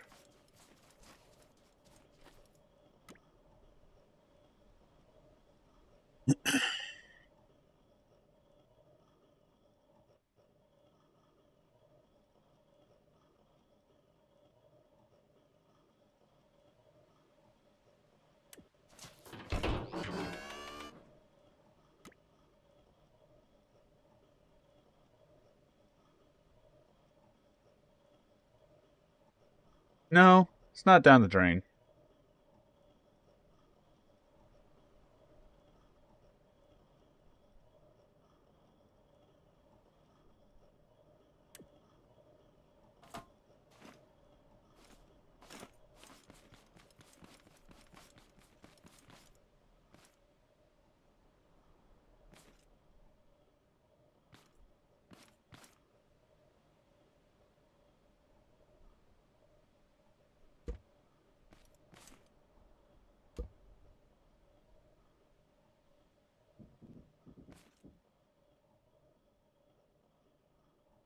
And there's two... I'm just going to mark that there. Just to remind myself. Are you ready for how we... I'm going to have to shift this whole thing down so I can insert a new command there. Alright, so let's delete this command.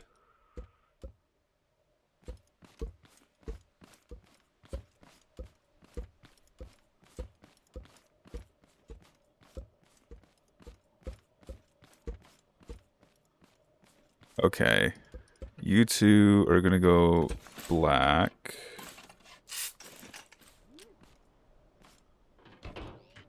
There's the read head, by the way. I'm going to add that in.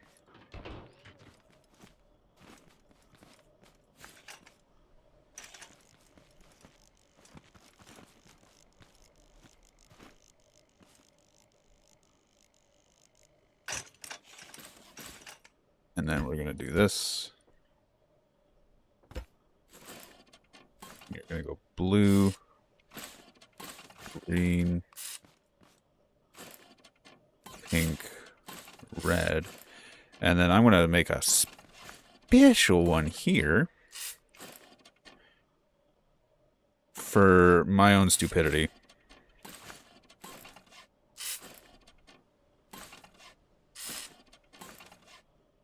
I'm going to laugh here in a second if it tries to print that command. I need to go get that plate so I can look at it. This one.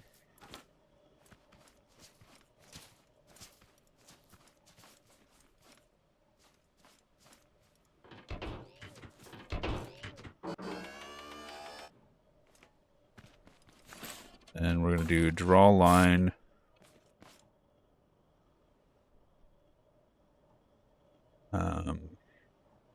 One,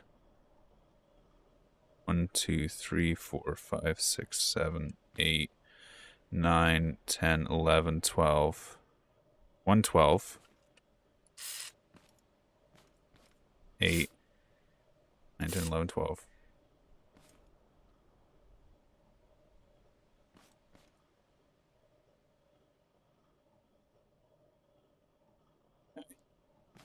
And it's going to be 1, 2, 3, 4, 5 long.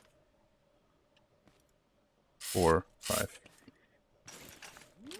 So we need to jump. Let's see how many commands we have. 1, 2, 3, 4, 5, 6, 7, 8, 9, 10, 11, 12, 13, 14, 15, 16, 17, 18, 19, 20, 21, 22, 23, 24, 25, 26, 27, 28, 29, 30, 31, 32, 32. 31, I think, is what I have to move to. So clear 31 times 3 equals... So if let me double check, make sure everything is set in the machine. Didn't actually try and print anything accidentally. Or I go messing with this again. Good, cool, everything looks fine.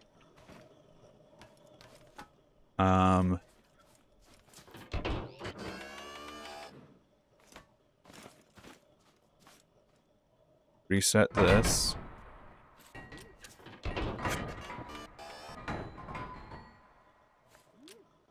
That'll be fun.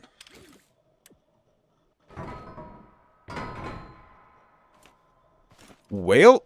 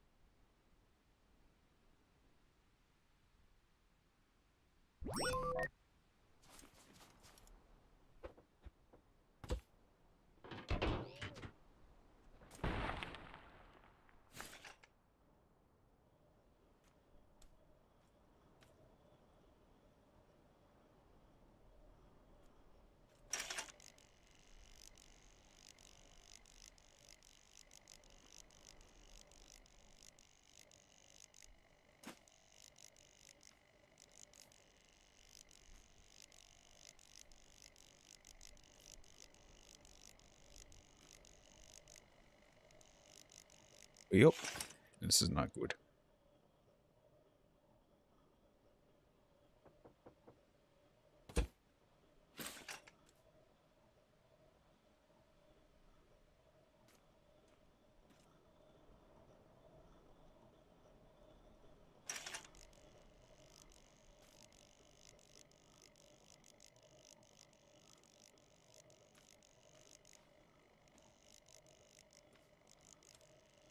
Oh, come on. I still can't place that.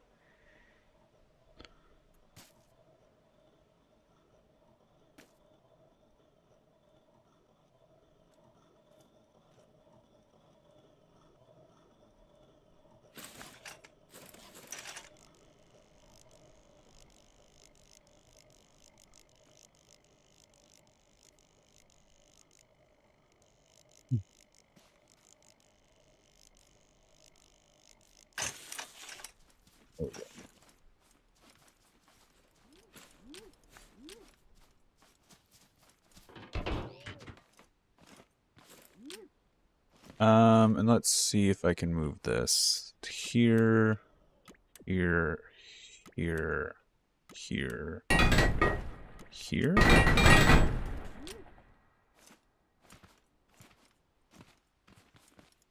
There we go. Okay. I believe we can just set the print head down.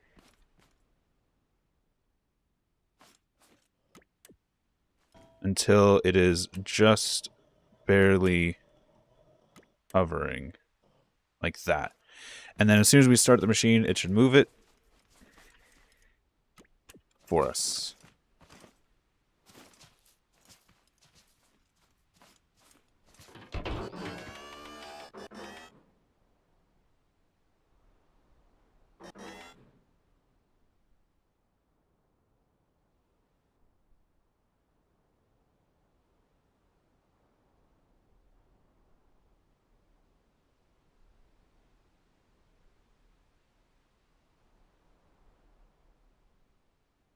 Oh,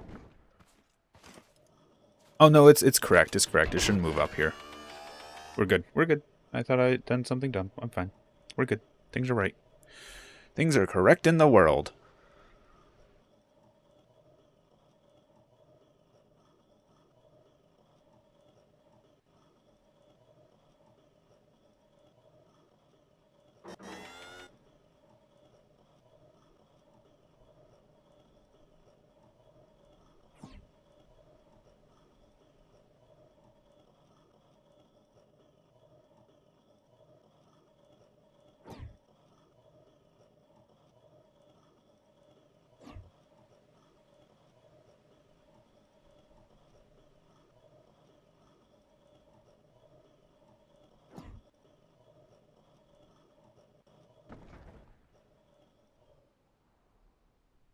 No, I am not having explosives anywhere near this thing.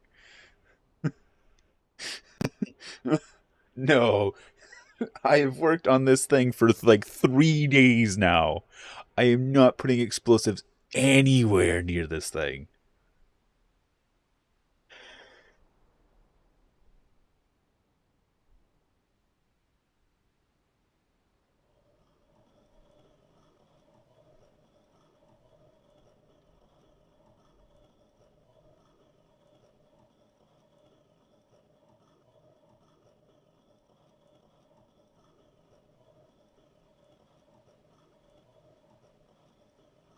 Yeah, have.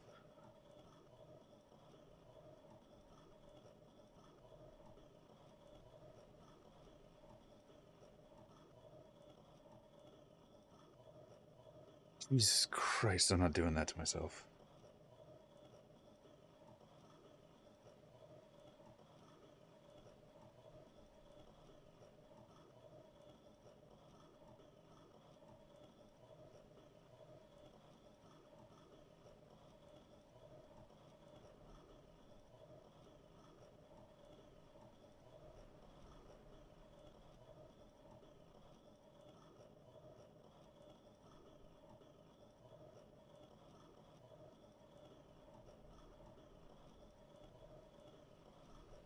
At this point, I probably should have watched my just like watch YouTube on my phone.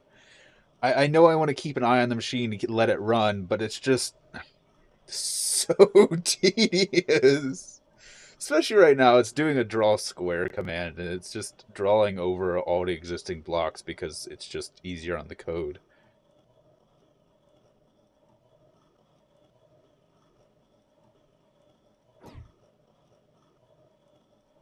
Are you ready for after this print's done? I'm just gonna like hit print and leave it alone. Just see if it works. Once we get this print fully done, I want to give it a chance to print the entire thing without any interruption.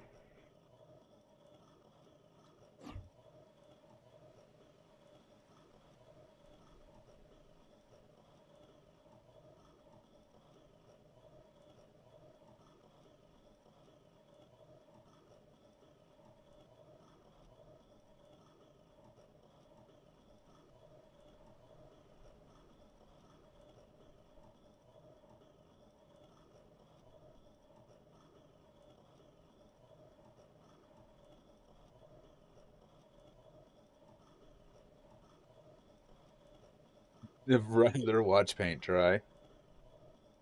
Yeah, rather watch paint dry. It's fine. It's just I have to keep an eye on it so that if it does break,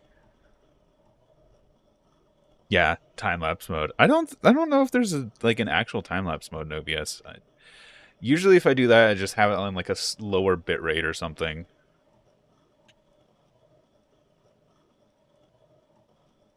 where it's just like I can record a lot of video with very little space on my hard drive being taken.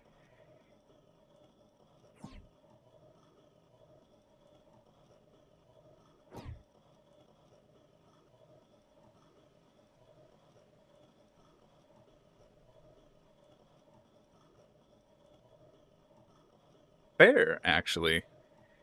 But I think that that's something that's like a universal setting you'd have to go change. So I'd have to change it to do time lapse and then go into the settings and change it back. It's not like a toggle I could do, I don't think.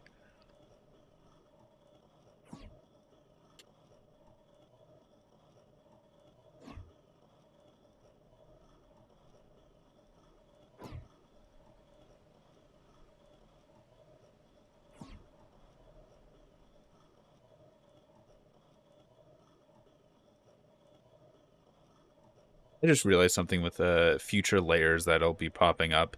It's not going to actually affect the print in any meaningful way. It's just because I had changed something about the print later on a later layer. So it's going to print a little weird, but it shouldn't actually do anything wrong.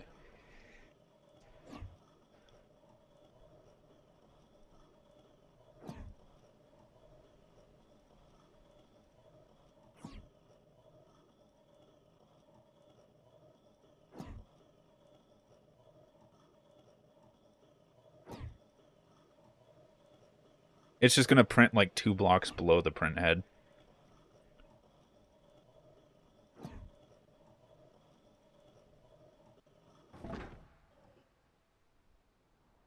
And that should be that layer done.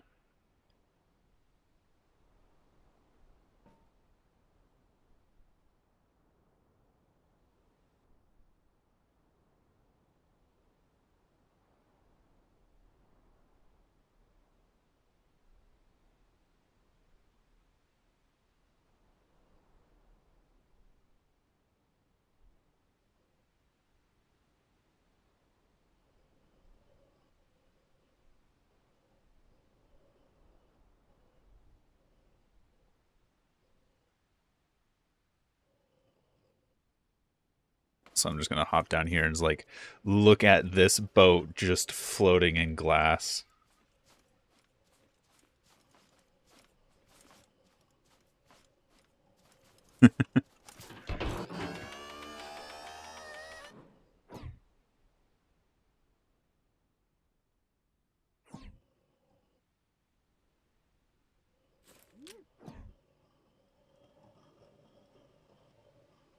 I'm actually a little scared when we pass the halfway point.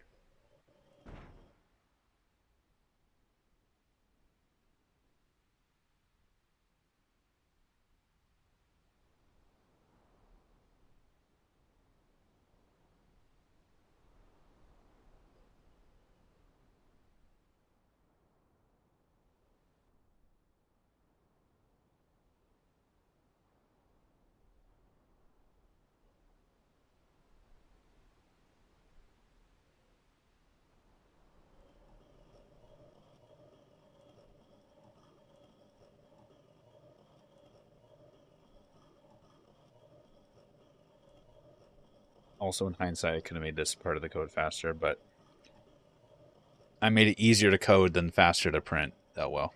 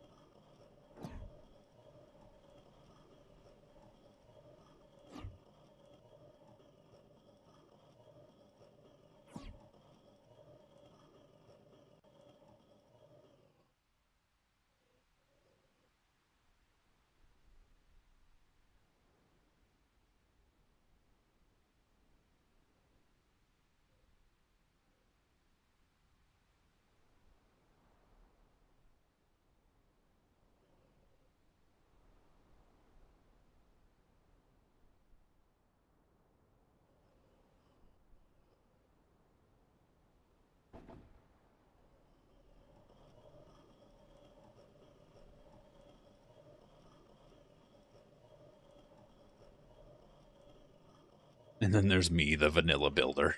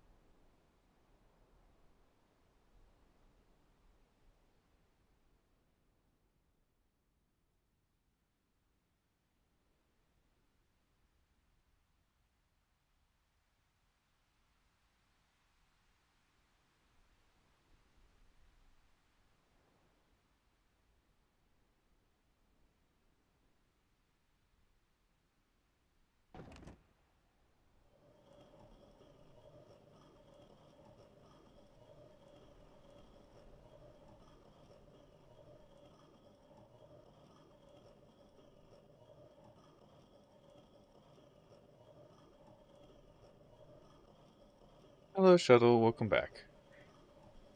We're still not done printing.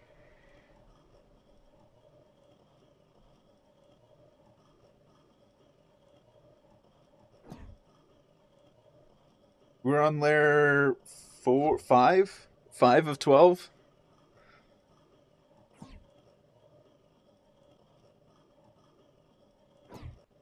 We're about to have to pass the halfway point, and I'm scared. I'm scared for the sake of the USB.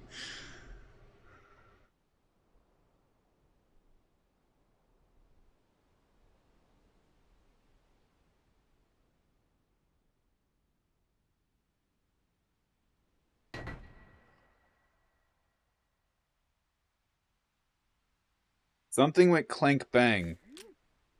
I don't like it.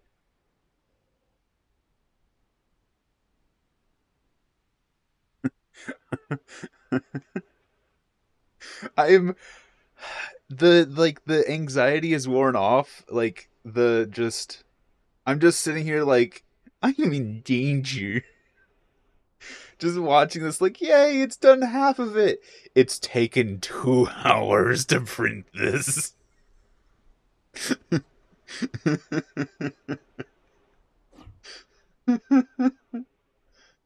Hmm.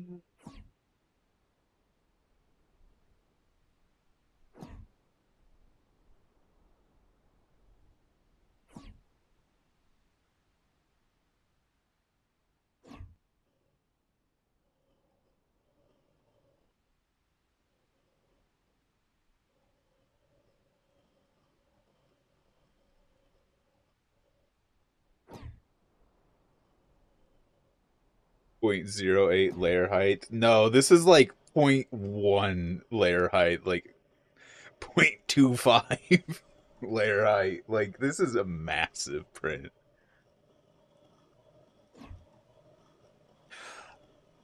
Um, let me look at the clock. Oh, it is 2 seconds. You're right.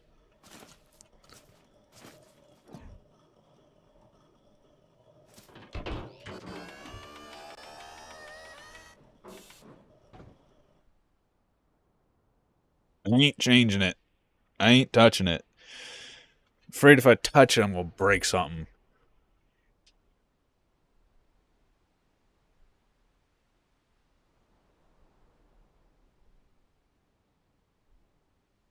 Every 4 seconds, it should print a block. Every 2 seconds, it should print a block. The actual read of this USB takes like a full 60 seconds.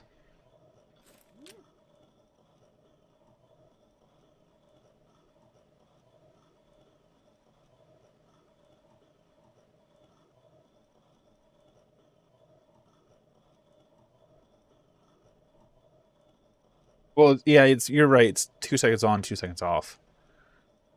Yeah, it is probably 4 seconds then. Yeah, because it's 2 seconds on, 2 seconds off. Yeah, you're correct.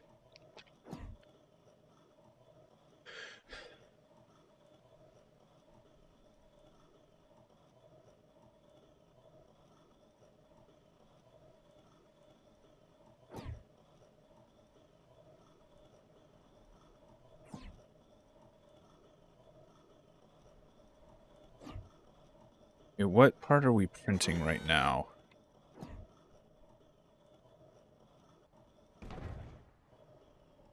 Printing that one. Okay. Printing that one right now.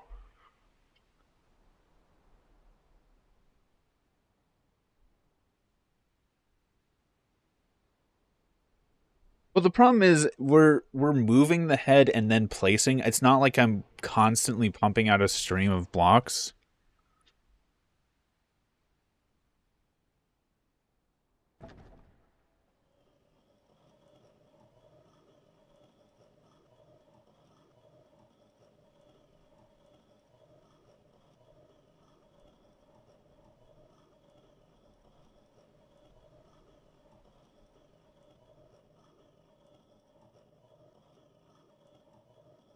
Oh, the paintball demonstration CPU and GPU.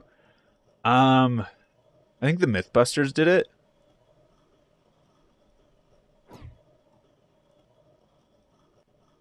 It's like the Mythbusters did it with Nvidia. No, I don't think it was in Mythbusters. I think the Mythbusters, Nvidia hired the Mythbusters to make a machine that would simulate CPU versus GPU rendering an image.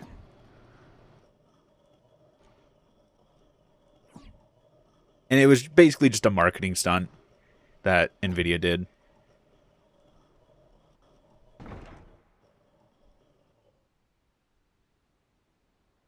Because Mythbusters was big at the time, so they just hired them to make an ad for them, essentially.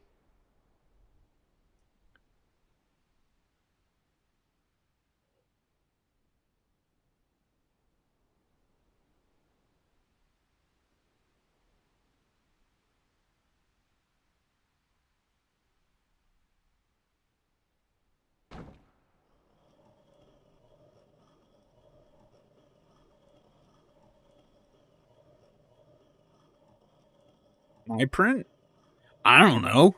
This is the first time I've ran it. I have no clue how long this is supposed to take. I I just said, this should work, and I hit print, and we've been here since.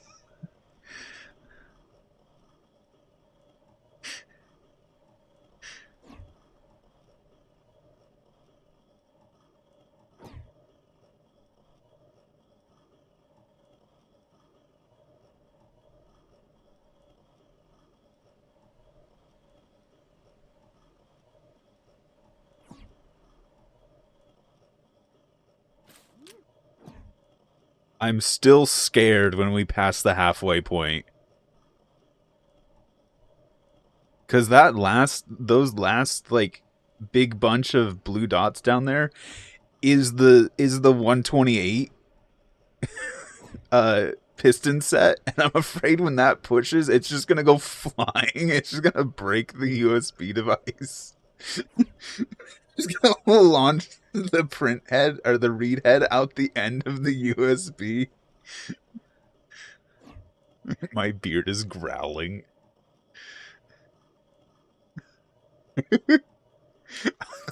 I'm genuinely waiting to just see the back end of the USB just explode like a shotgun.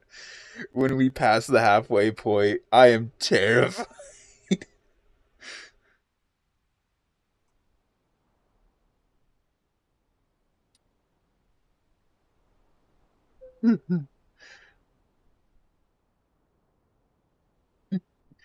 uh, no, it's just a like it's just a little like device that just slides through the inside of the USB. It's stuck inside the USB, so it shouldn't be able to go anywhere. But also, it's gonna be moving at a high velocity here in a second when it goes to make that jump, and I'm scared. I, I'm terrified of what's gonna happen when that does.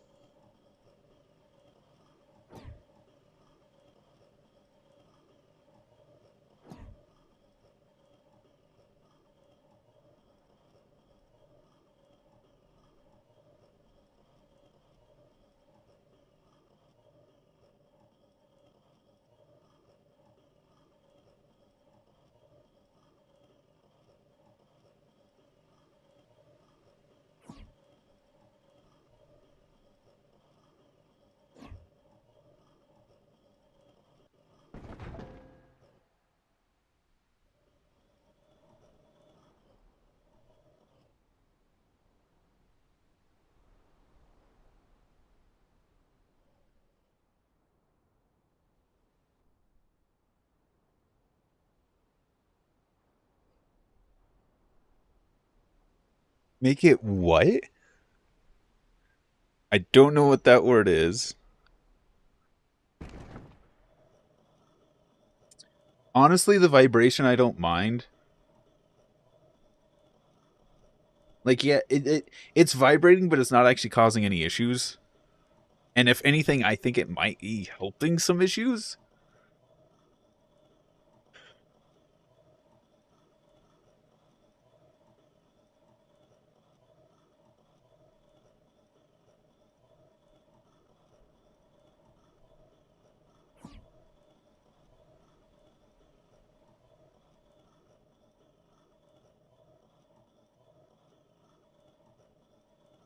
Because this isn't a 4-bit binary extender. It's an 8-bit binary extender.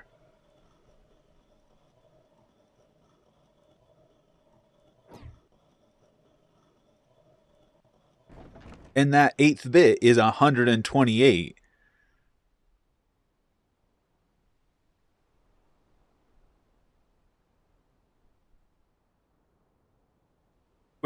Quicker. There we go. Queeker. Quack, quack, motherfucker. Oh god, you're good. You're good. I get what you mean now. I was confused for a bit, but I'm better.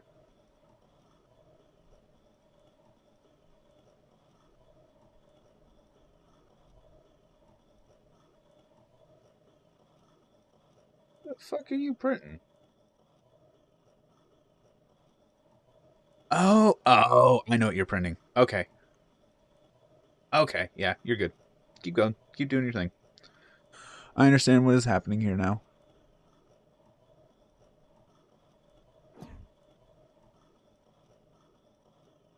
I did not understand what was happening here now, but you're still fine. I was like, what is it printing? Oh, I know what it's... No, I didn't. I did not know what it was printing. I thought it was starting to print the support material. God. Oh, God, I'm dumb. I...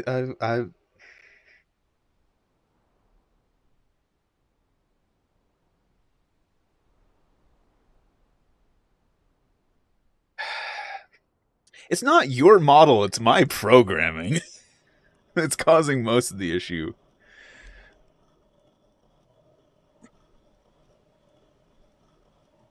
Yeah. At that point, Blue, it's just like the complexity I would have to add. For right now, it's... It... I hesitate to say that, okay, we've passed the halfway point. We've passed the halfway point. Okay, we're good. If this print finishes, I think we are fine. We have passed the point of no return. It didn't explode.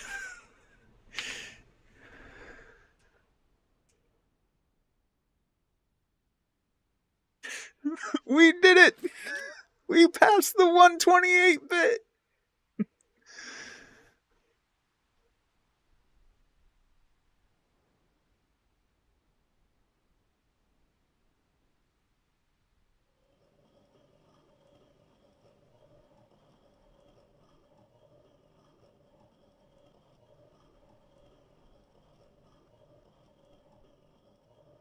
I'm gonna put this on the workshop with a warning like, hey, FYI, this is like a 2-hour thing. This is an actual 3D printer. You're gonna have to sit and wait and come back and hope the bed adhesion didn't break.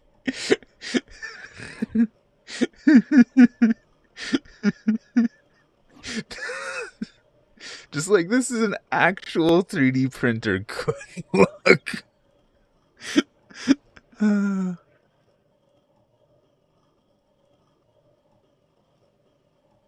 The next few layers are really small. They're just like the tower, and that's about it on the next few layers. I think after this, we have a little bit of the bow to do as well. But yeah, we just have the tower and a little bit of the bow. So not a bunch of large square blocks, which will speed up the print a little bit. Because drawing square takes longer than drawing a line. Not just because it's more blocks, but because there's more logic that it has to process through.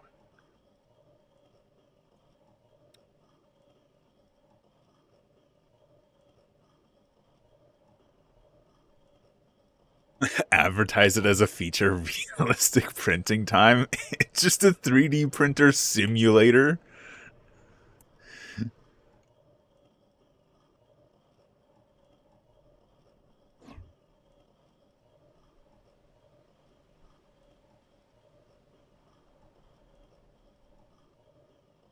Nugget, well, you see here, I am making this as a stream on YouTube, so...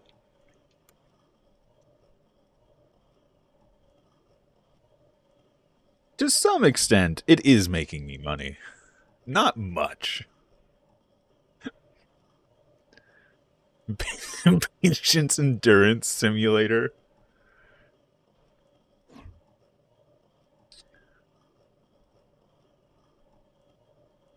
Bro got a point here, yeah.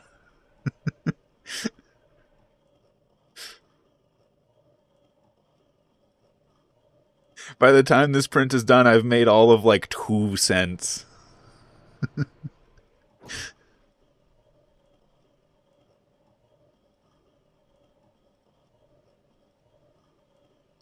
Yeah.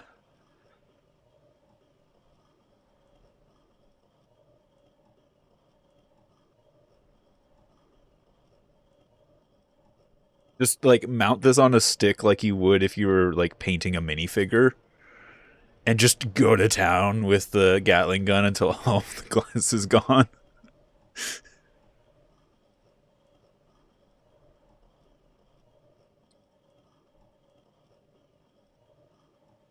Farm bots work too. I'm afraid the farm bots would break the actual plastic pieces. Because I'm pretty sure they can damage normal blocks.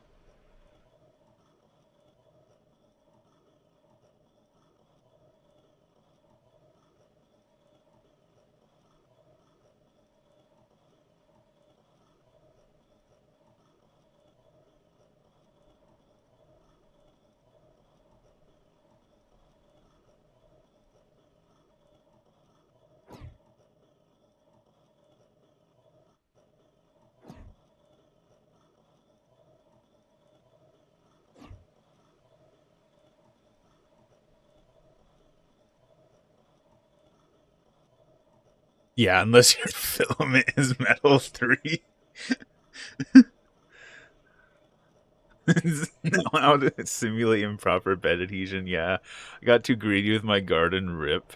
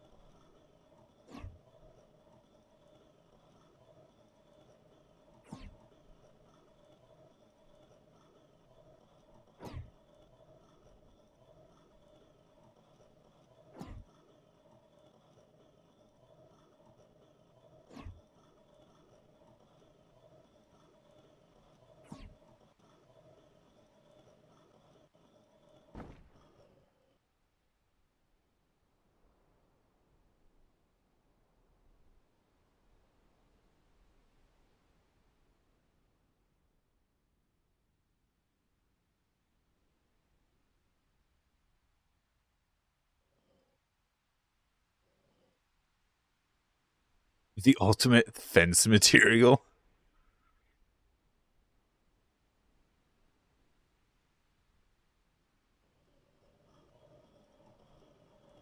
I haven't played survival enough to like even comment on that.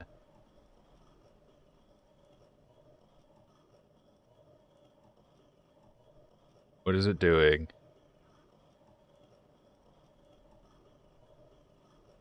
I think it's got the wrong printhead selected.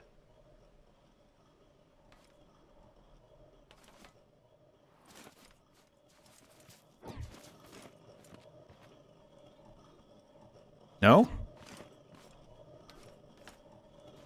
What? Okay. No, it's doing its job. I don't know why it's doing that in particular.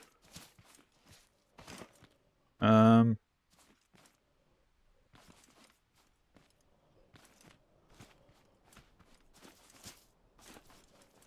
Huh.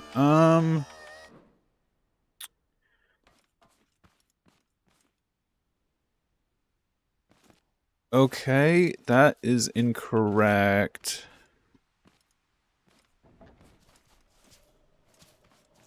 Unless this covers it.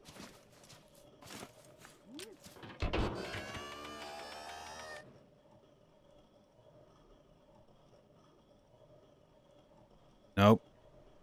Okay, I gotta go grab that code. And fix it. Wait, it seemed to have worked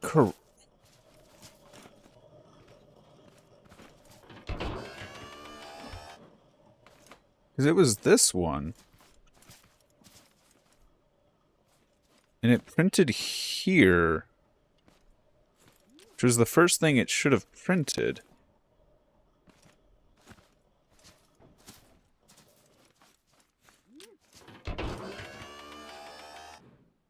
My only question is when it comes to print.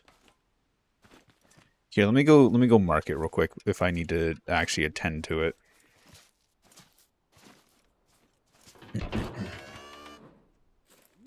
It was this one. This should have been 2.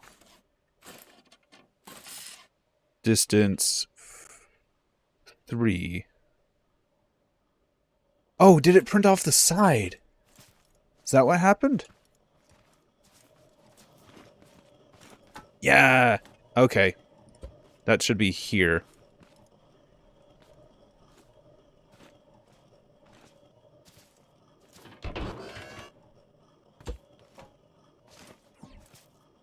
Okay, that I've fixed it. Yeah.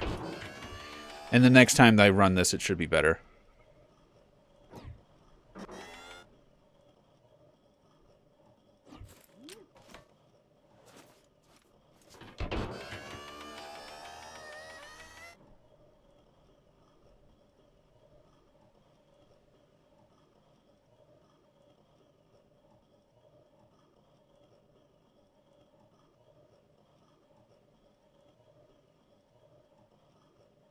Yes, I placed the block. It's just because I don't want to restart this layer of print.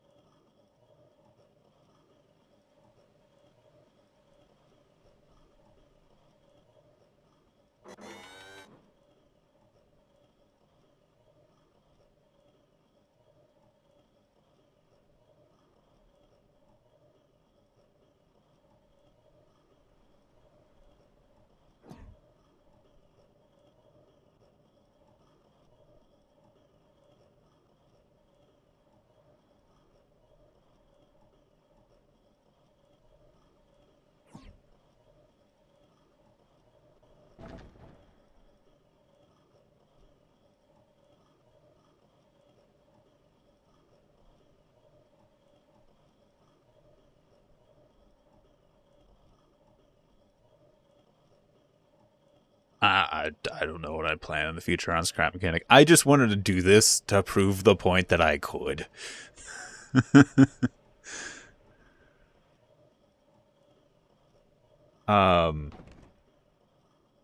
Like I've been showing the CNC laser cutter that I did to a few friends. It's like, yeah, that's really cool. It's really cool. And then I've been thinking about the CNC laser cutter. It's like, wait, that's actually really basic. I could do so much better. I could do so much more. Fuck it. I want to prove the point that I can do this by just doing it. And here we are making a 3D printer just because I wanted to. Just to prove the point that I can.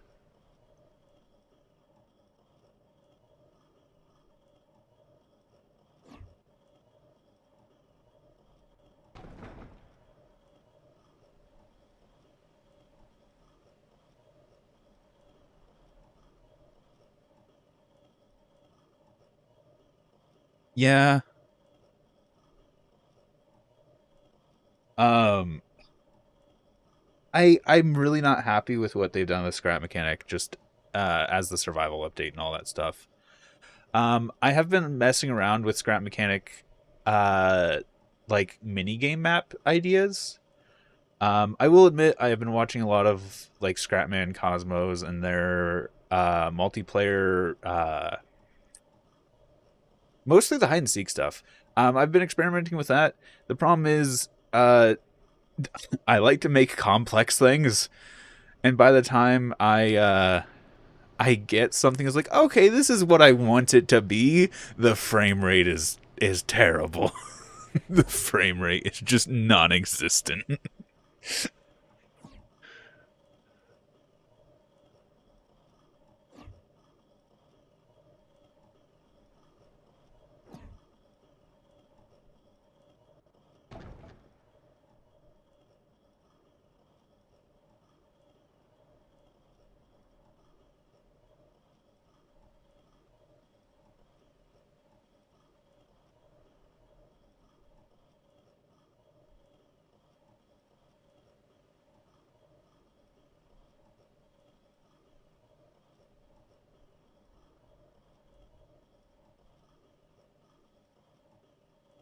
Thank you.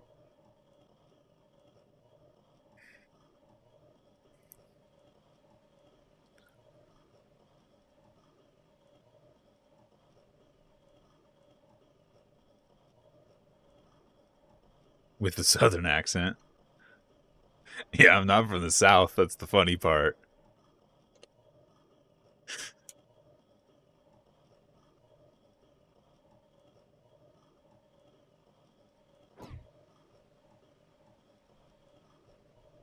Hey, it did the diagonal. This is the first diagonal in this entire build. It did it. No, I'm from Indiana. Like, I'm up north.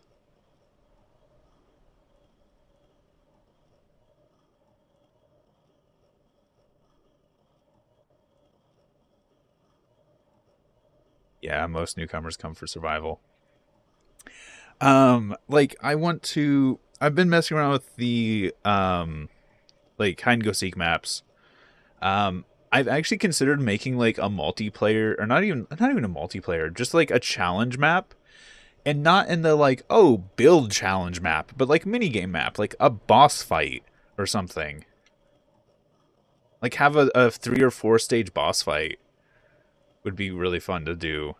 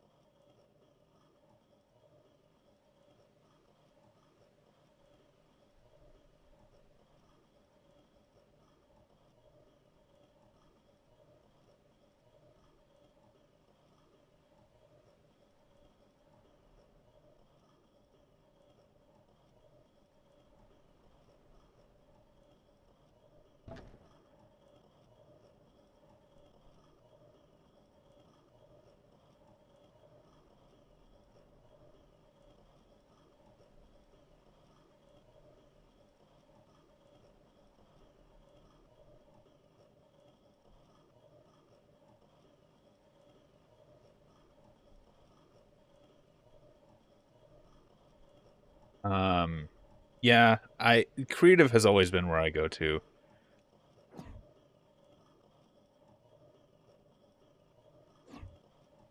People get it together, find things to talk about.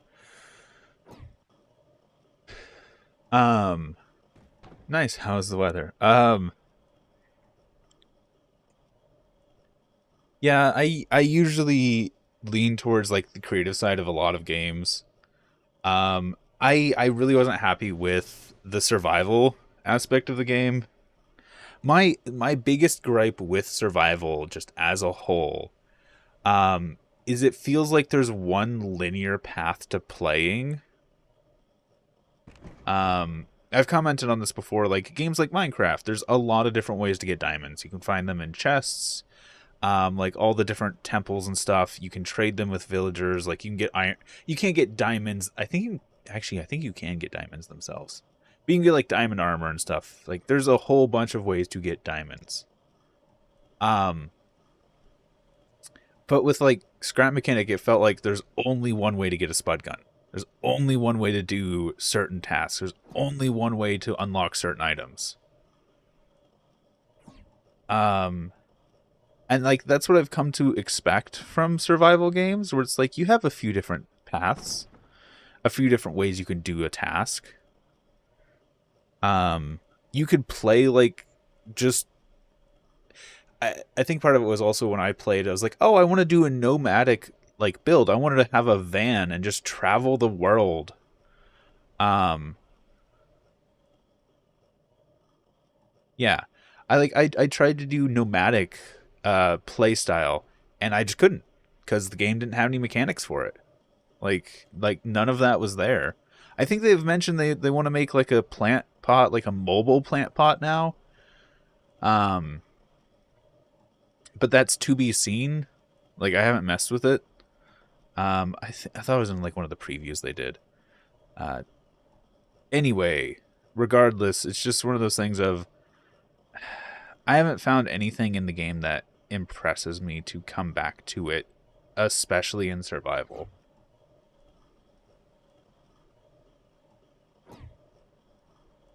Why are you printing there?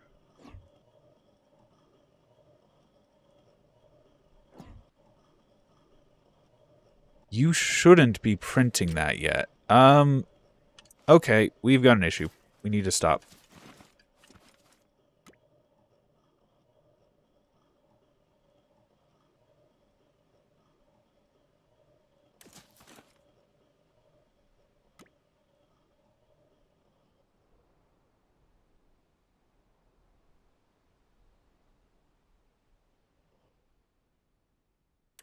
Oh, I'm hitting the wrong button. That's probably why.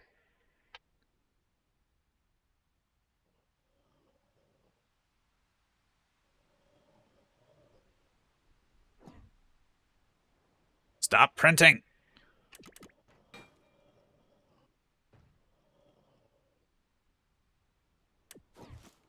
Screw this.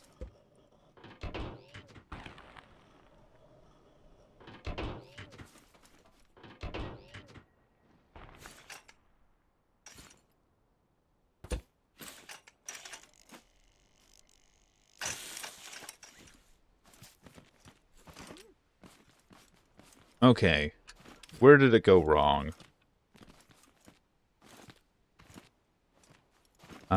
We had just jumped to another new layer. So this was our last new layer.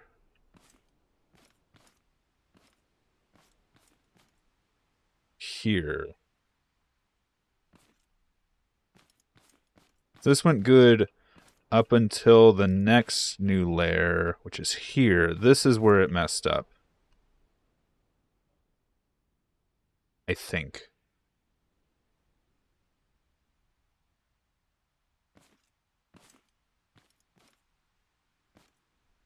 No. This is where it was good. I think.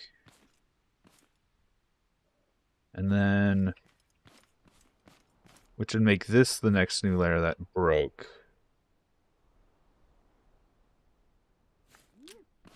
Here, let me look at this. Because this is this is the diagonal that it just got done doing.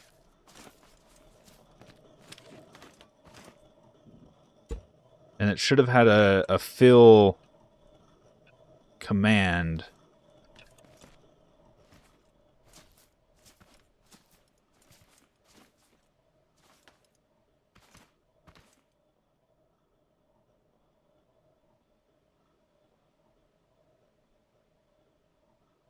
Yeah, this is the layer it just got done doing. I did this. I never... Wait, did I not do...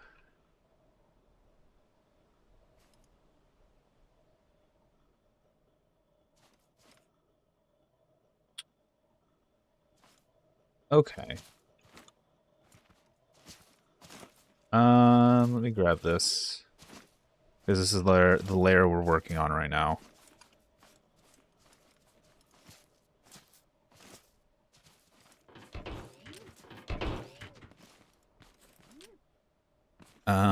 Because it was draw line diagonal, which is that blue down there. From 1, 2, 3, 4. So 1, 2, 3, 4. Yeah. This is the last command we completed correctly. There was supposed to be one more here that didn't get completed correctly.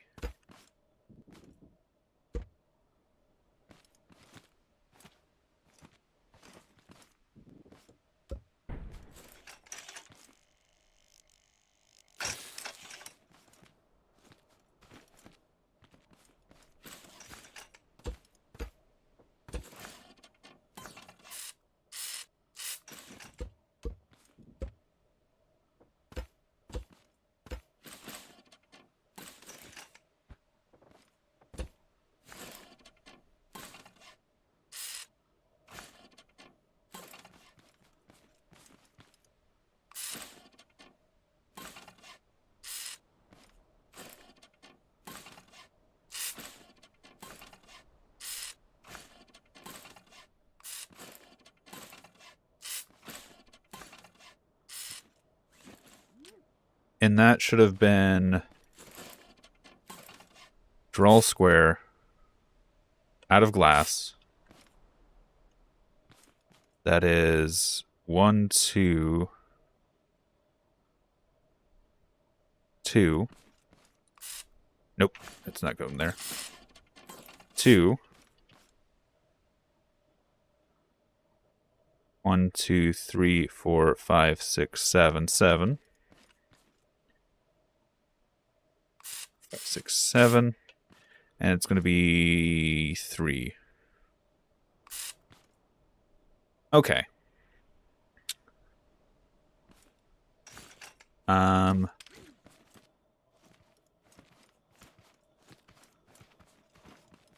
So we've got 1, 2, 3, 4, 5, 6, 7, 8, 9, 10, 11, 12, 13, 14, 15, 16, 17, 18, 19, 20, 21, 22, 23, 24, 25, 26, 27, 28, 29, 30, 31, 32, 33, 34, 35, 36, 37, 38, 39, 40, 41, 42, 43, 44, 45, 46, 47, 48, 49, 50, 51, 52, 53, 54, 55, 56. 56 times 3.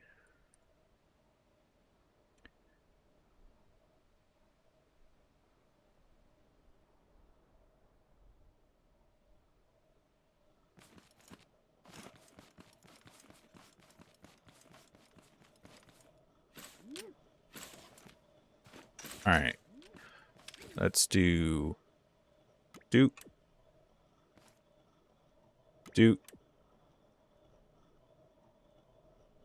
I did this backwards because I forgot I have this backwards for my thing. Ooh. Do.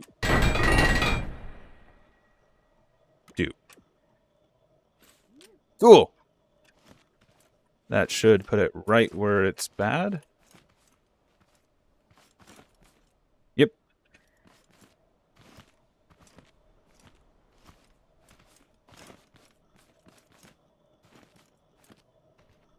I need to not jump through here because there is actually sensors in there. And let's just lower the head.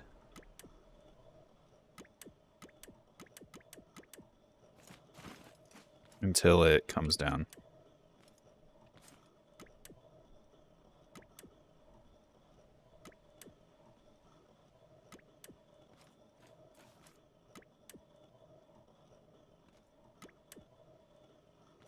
Okay, that's too low. Too low. There we go. If everything is correct, hit print.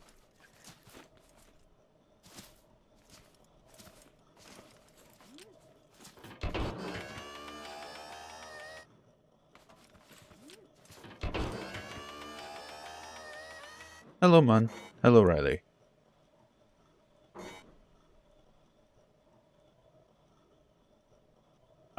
In the book 3 Body Problem, they have a human flag binary computer to run Windows on it with like hundreds of thousands of alien people to help their alien warlord calculate astronomy.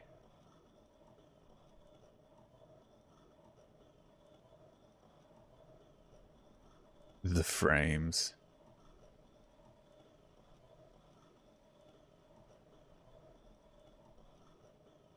Scrap mechanic in bed.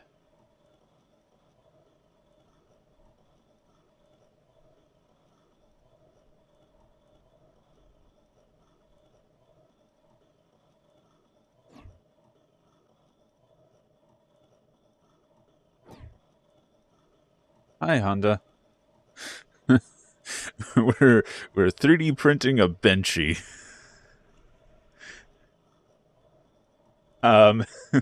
This has been going for like 3 hours. I'm still bug fixing my USB drive.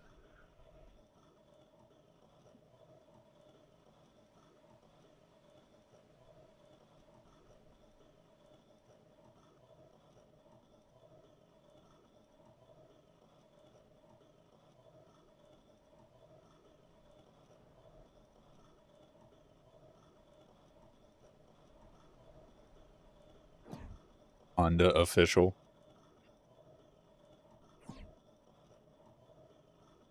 Make the Miata great again.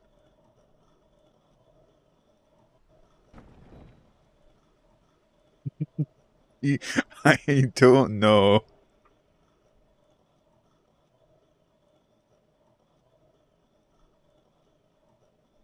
I don't know what I could give you as a gift for sticking around. You get to see the finished product before anyone else.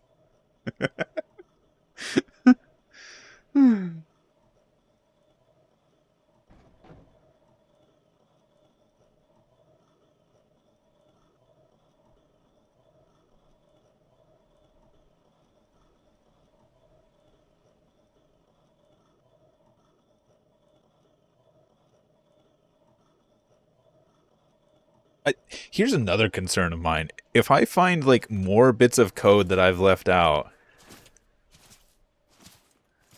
I don't know how much more. I've got 1, 2, 3, 4, 5, 6. I've got 6 more commands I can put into this device. When I calculated, I should only have like 3 left, but I did do some optimization and stuff, so that's part of it. If I need more room to write this thing, I'm just gonna like cut the smokestack down by 1.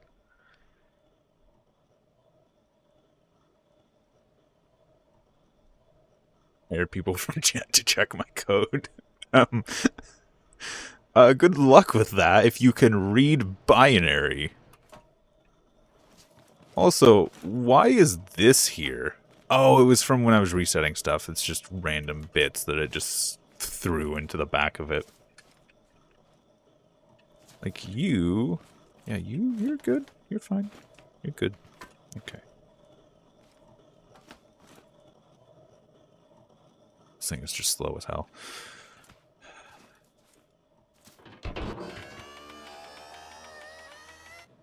Are you guys ready for me to, like, turn this on? Are familiar with binary? Yeah. Are you guys ready for me to, like, turn this on and go to bed and just have, like, a sleep stream running of this printing overnight? Paint binary. Yes, I've painted binary onto this USB stick.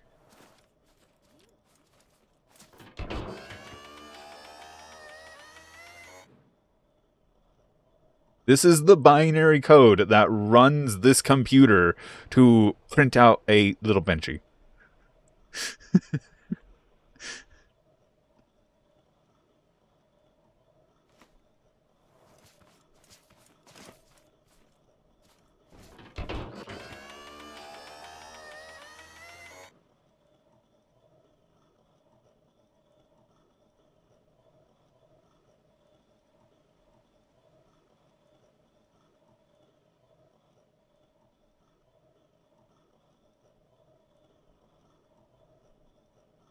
You're concerning me. Why are you sitting there so long? Please start printing something. I think I know what you're printing. I think you're printing that layer? Yeah, you're printing that layer.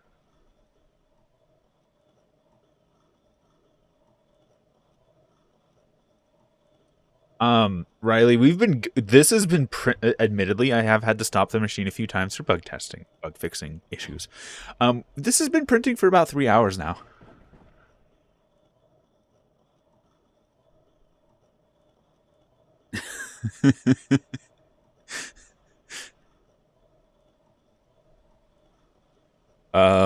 That being said, we're almost done. Almost there.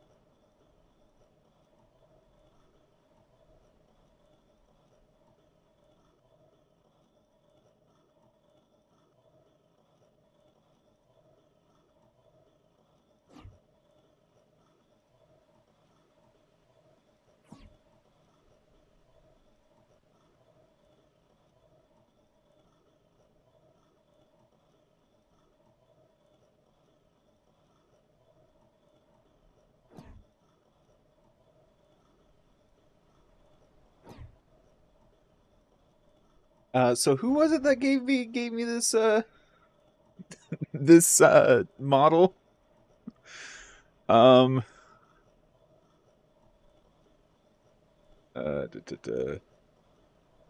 Is it Shuttle? Yeah.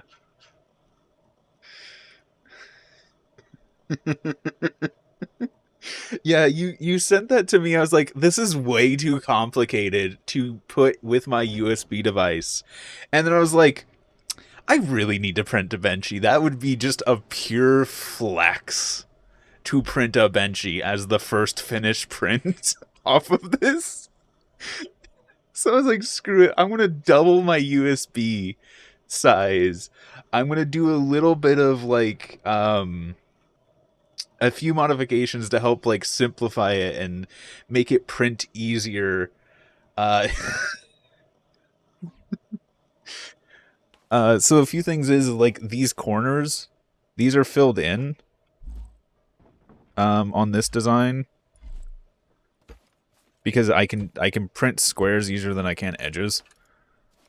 Um so this is all like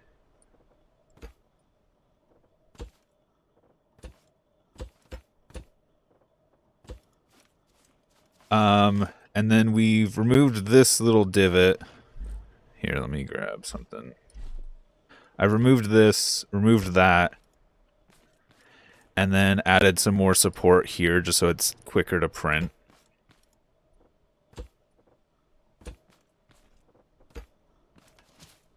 So there's a handful of modifications, but it's mostly with like actually how it's printed, other than like these two details that change.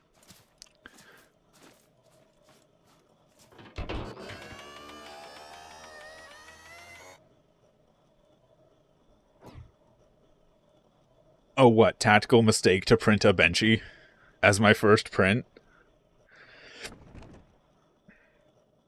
Like I said, at this point, it's just a pure flex to do it.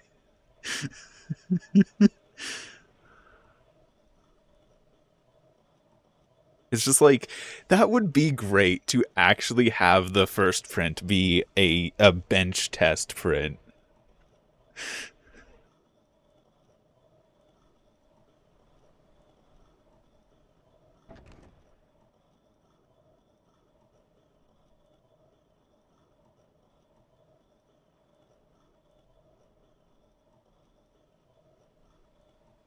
I think if this finishes, I could add those details in, but I'm just not.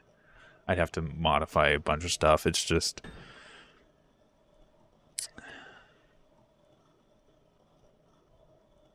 something doesn't seem to be right now. Yep. Time to kill the machine.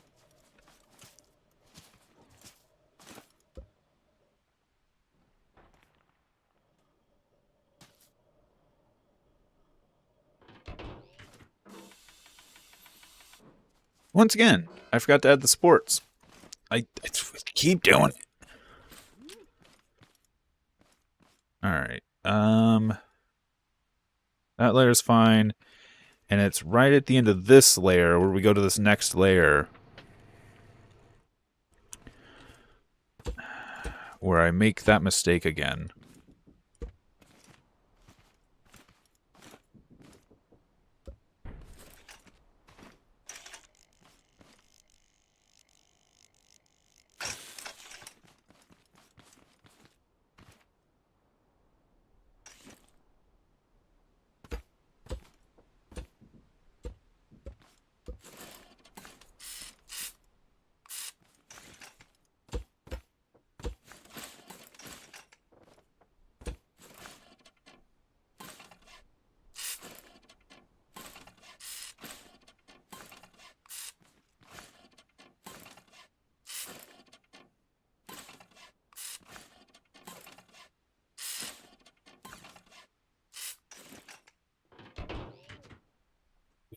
I regret taking that off the lift.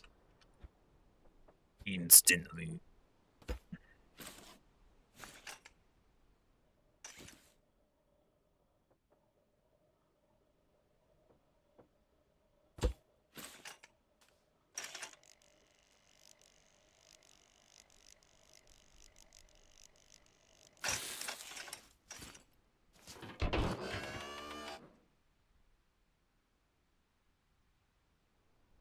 All right, so last time was 56, 57, 58, 59, 60, 61, 62, 63. 63.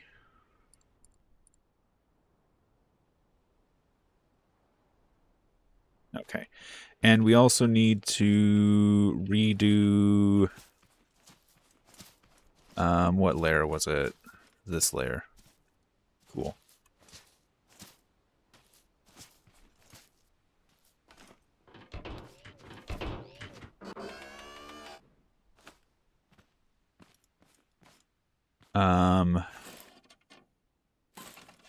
Draw square in glass. 1, 2. So 1. 1, 2, 3, 4, 5, 6. And then 1, 2, 3, 4, 5.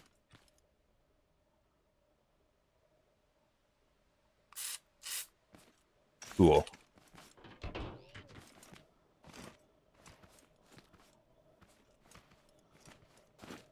Well, have a good one, man.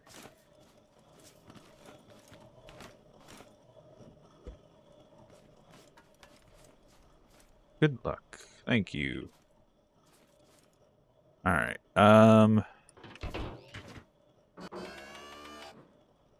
Let's go ahead and do this, which will be 1. Ow. 1. 1. 1. 1. 1. And we broke it. Cool. Great. God. Moved it too fast. Game said no. Okay, don't fly away on me, please.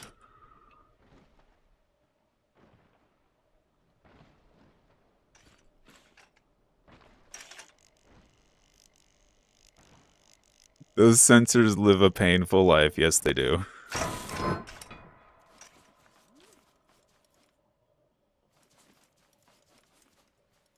What? Oh, because I didn't actually reset it. I just welded it. Good. We're good. We're good. I think we're good. I think we can move the print head down and hit print. And we're good. Good to go. Okay.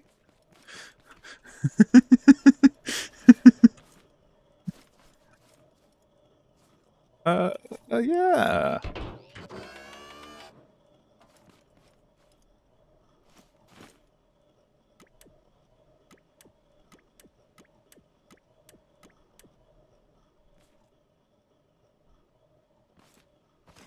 Oh, I just realized something. I know what's clanking in here. It is you. You shouldn't be like that, but I can't do anything about it right now. The fact that it's been working is actually surprising me right now.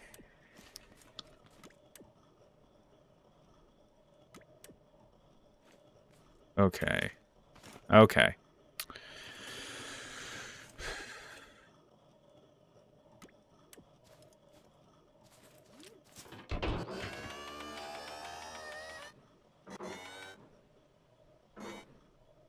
Why not on Twitch? Just because all my other content's here on YouTube. I could. It's just I'm already in this ecosystem. Like I already have my monetization and stuff here. I already have my other content here. Most of my viewers are here. Like I understand the methodology of, oh yeah, play on Twitch to like get more viewership or like get in new viewers and then direct them to your YouTube content. It's just like I don't want to deal with that. I do YouTube too much as a hobby anymore to like actually care. To be blunt.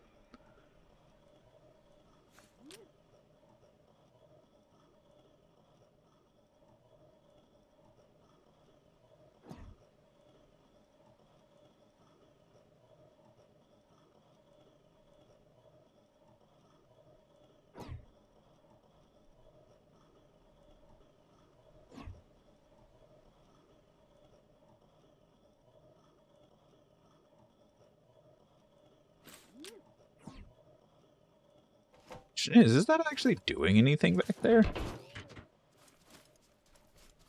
All that runs. What is this actually, like, connected to?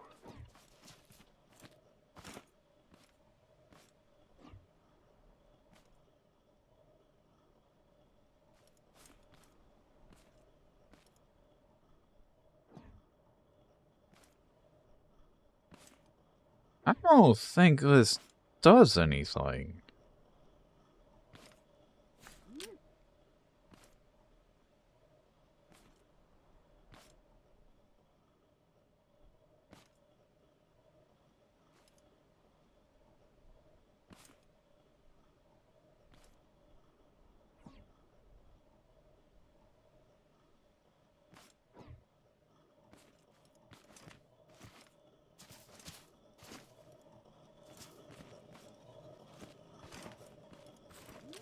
We'll find out if the printer doesn't stop.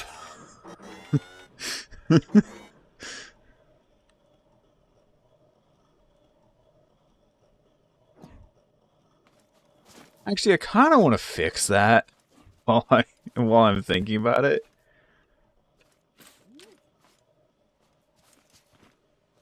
Right now, it's just running the clock tick. I just need to move this over like a block.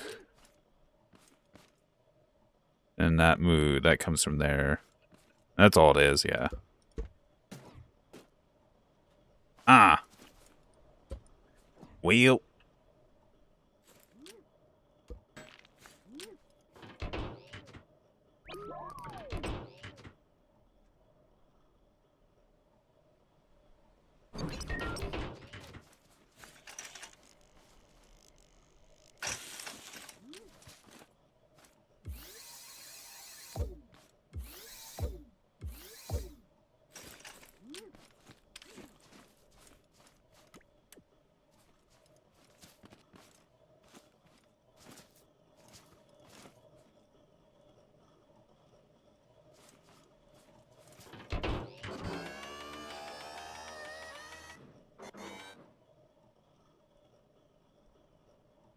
I may have broken something.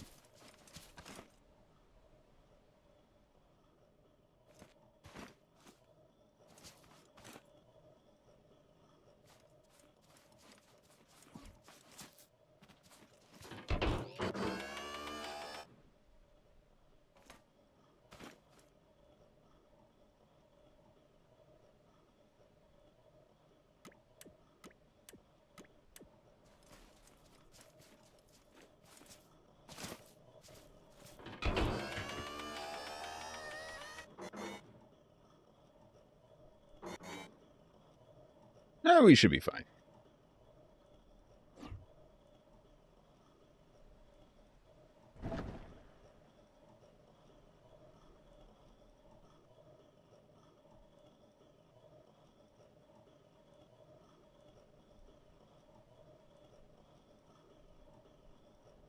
Yeah, back in the day we didn't have pumps. That's why we used cardboard removal. What are you looking at? You're looking at a 3D printer. That is currently trying to print a Benchy.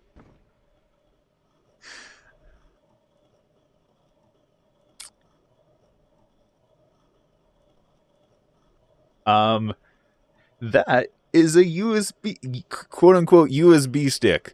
That has a bunch of binary written on it. This is running 8-bit binary through a bunch of logic and is printing out a Benchy from it.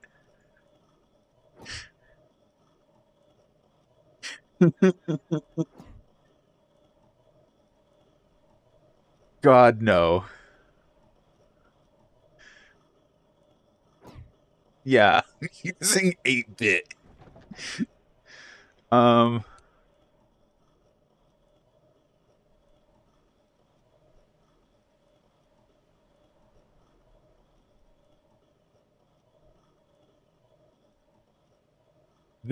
This print has been going for like 3 hours.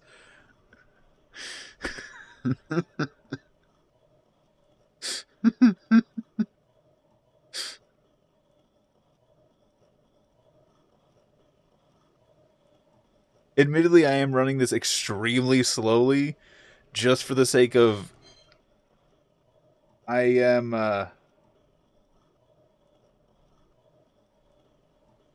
just for the sake of I'm running a like a physical read head. So this is working like a hard disk drive essentially, moving an actual read head up and down the length of this, and that's why it's taking so long.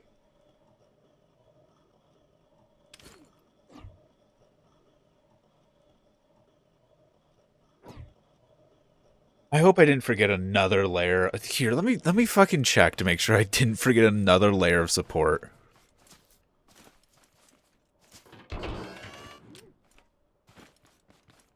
Cause there's a draw square.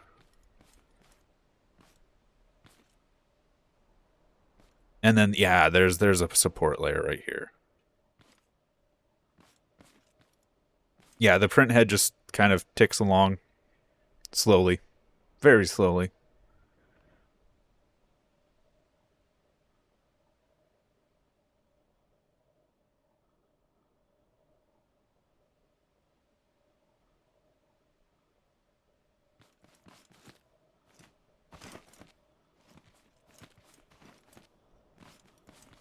But the other thing is, because it is using like piston sensor gates, if you actually come up here and like look, you can see it moving. You can just see the build ticking.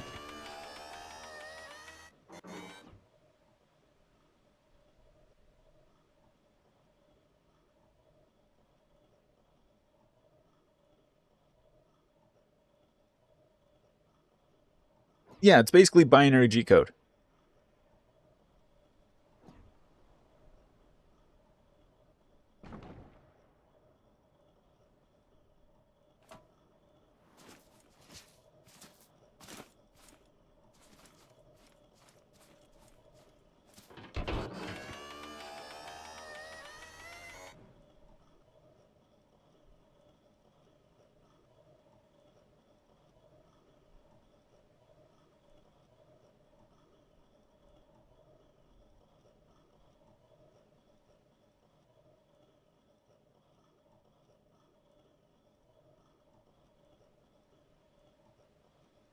This has been like a 3-day project, by the way.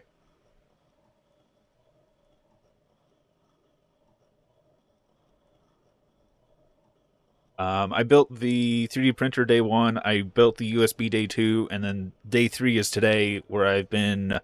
I rebuilt some of the code, some of the actual like mechanical how it does different commands, and then I've sliced the Benchy. You can see all the different slices, and then programmed it onto the USB. I'd probably have to redesign the USB to be faster, and then once that's faster, I could just there's literally just some timers over there I would increase, and it would just go faster. No, yeah, I literally sliced the Benchy into these layers, and then order of operations. Nah, my brain. Yeah, I literally sliced it into layers, and then took these layers over here and just programmed it onto this USB device.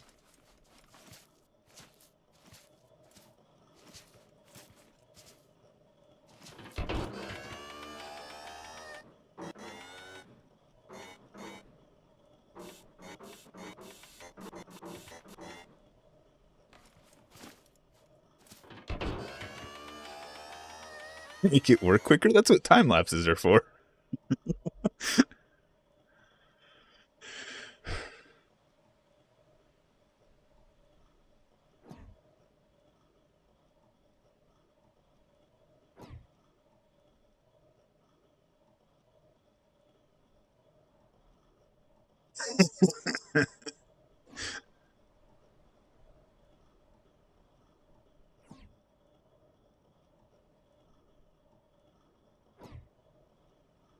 Wait, where's that printing?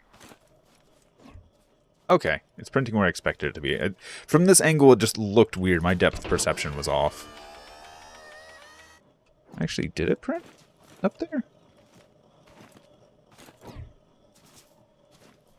I guess it was supposed to. Yeah, okay. Makes sense. It's just printing bigger than I expected it to.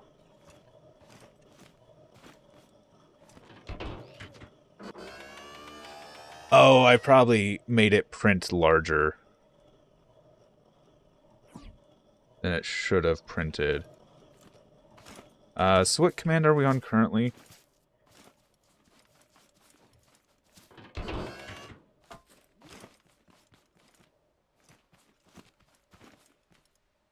This was it.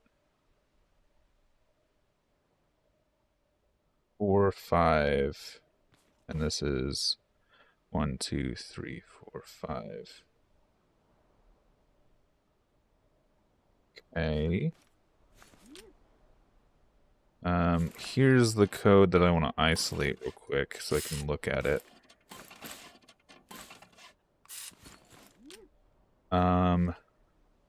That's 2. That's why. Because it's actually only 1. I put it as 2. So this goes there, and then this goes here. 2, and then 1, 2, 3, 4, 5, 6. 4, 5. Okay, yep. It was just I moved it over 1.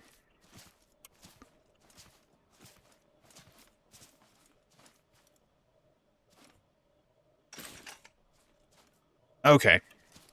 It's not going to affect the print. It's just, hey, this looks weird. Oh, I see why. It's actually not going to. It's just the support's lopsided. But it's not actually supporting anything. It's just left over from trying to reduce the G-code amount. That's all.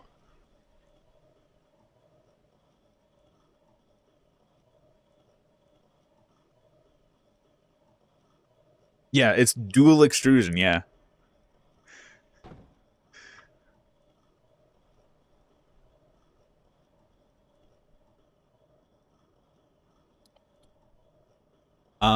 And the USB is 256 bytes of data. Yeah.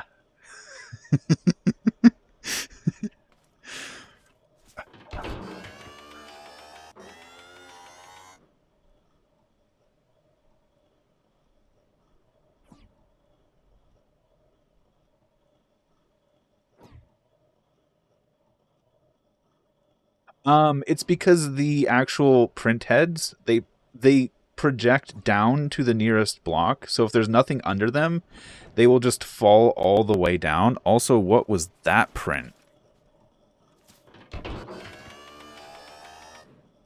The fuck was that?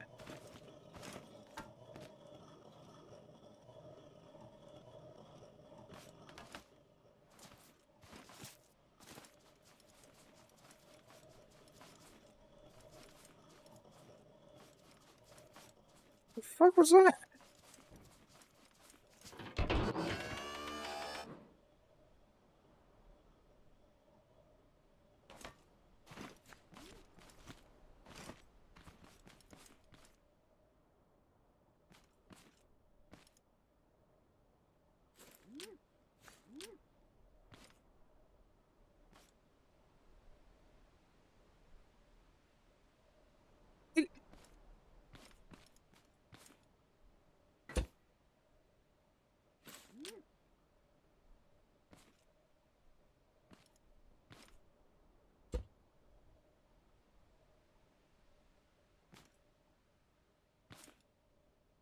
Into vertical line and glass. Wait.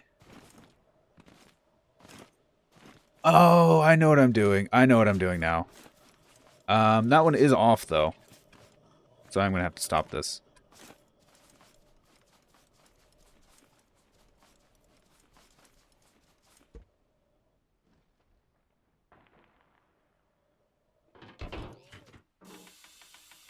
I just gotta move it over. Print vertical line. Glass.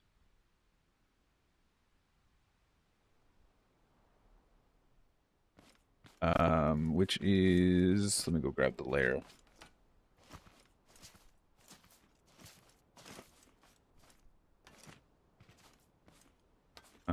You.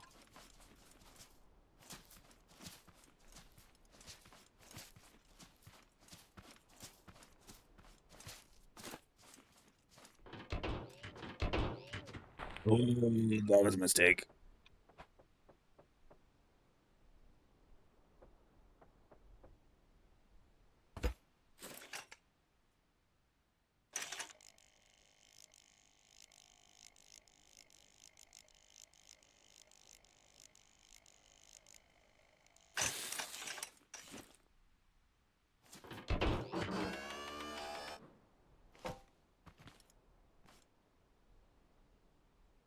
Okay.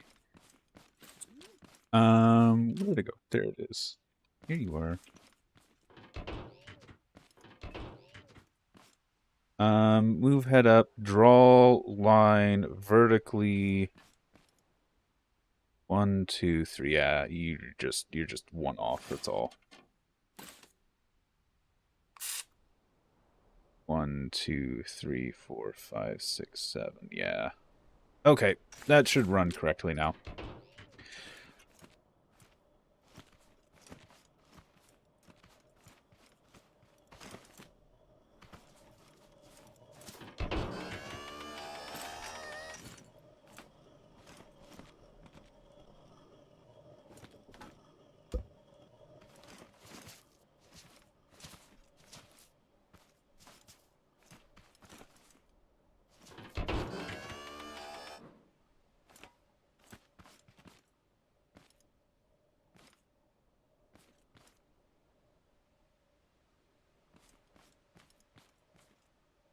Um,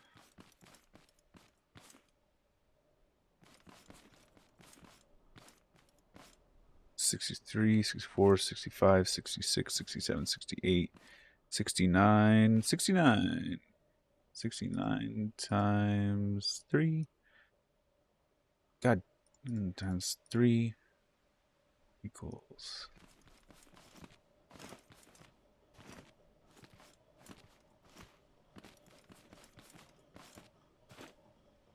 Um,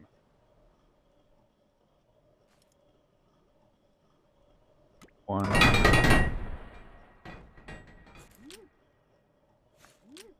Way up.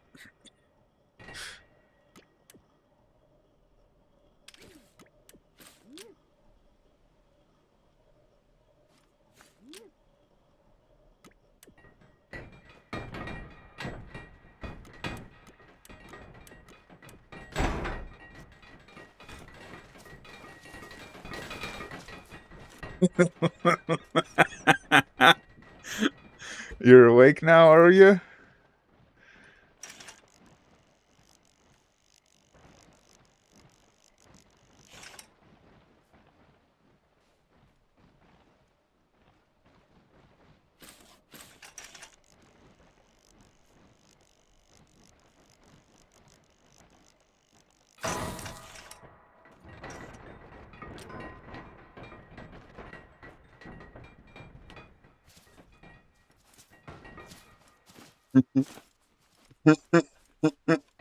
It's just getting worse.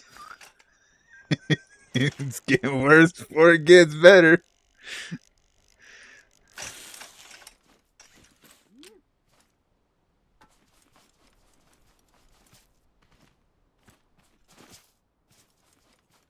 Oh God.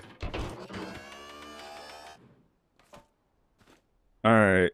Let's try this the other way around.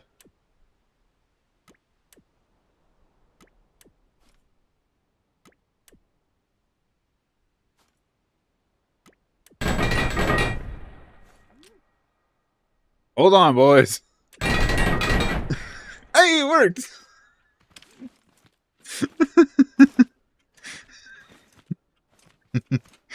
Are we where we need to be? I do believe so.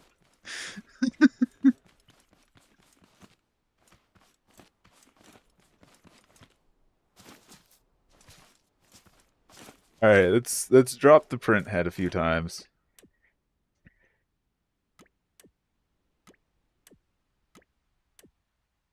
It just had a physics engine replacement. That was the last update.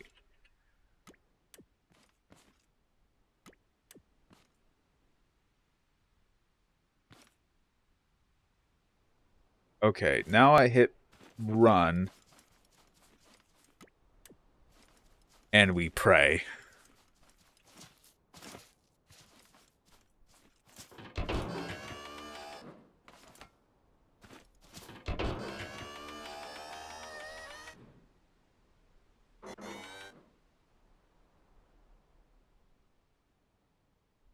Oh, it was tweaked.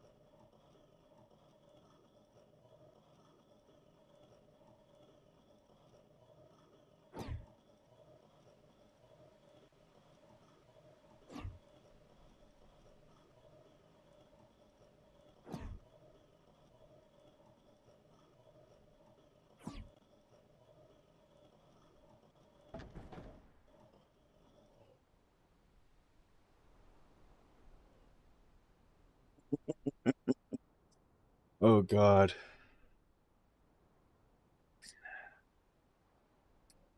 I can't wait for this to be finished, to be over, done.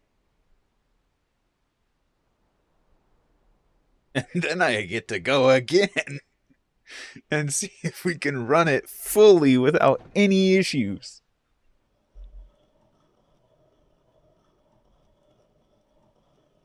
We've literally got what? This layer, 5 more layers. We got 5 more layers to go.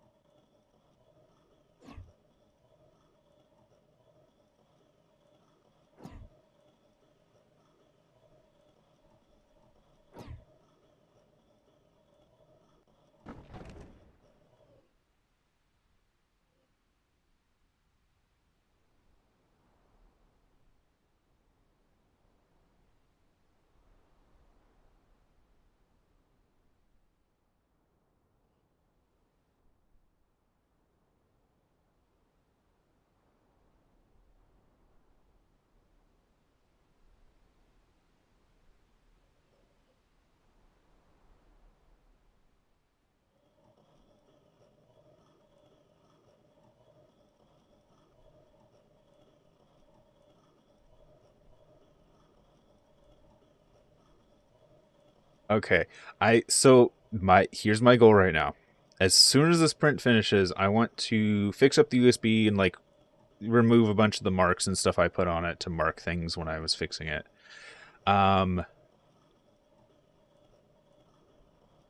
Then once the USB is done, I want to save this as it sits functioning. Once I save it functioning,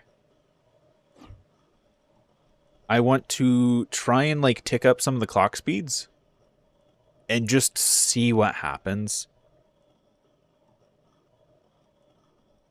No more sound. Okay.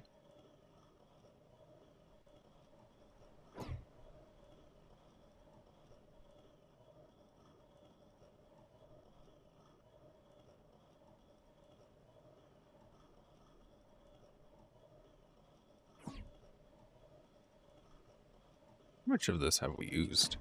We've used already like 2 stacks.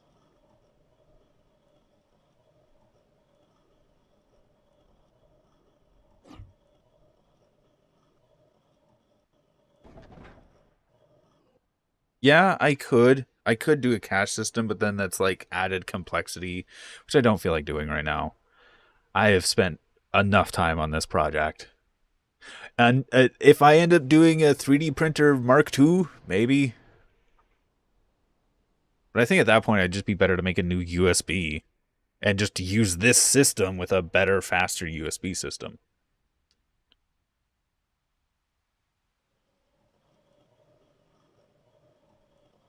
Or even just have a USB that has 3 heads on it, so it reads all 3. That would actually work. Be overly complicated, but it would work.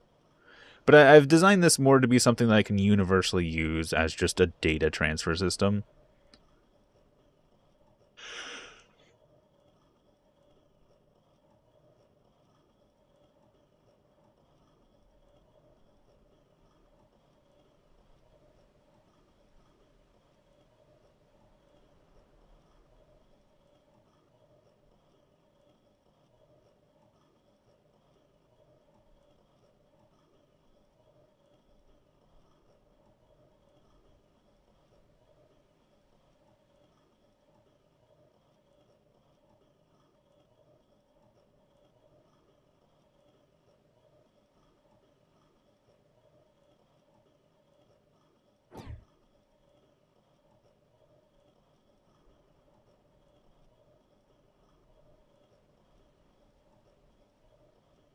And there's also some speed to be gotten from like changing the way this prints. Like I've noticed, hey, if I had changed this value or like done this differently, it would technically print faster. But honestly, the fact that it functions is all I truly care about. Because my intent was just to turn this on as a time lapse for the video and to be like, hey, this can do this. Does it do it fast? No. God, no. But it can do it.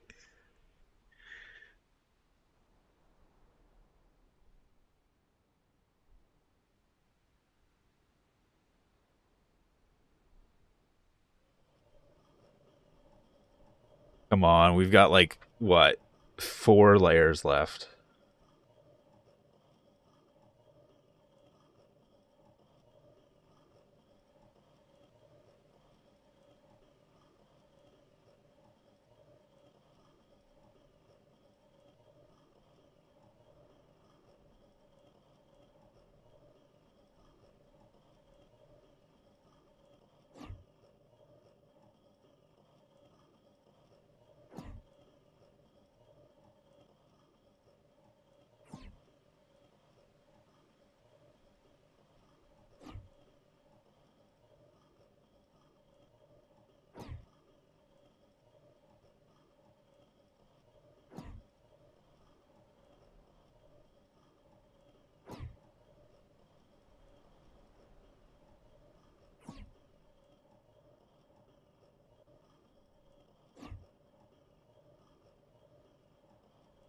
Like I'm looking at the logic there that's actually running the sequences. It's like I don't know how much time there is to save with that. Like I don't think that's something I could just adjust the clock speed with. I think I'd have to redesign a bunch of stuff to get that to work.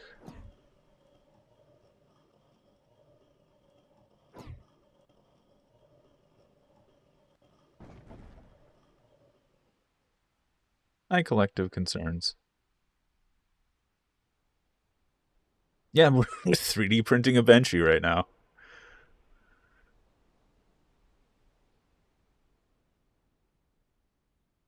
I think all of the speed to be saved is just the data read write.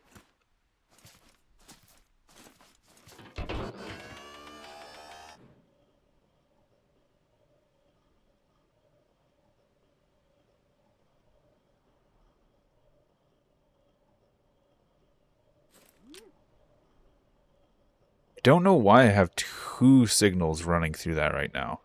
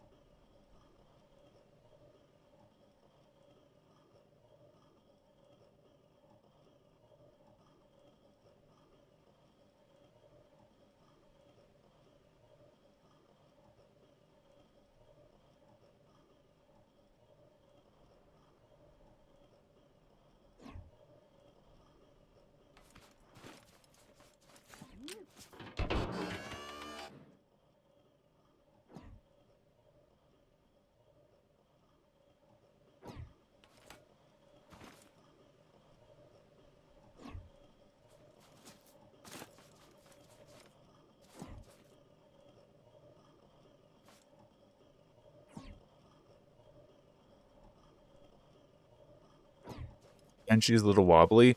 It's a little wobbly because the little roller wheel that I'm using. I guess now that it's like been working, I can just. Yeah.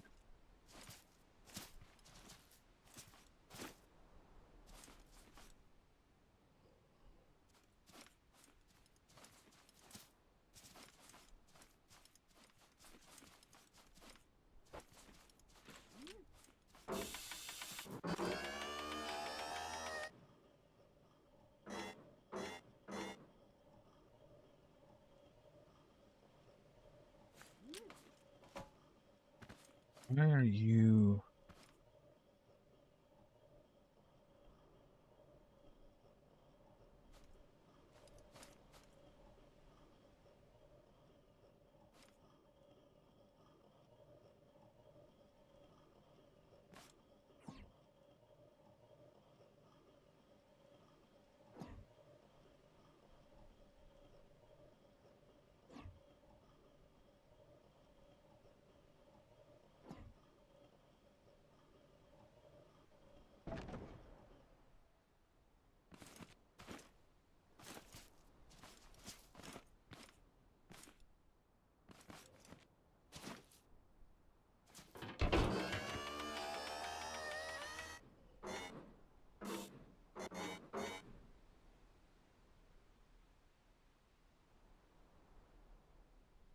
Well,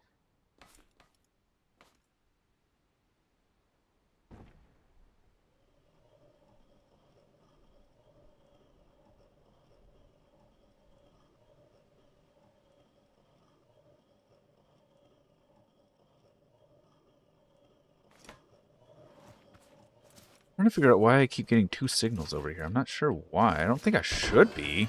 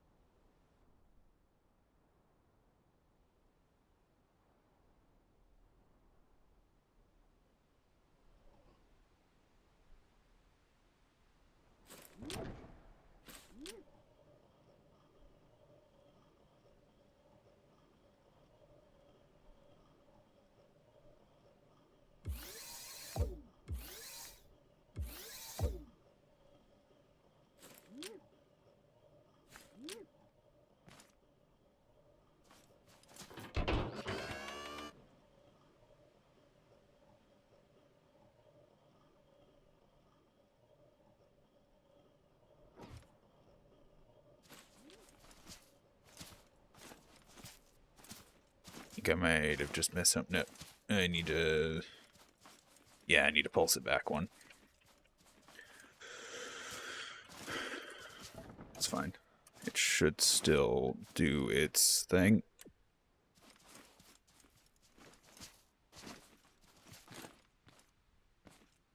I hope it hasn't tried to read that command already.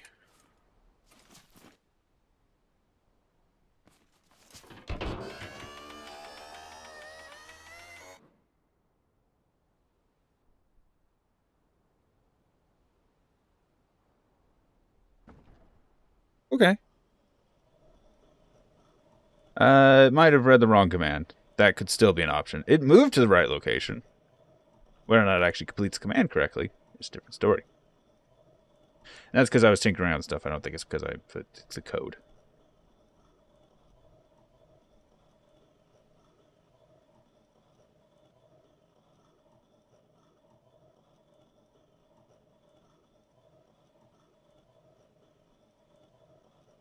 Yeah, Scrap Mechanic. It's mostly about building. But I'm pushing the game to its limits right now. Hey, it's working. I was afraid it didn't read the command correctly.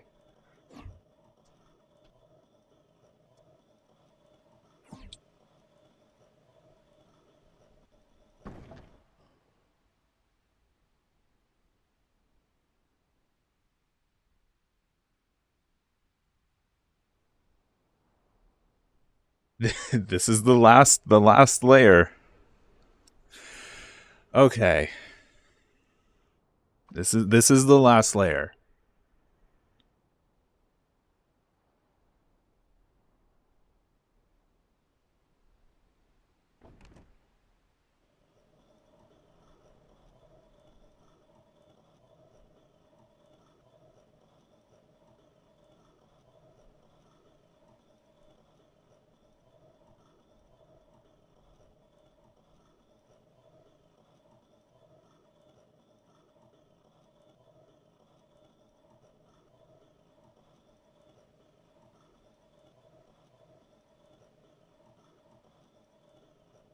Yeah, cars, monster trucks. I've built tanks in this game.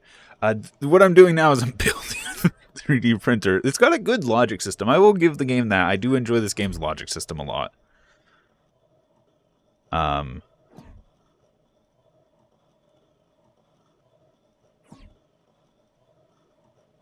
yeah.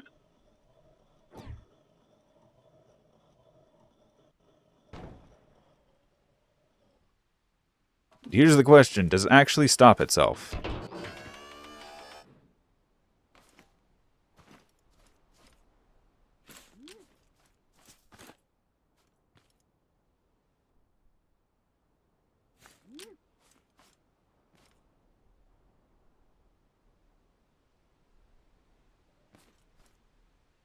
Has the machine fully stopped?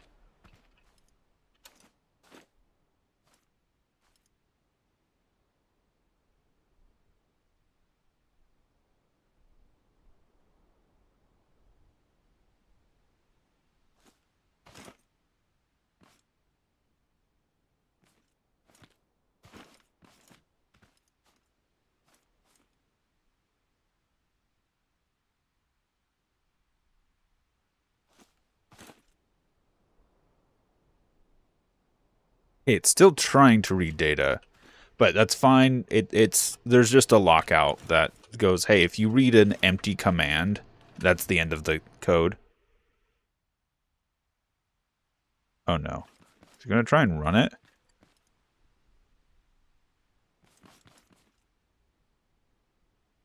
It's trying to do something.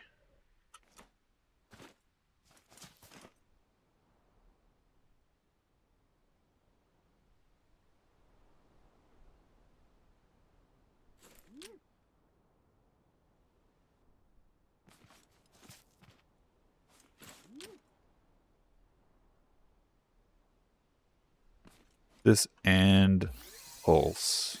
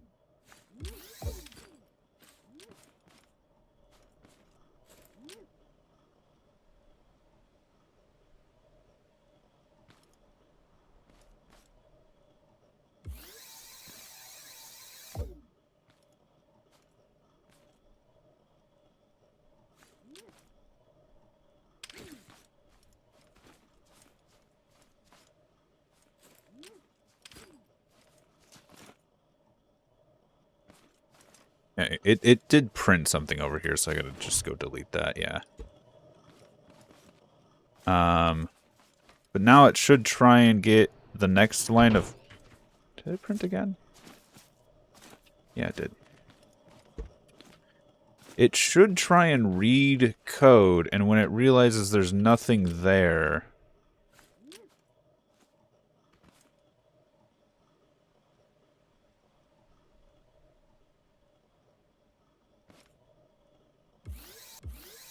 This should pulse...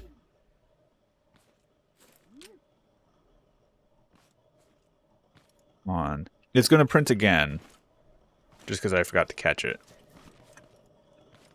And I hope the head doesn't reset. I hope the head's not at its end point. That end point is going to reset all the way back. It's not going to be fun.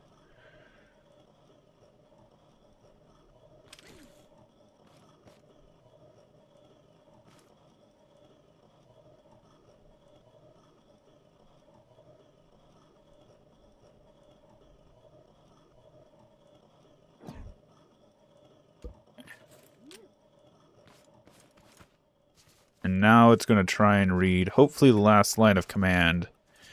Realize that there's nothing there, and then...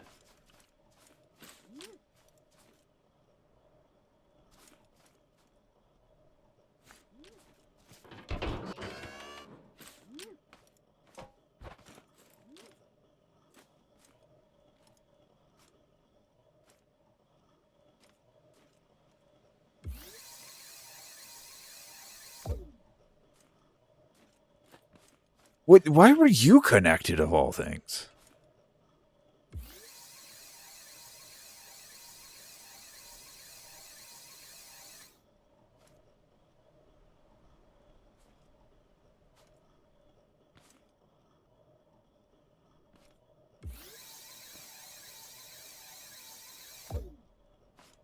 Wait, what?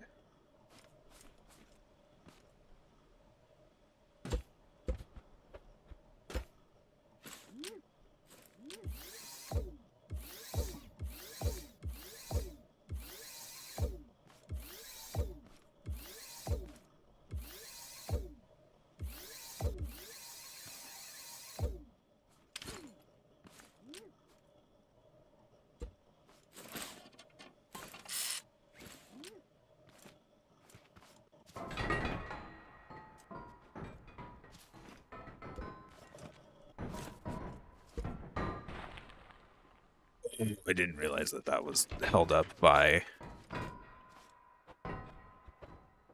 the USB disk on the USB drive on that side.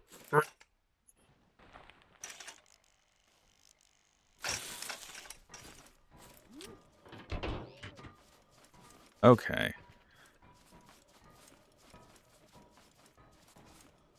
So if I try and run this, it should, as soon as that toggles on, lock the system.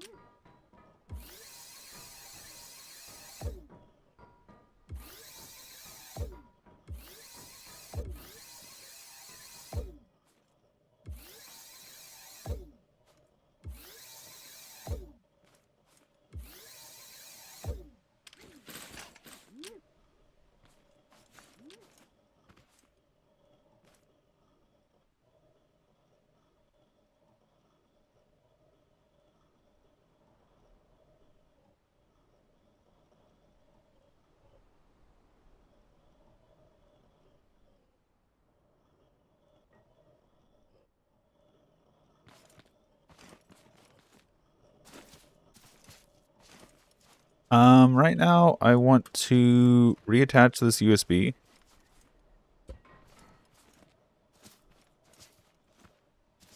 I'm going to cut this Benchy off.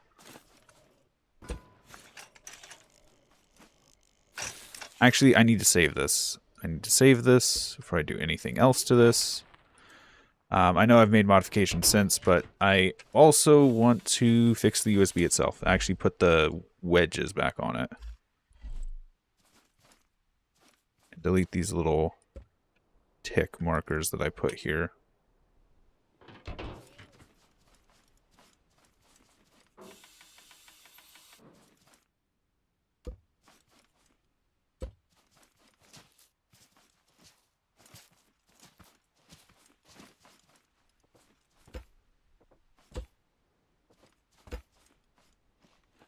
Game.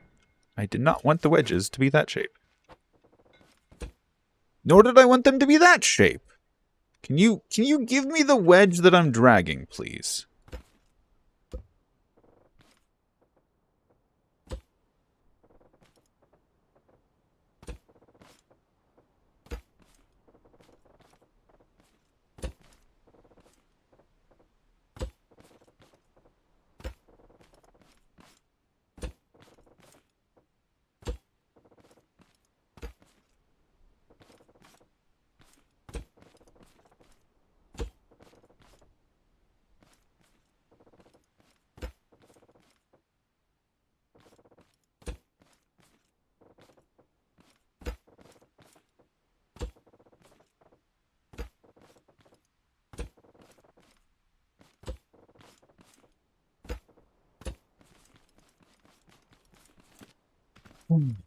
Okay.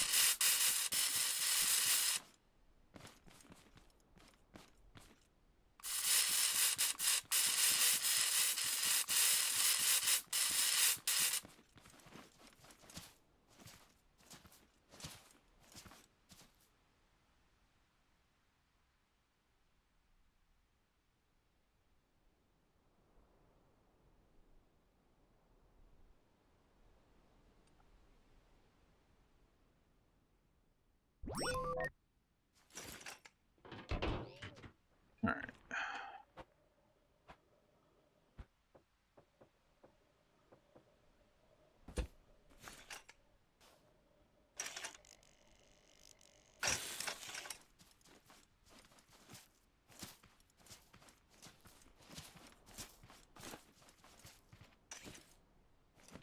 So now I'm just going to go like this. And it didn't actually cut it. Cool.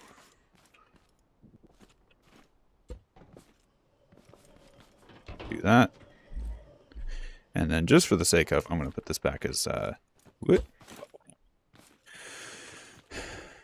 Now, what I want to try is these. I don't think these have to be the same speed. So I'm going to try to take these down a lot.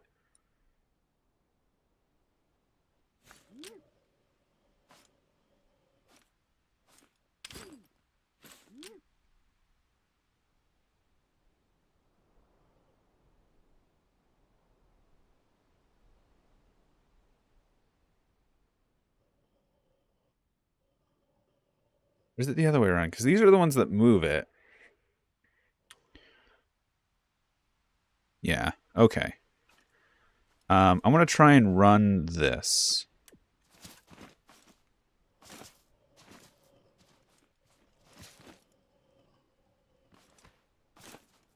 also, I want to try and reconnect this one.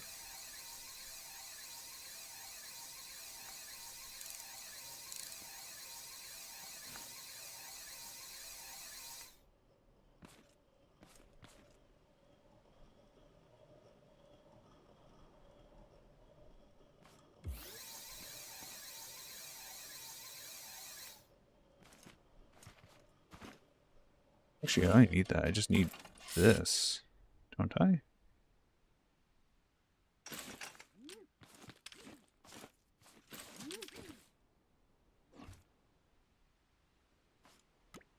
Let's reset real quick.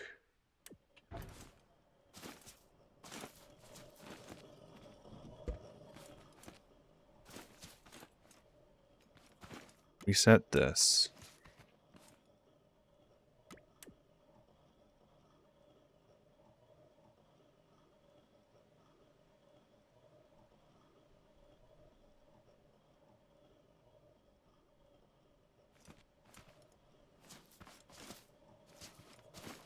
Alright, while that's working,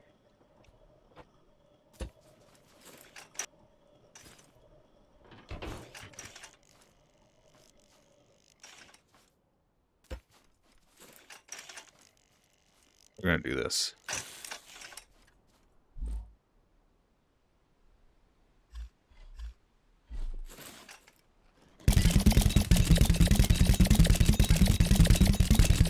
Actually, wait. Is this faster?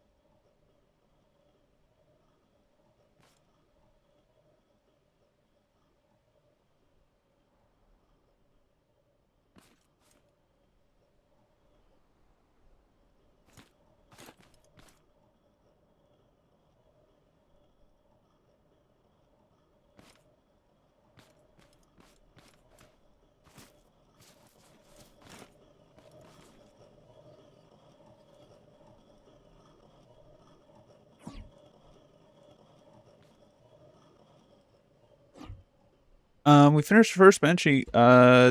I'm just kind of picking up the tick speed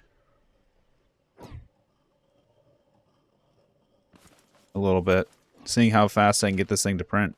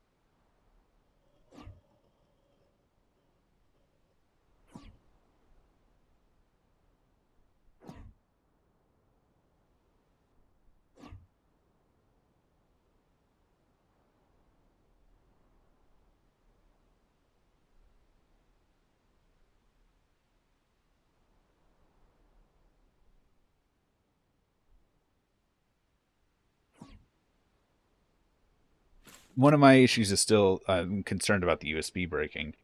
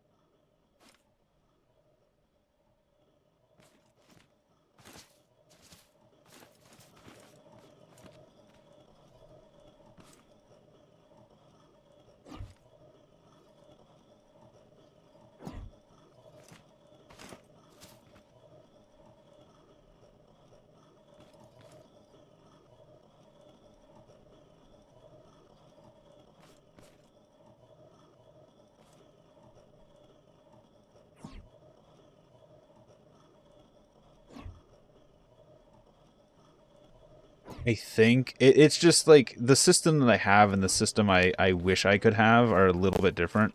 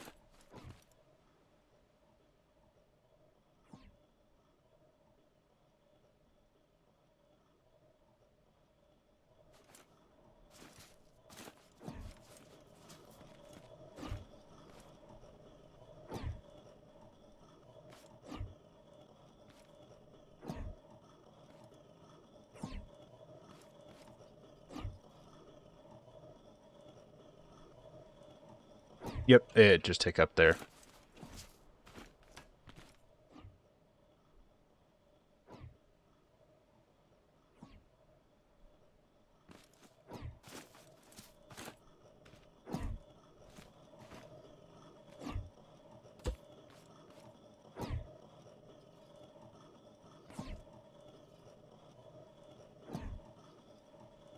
I was gonna say, as for this, I've already saved this. I'm just cranking up the tick speed essentially for this.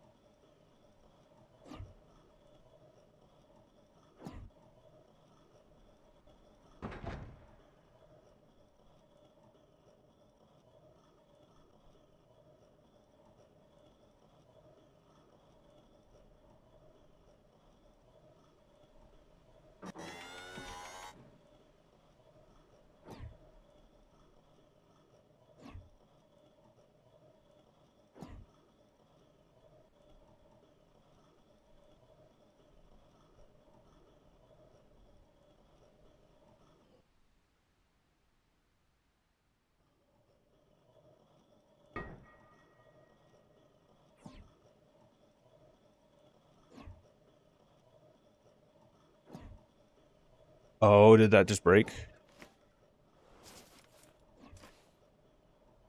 Oh no, that's draw cube. Oh, okay, that's draw square. Never mind, we're good. I was like, wait, did that just break? No, it's fine. It's fine. It's fine. It's reading correctly.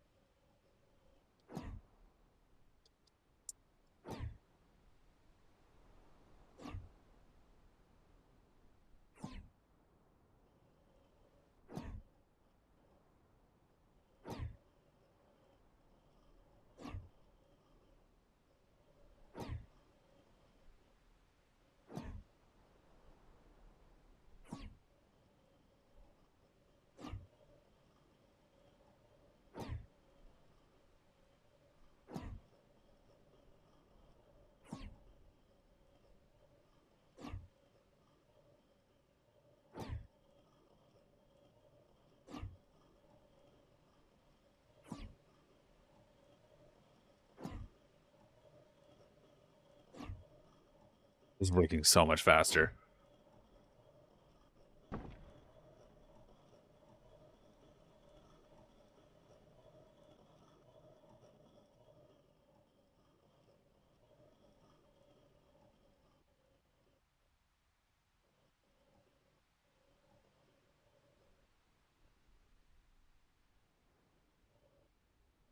Now, I just want this to finish printing because I like I said before, it's that halfway point on the USB stick that I'm scared of. At this point, I'm more than happy with how fast it's printing. Like I just showed, if I go any faster, I start to run into issues where the print head just can't move fast enough.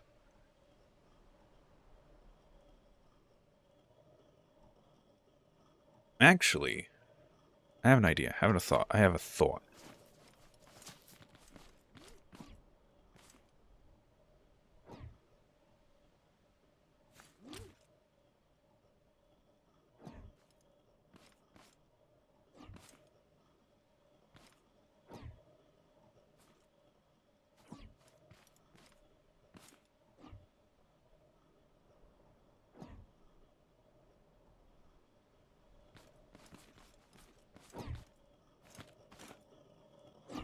It missed that print, but I think it was because I was messing with it.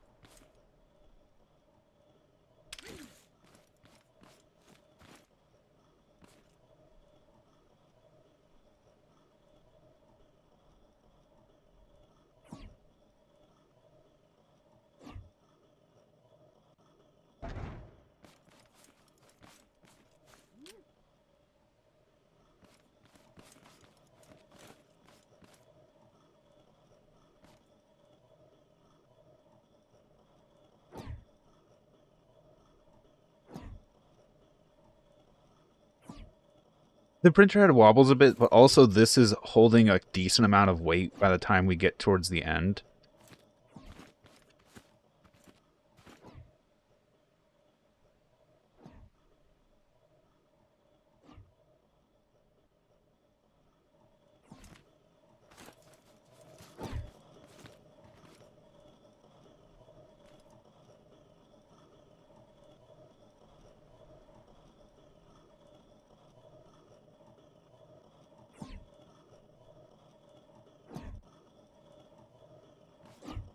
Oh, that's a big hiccup.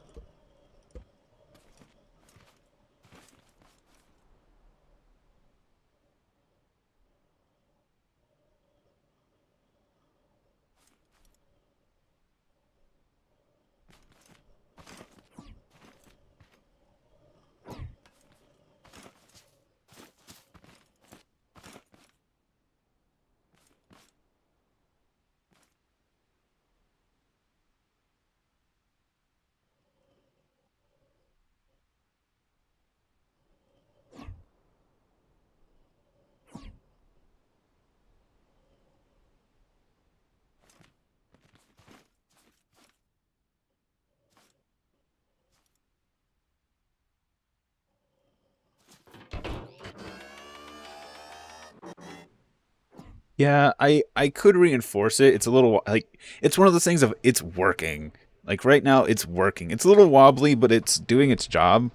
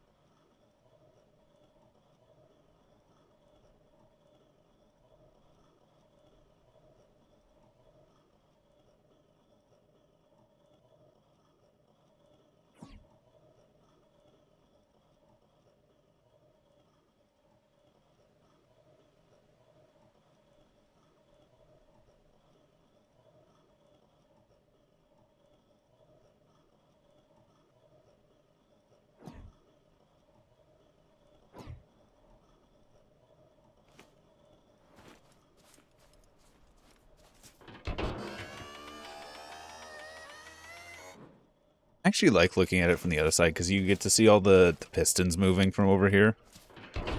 You can actually see like the logic ticking.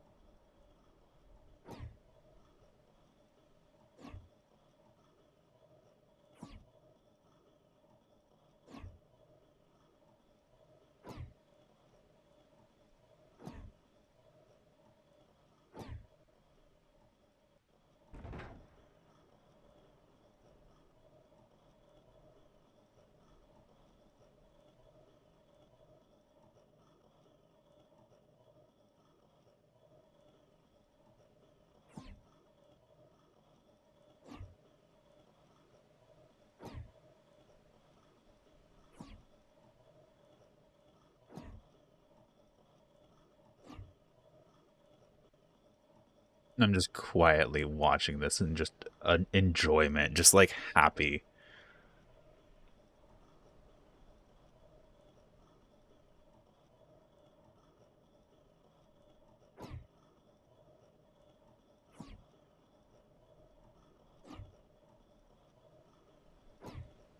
I think what was causing the problems with the USB stick actually wasn't the USB stick. I think it was just I had something done, like hooked up wrong over there.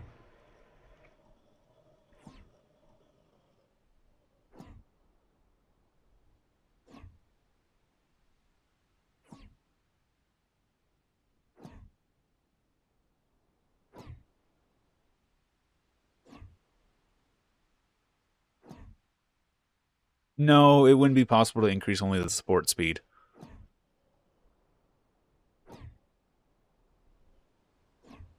Because it's using the same system to print both. It's just changing the head that it's using. Like there's no, the system doesn't know what material it's printing. Only the head of the machine does.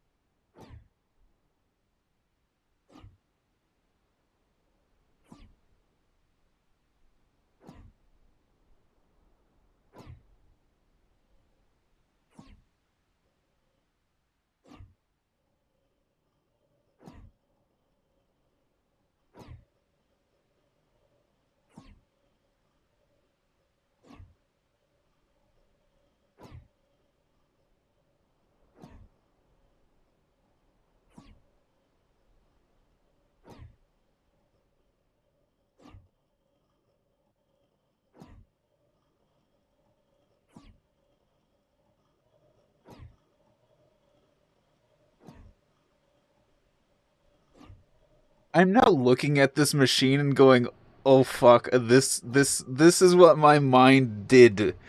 I am now starting to realize all of this logic, all of these ticking pieces I somehow put together, and it's working so smoothly. Jesus Christ, I am insane.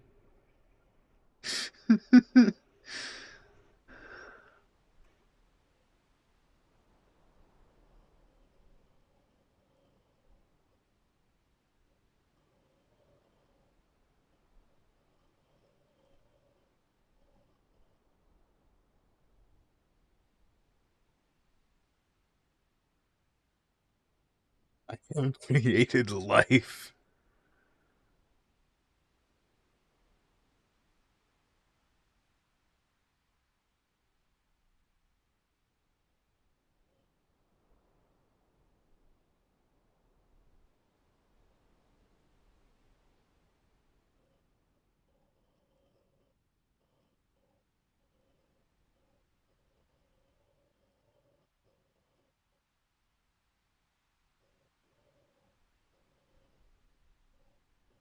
Right now, I don't think the USB should be able to break. I'm saying that in the sense of because I'm using controllers, they should be a fixed speed. And off of my testing, that should, in theory, mean that there's no time difference regardless of length. Hey, when is Gearblocks coming back? I've been experimenting with the how do I describe it? I've been experimenting with CVTs a little bit more. I've been wanting to make a inline four-cylinder CVT, but I've just been having issues with it. I've been experimenting with it in my free time. I just haven't done a stream about it yet because I don't have anything to show. I just have a bunch of prototypes that can't pass 50 miles an hour.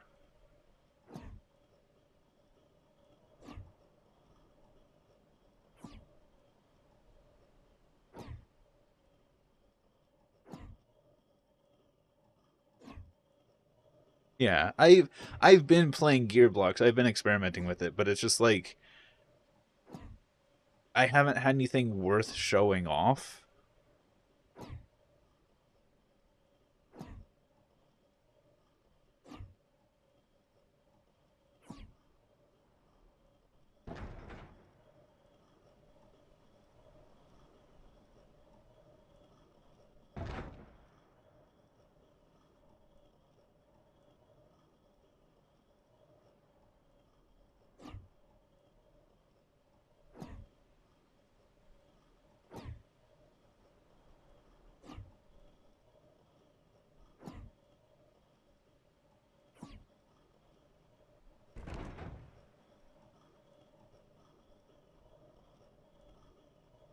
I'm hearing the wheel underneath the platform grinding. And what am I building in Scrap Mechanic there? Well, I built the 3D printer, but the 3D printer is printing a Benchy. This is what it's printing.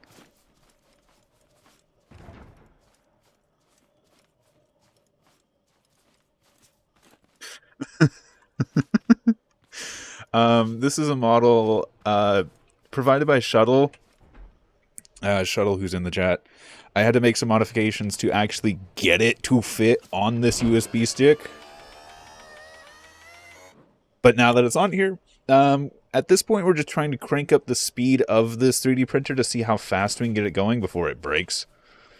And it seems to be running smoothly. I'm happy with this speed. I don't want to turn it up anymore. I just want to see if it'll print the rest of this without any hiccups. If it can, that's probably going to be the end of the stream. USB log. Yeah, it's big. It's big.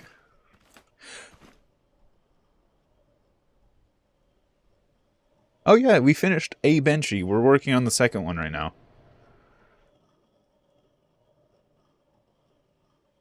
I've just cranked up the tick speed on this. to see how fast I can get this to go.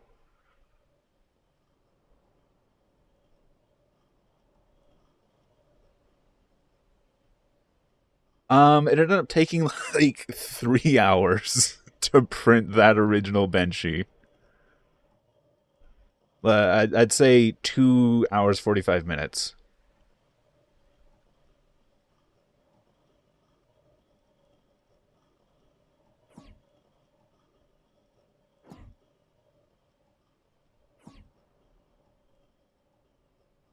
Yeah, just like IRL. Yeah, this one should print a lot faster. Like instead of the commands taking like a minute and a half to read, it's down to like 20 seconds to read instead of like a minute and a half.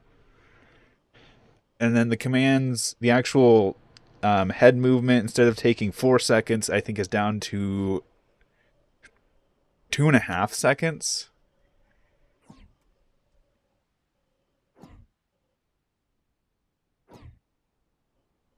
Um,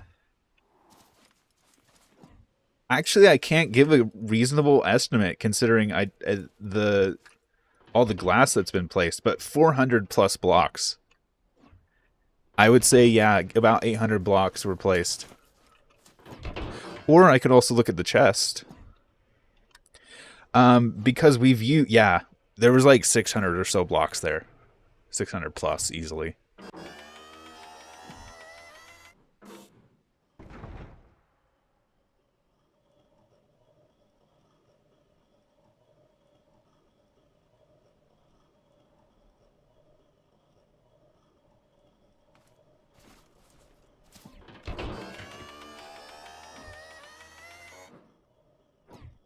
Just watching this thing tick.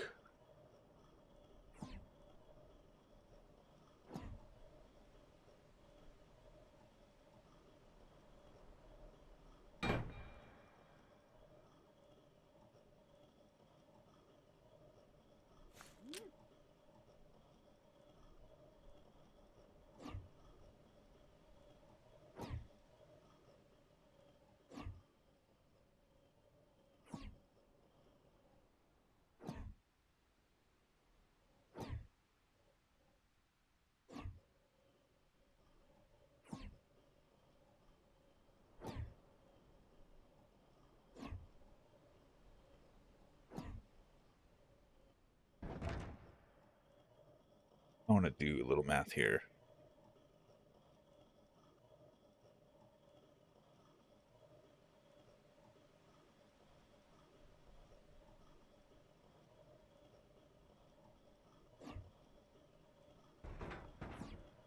Oh, we've got a failure.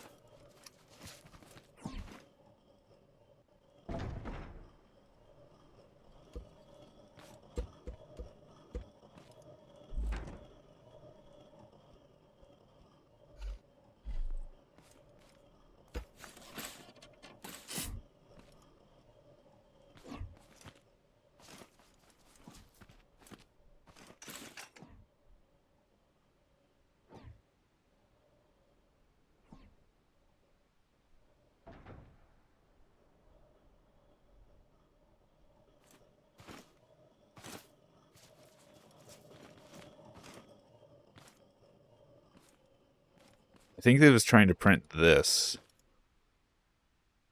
So I'm just going to help it with that and see if it runs smoothly from here on out.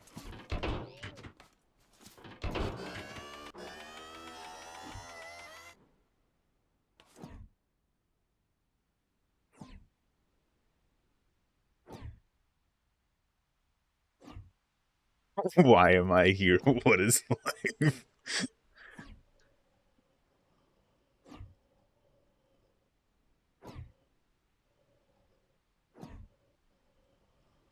That's just insulting the community. The Boeing and all the fucking plane crashes.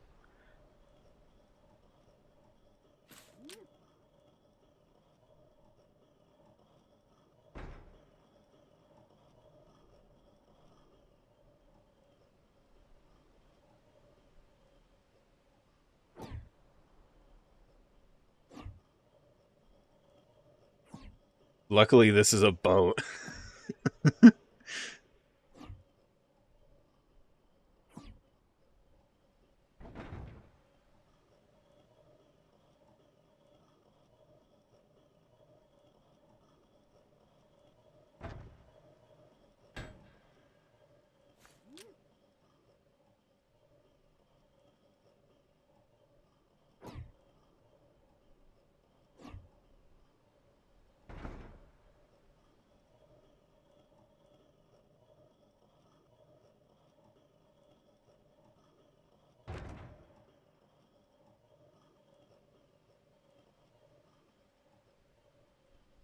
I just realized something. One of these doesn't even need to be a timer. Yeah, you don't need to have time on you. You can just be...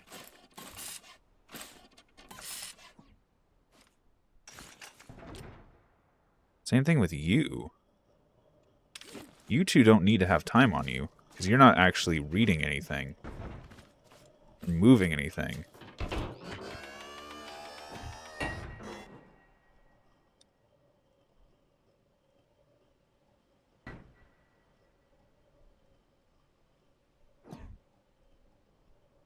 Okay, maybe you do.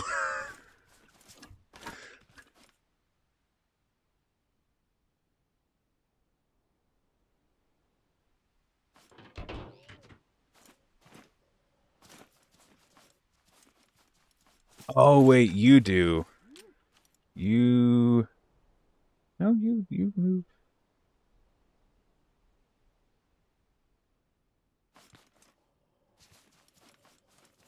I've touched something I shouldn't.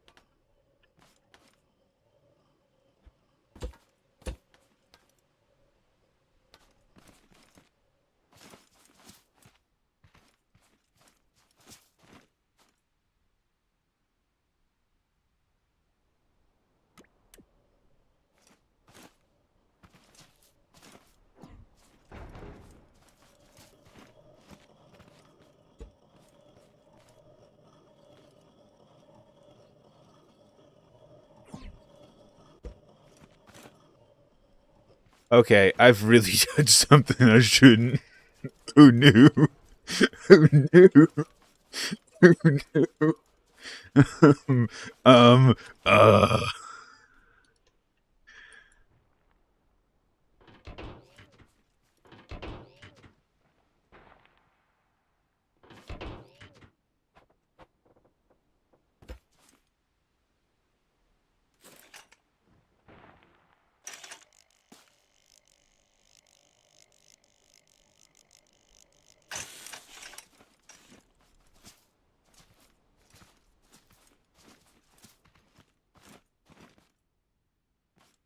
What we're gonna do is we're gonna delete this layer.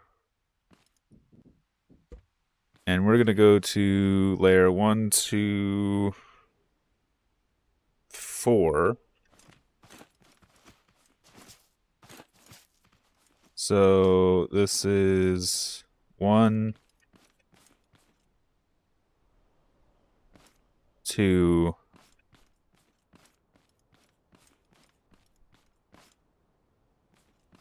3.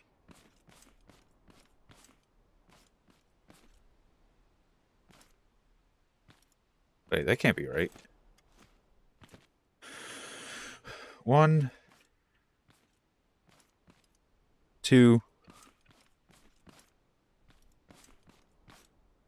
3.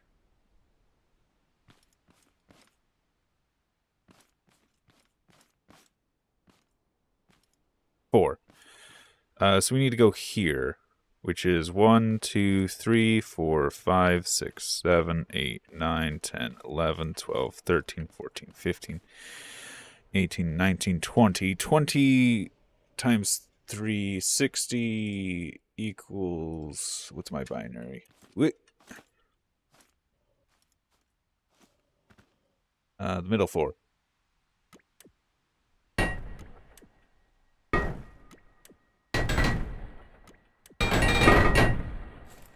Oh, nothing exploded. Good.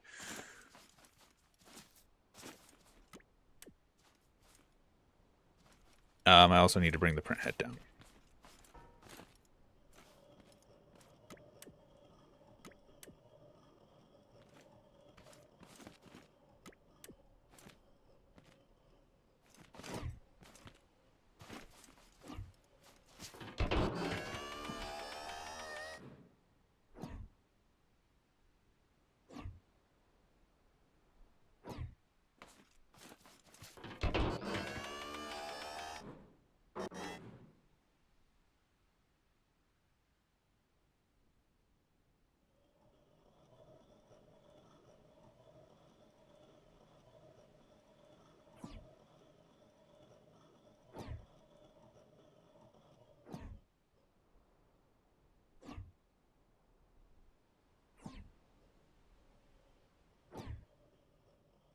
You want the plastic extruder to be colored blue?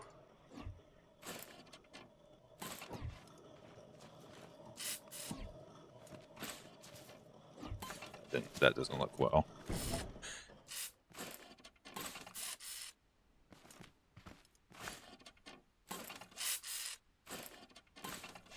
Oh! I didn't expect that to come so close. Startled me. I got jump scared by it.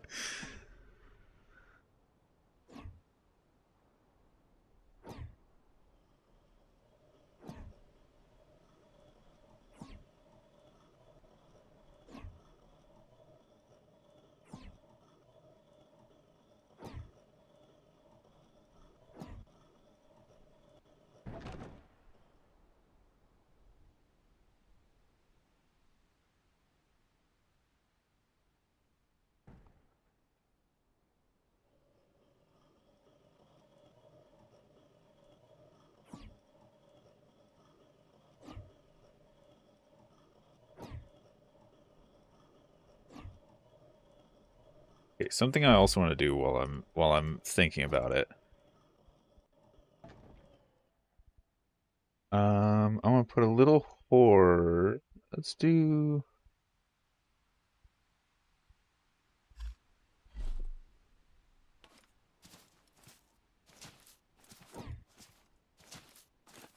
Oh, have a good one.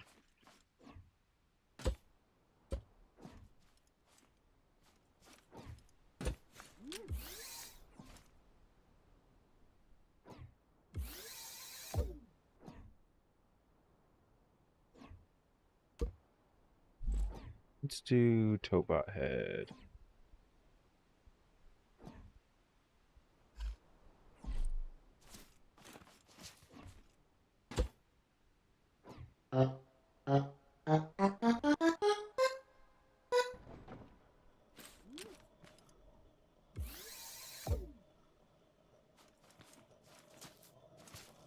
That will signal when the print's finished. It's just a little beep. That's all that is.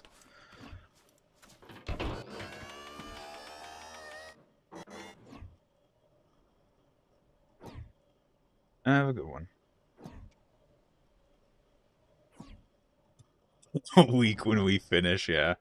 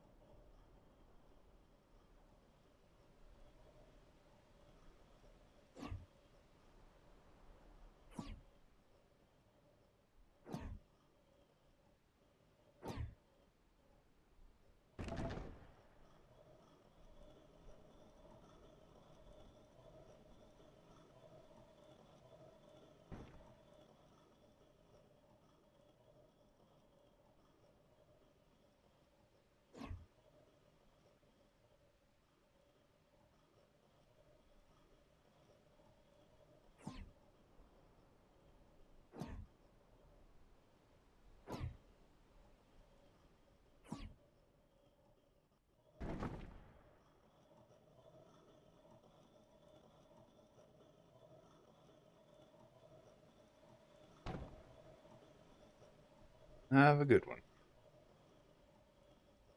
Bye-bye.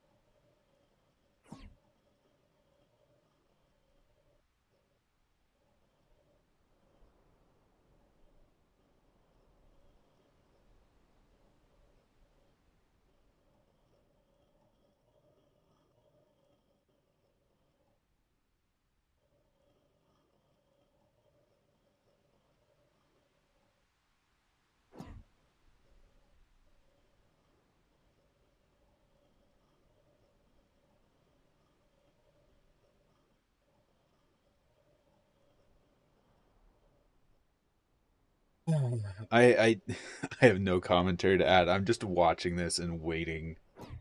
It's printing much faster, like significantly faster.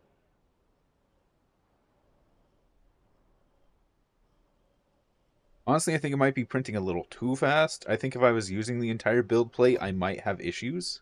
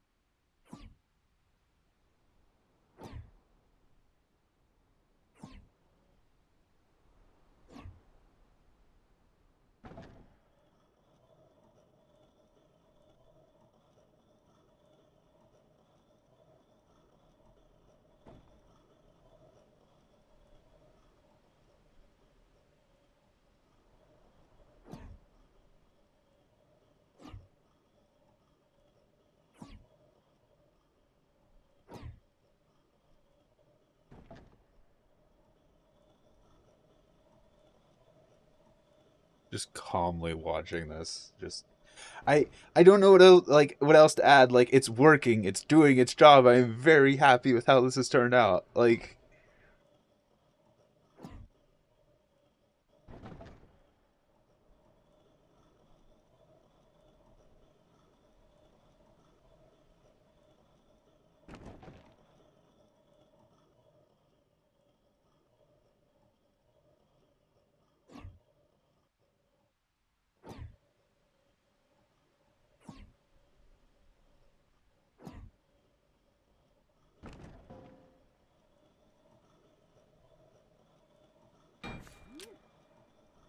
it's also like I'm waiting for that halfway point again. I don't think it will cause issues, but I'm worried it might.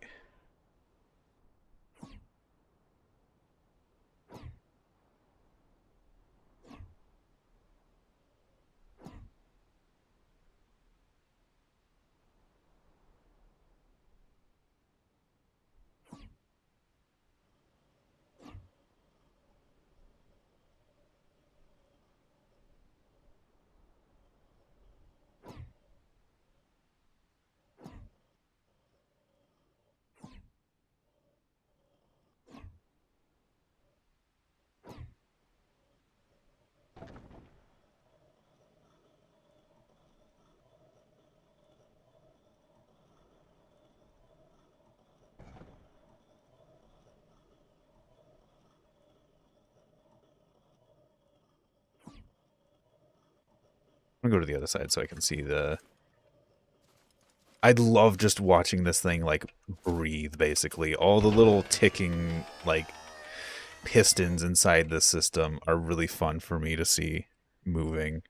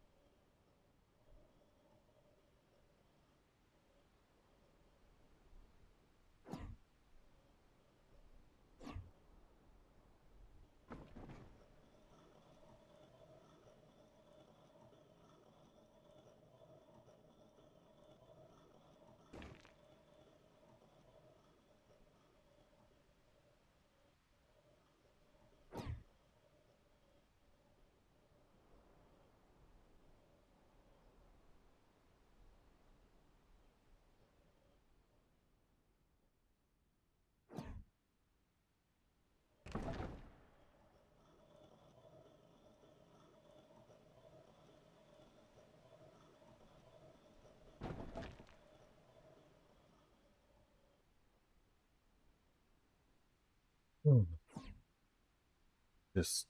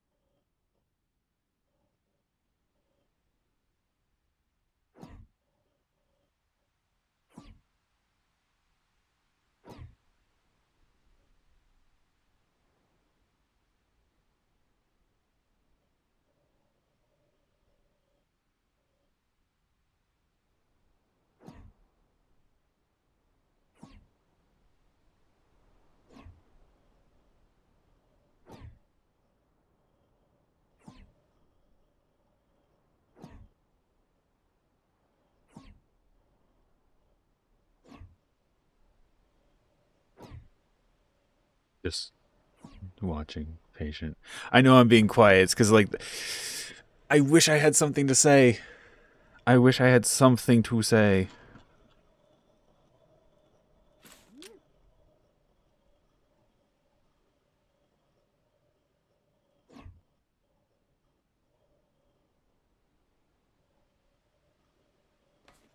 Oh, we just broke.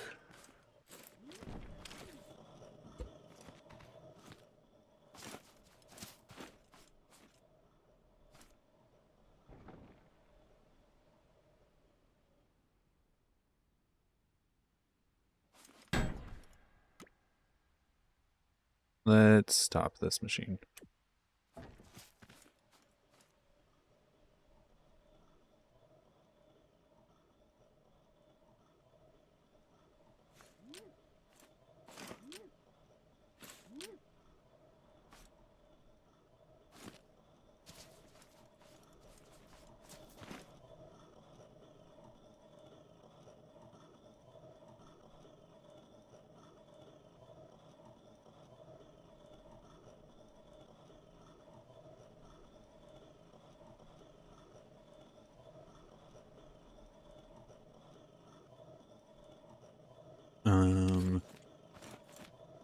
Okay.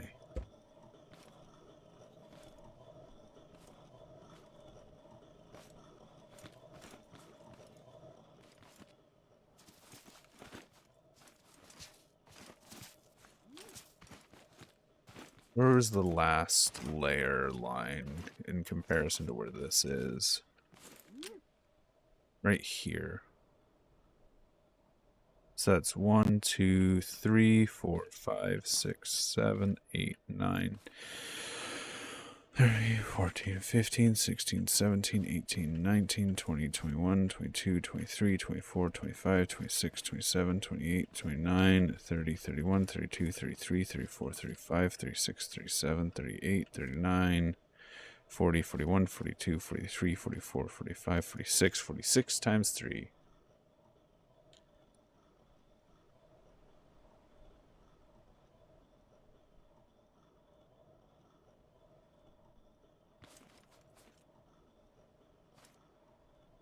Let's clear this. Lots of loud banging. This. This. Okay, we're still working. Run.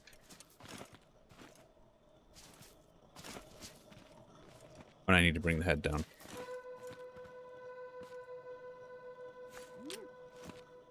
Oh, no, we're not working. Okay. Dude, we are not working anymore. Oops.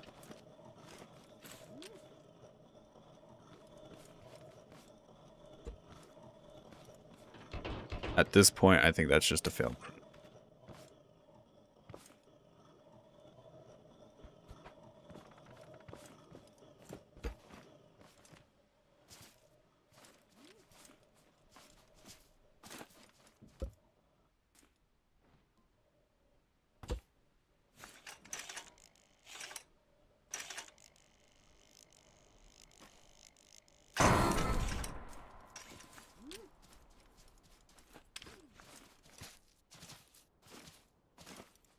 Let's do a full reset.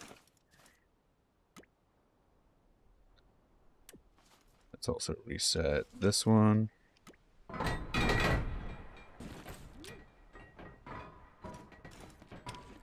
And it looks like we've broken stuff.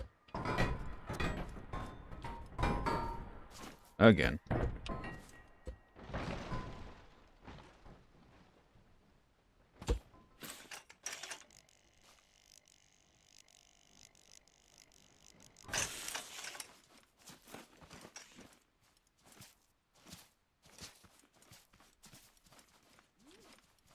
Okay.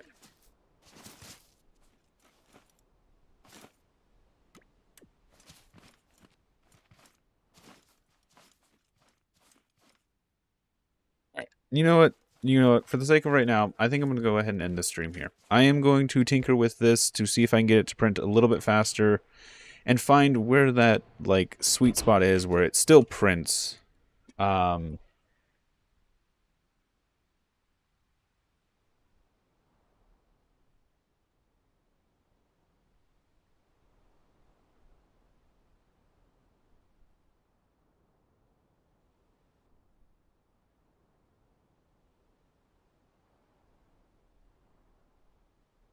Banshee fast.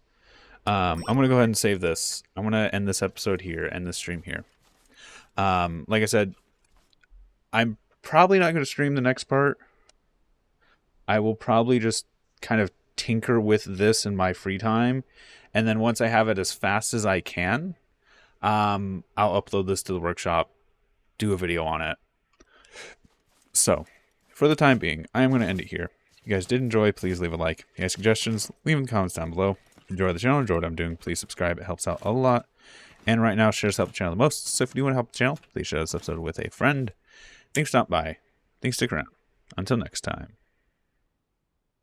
Peace. That's why it's called a Banshee, not a Benchy. Because I'm not making a Benchy. Anyway, peace.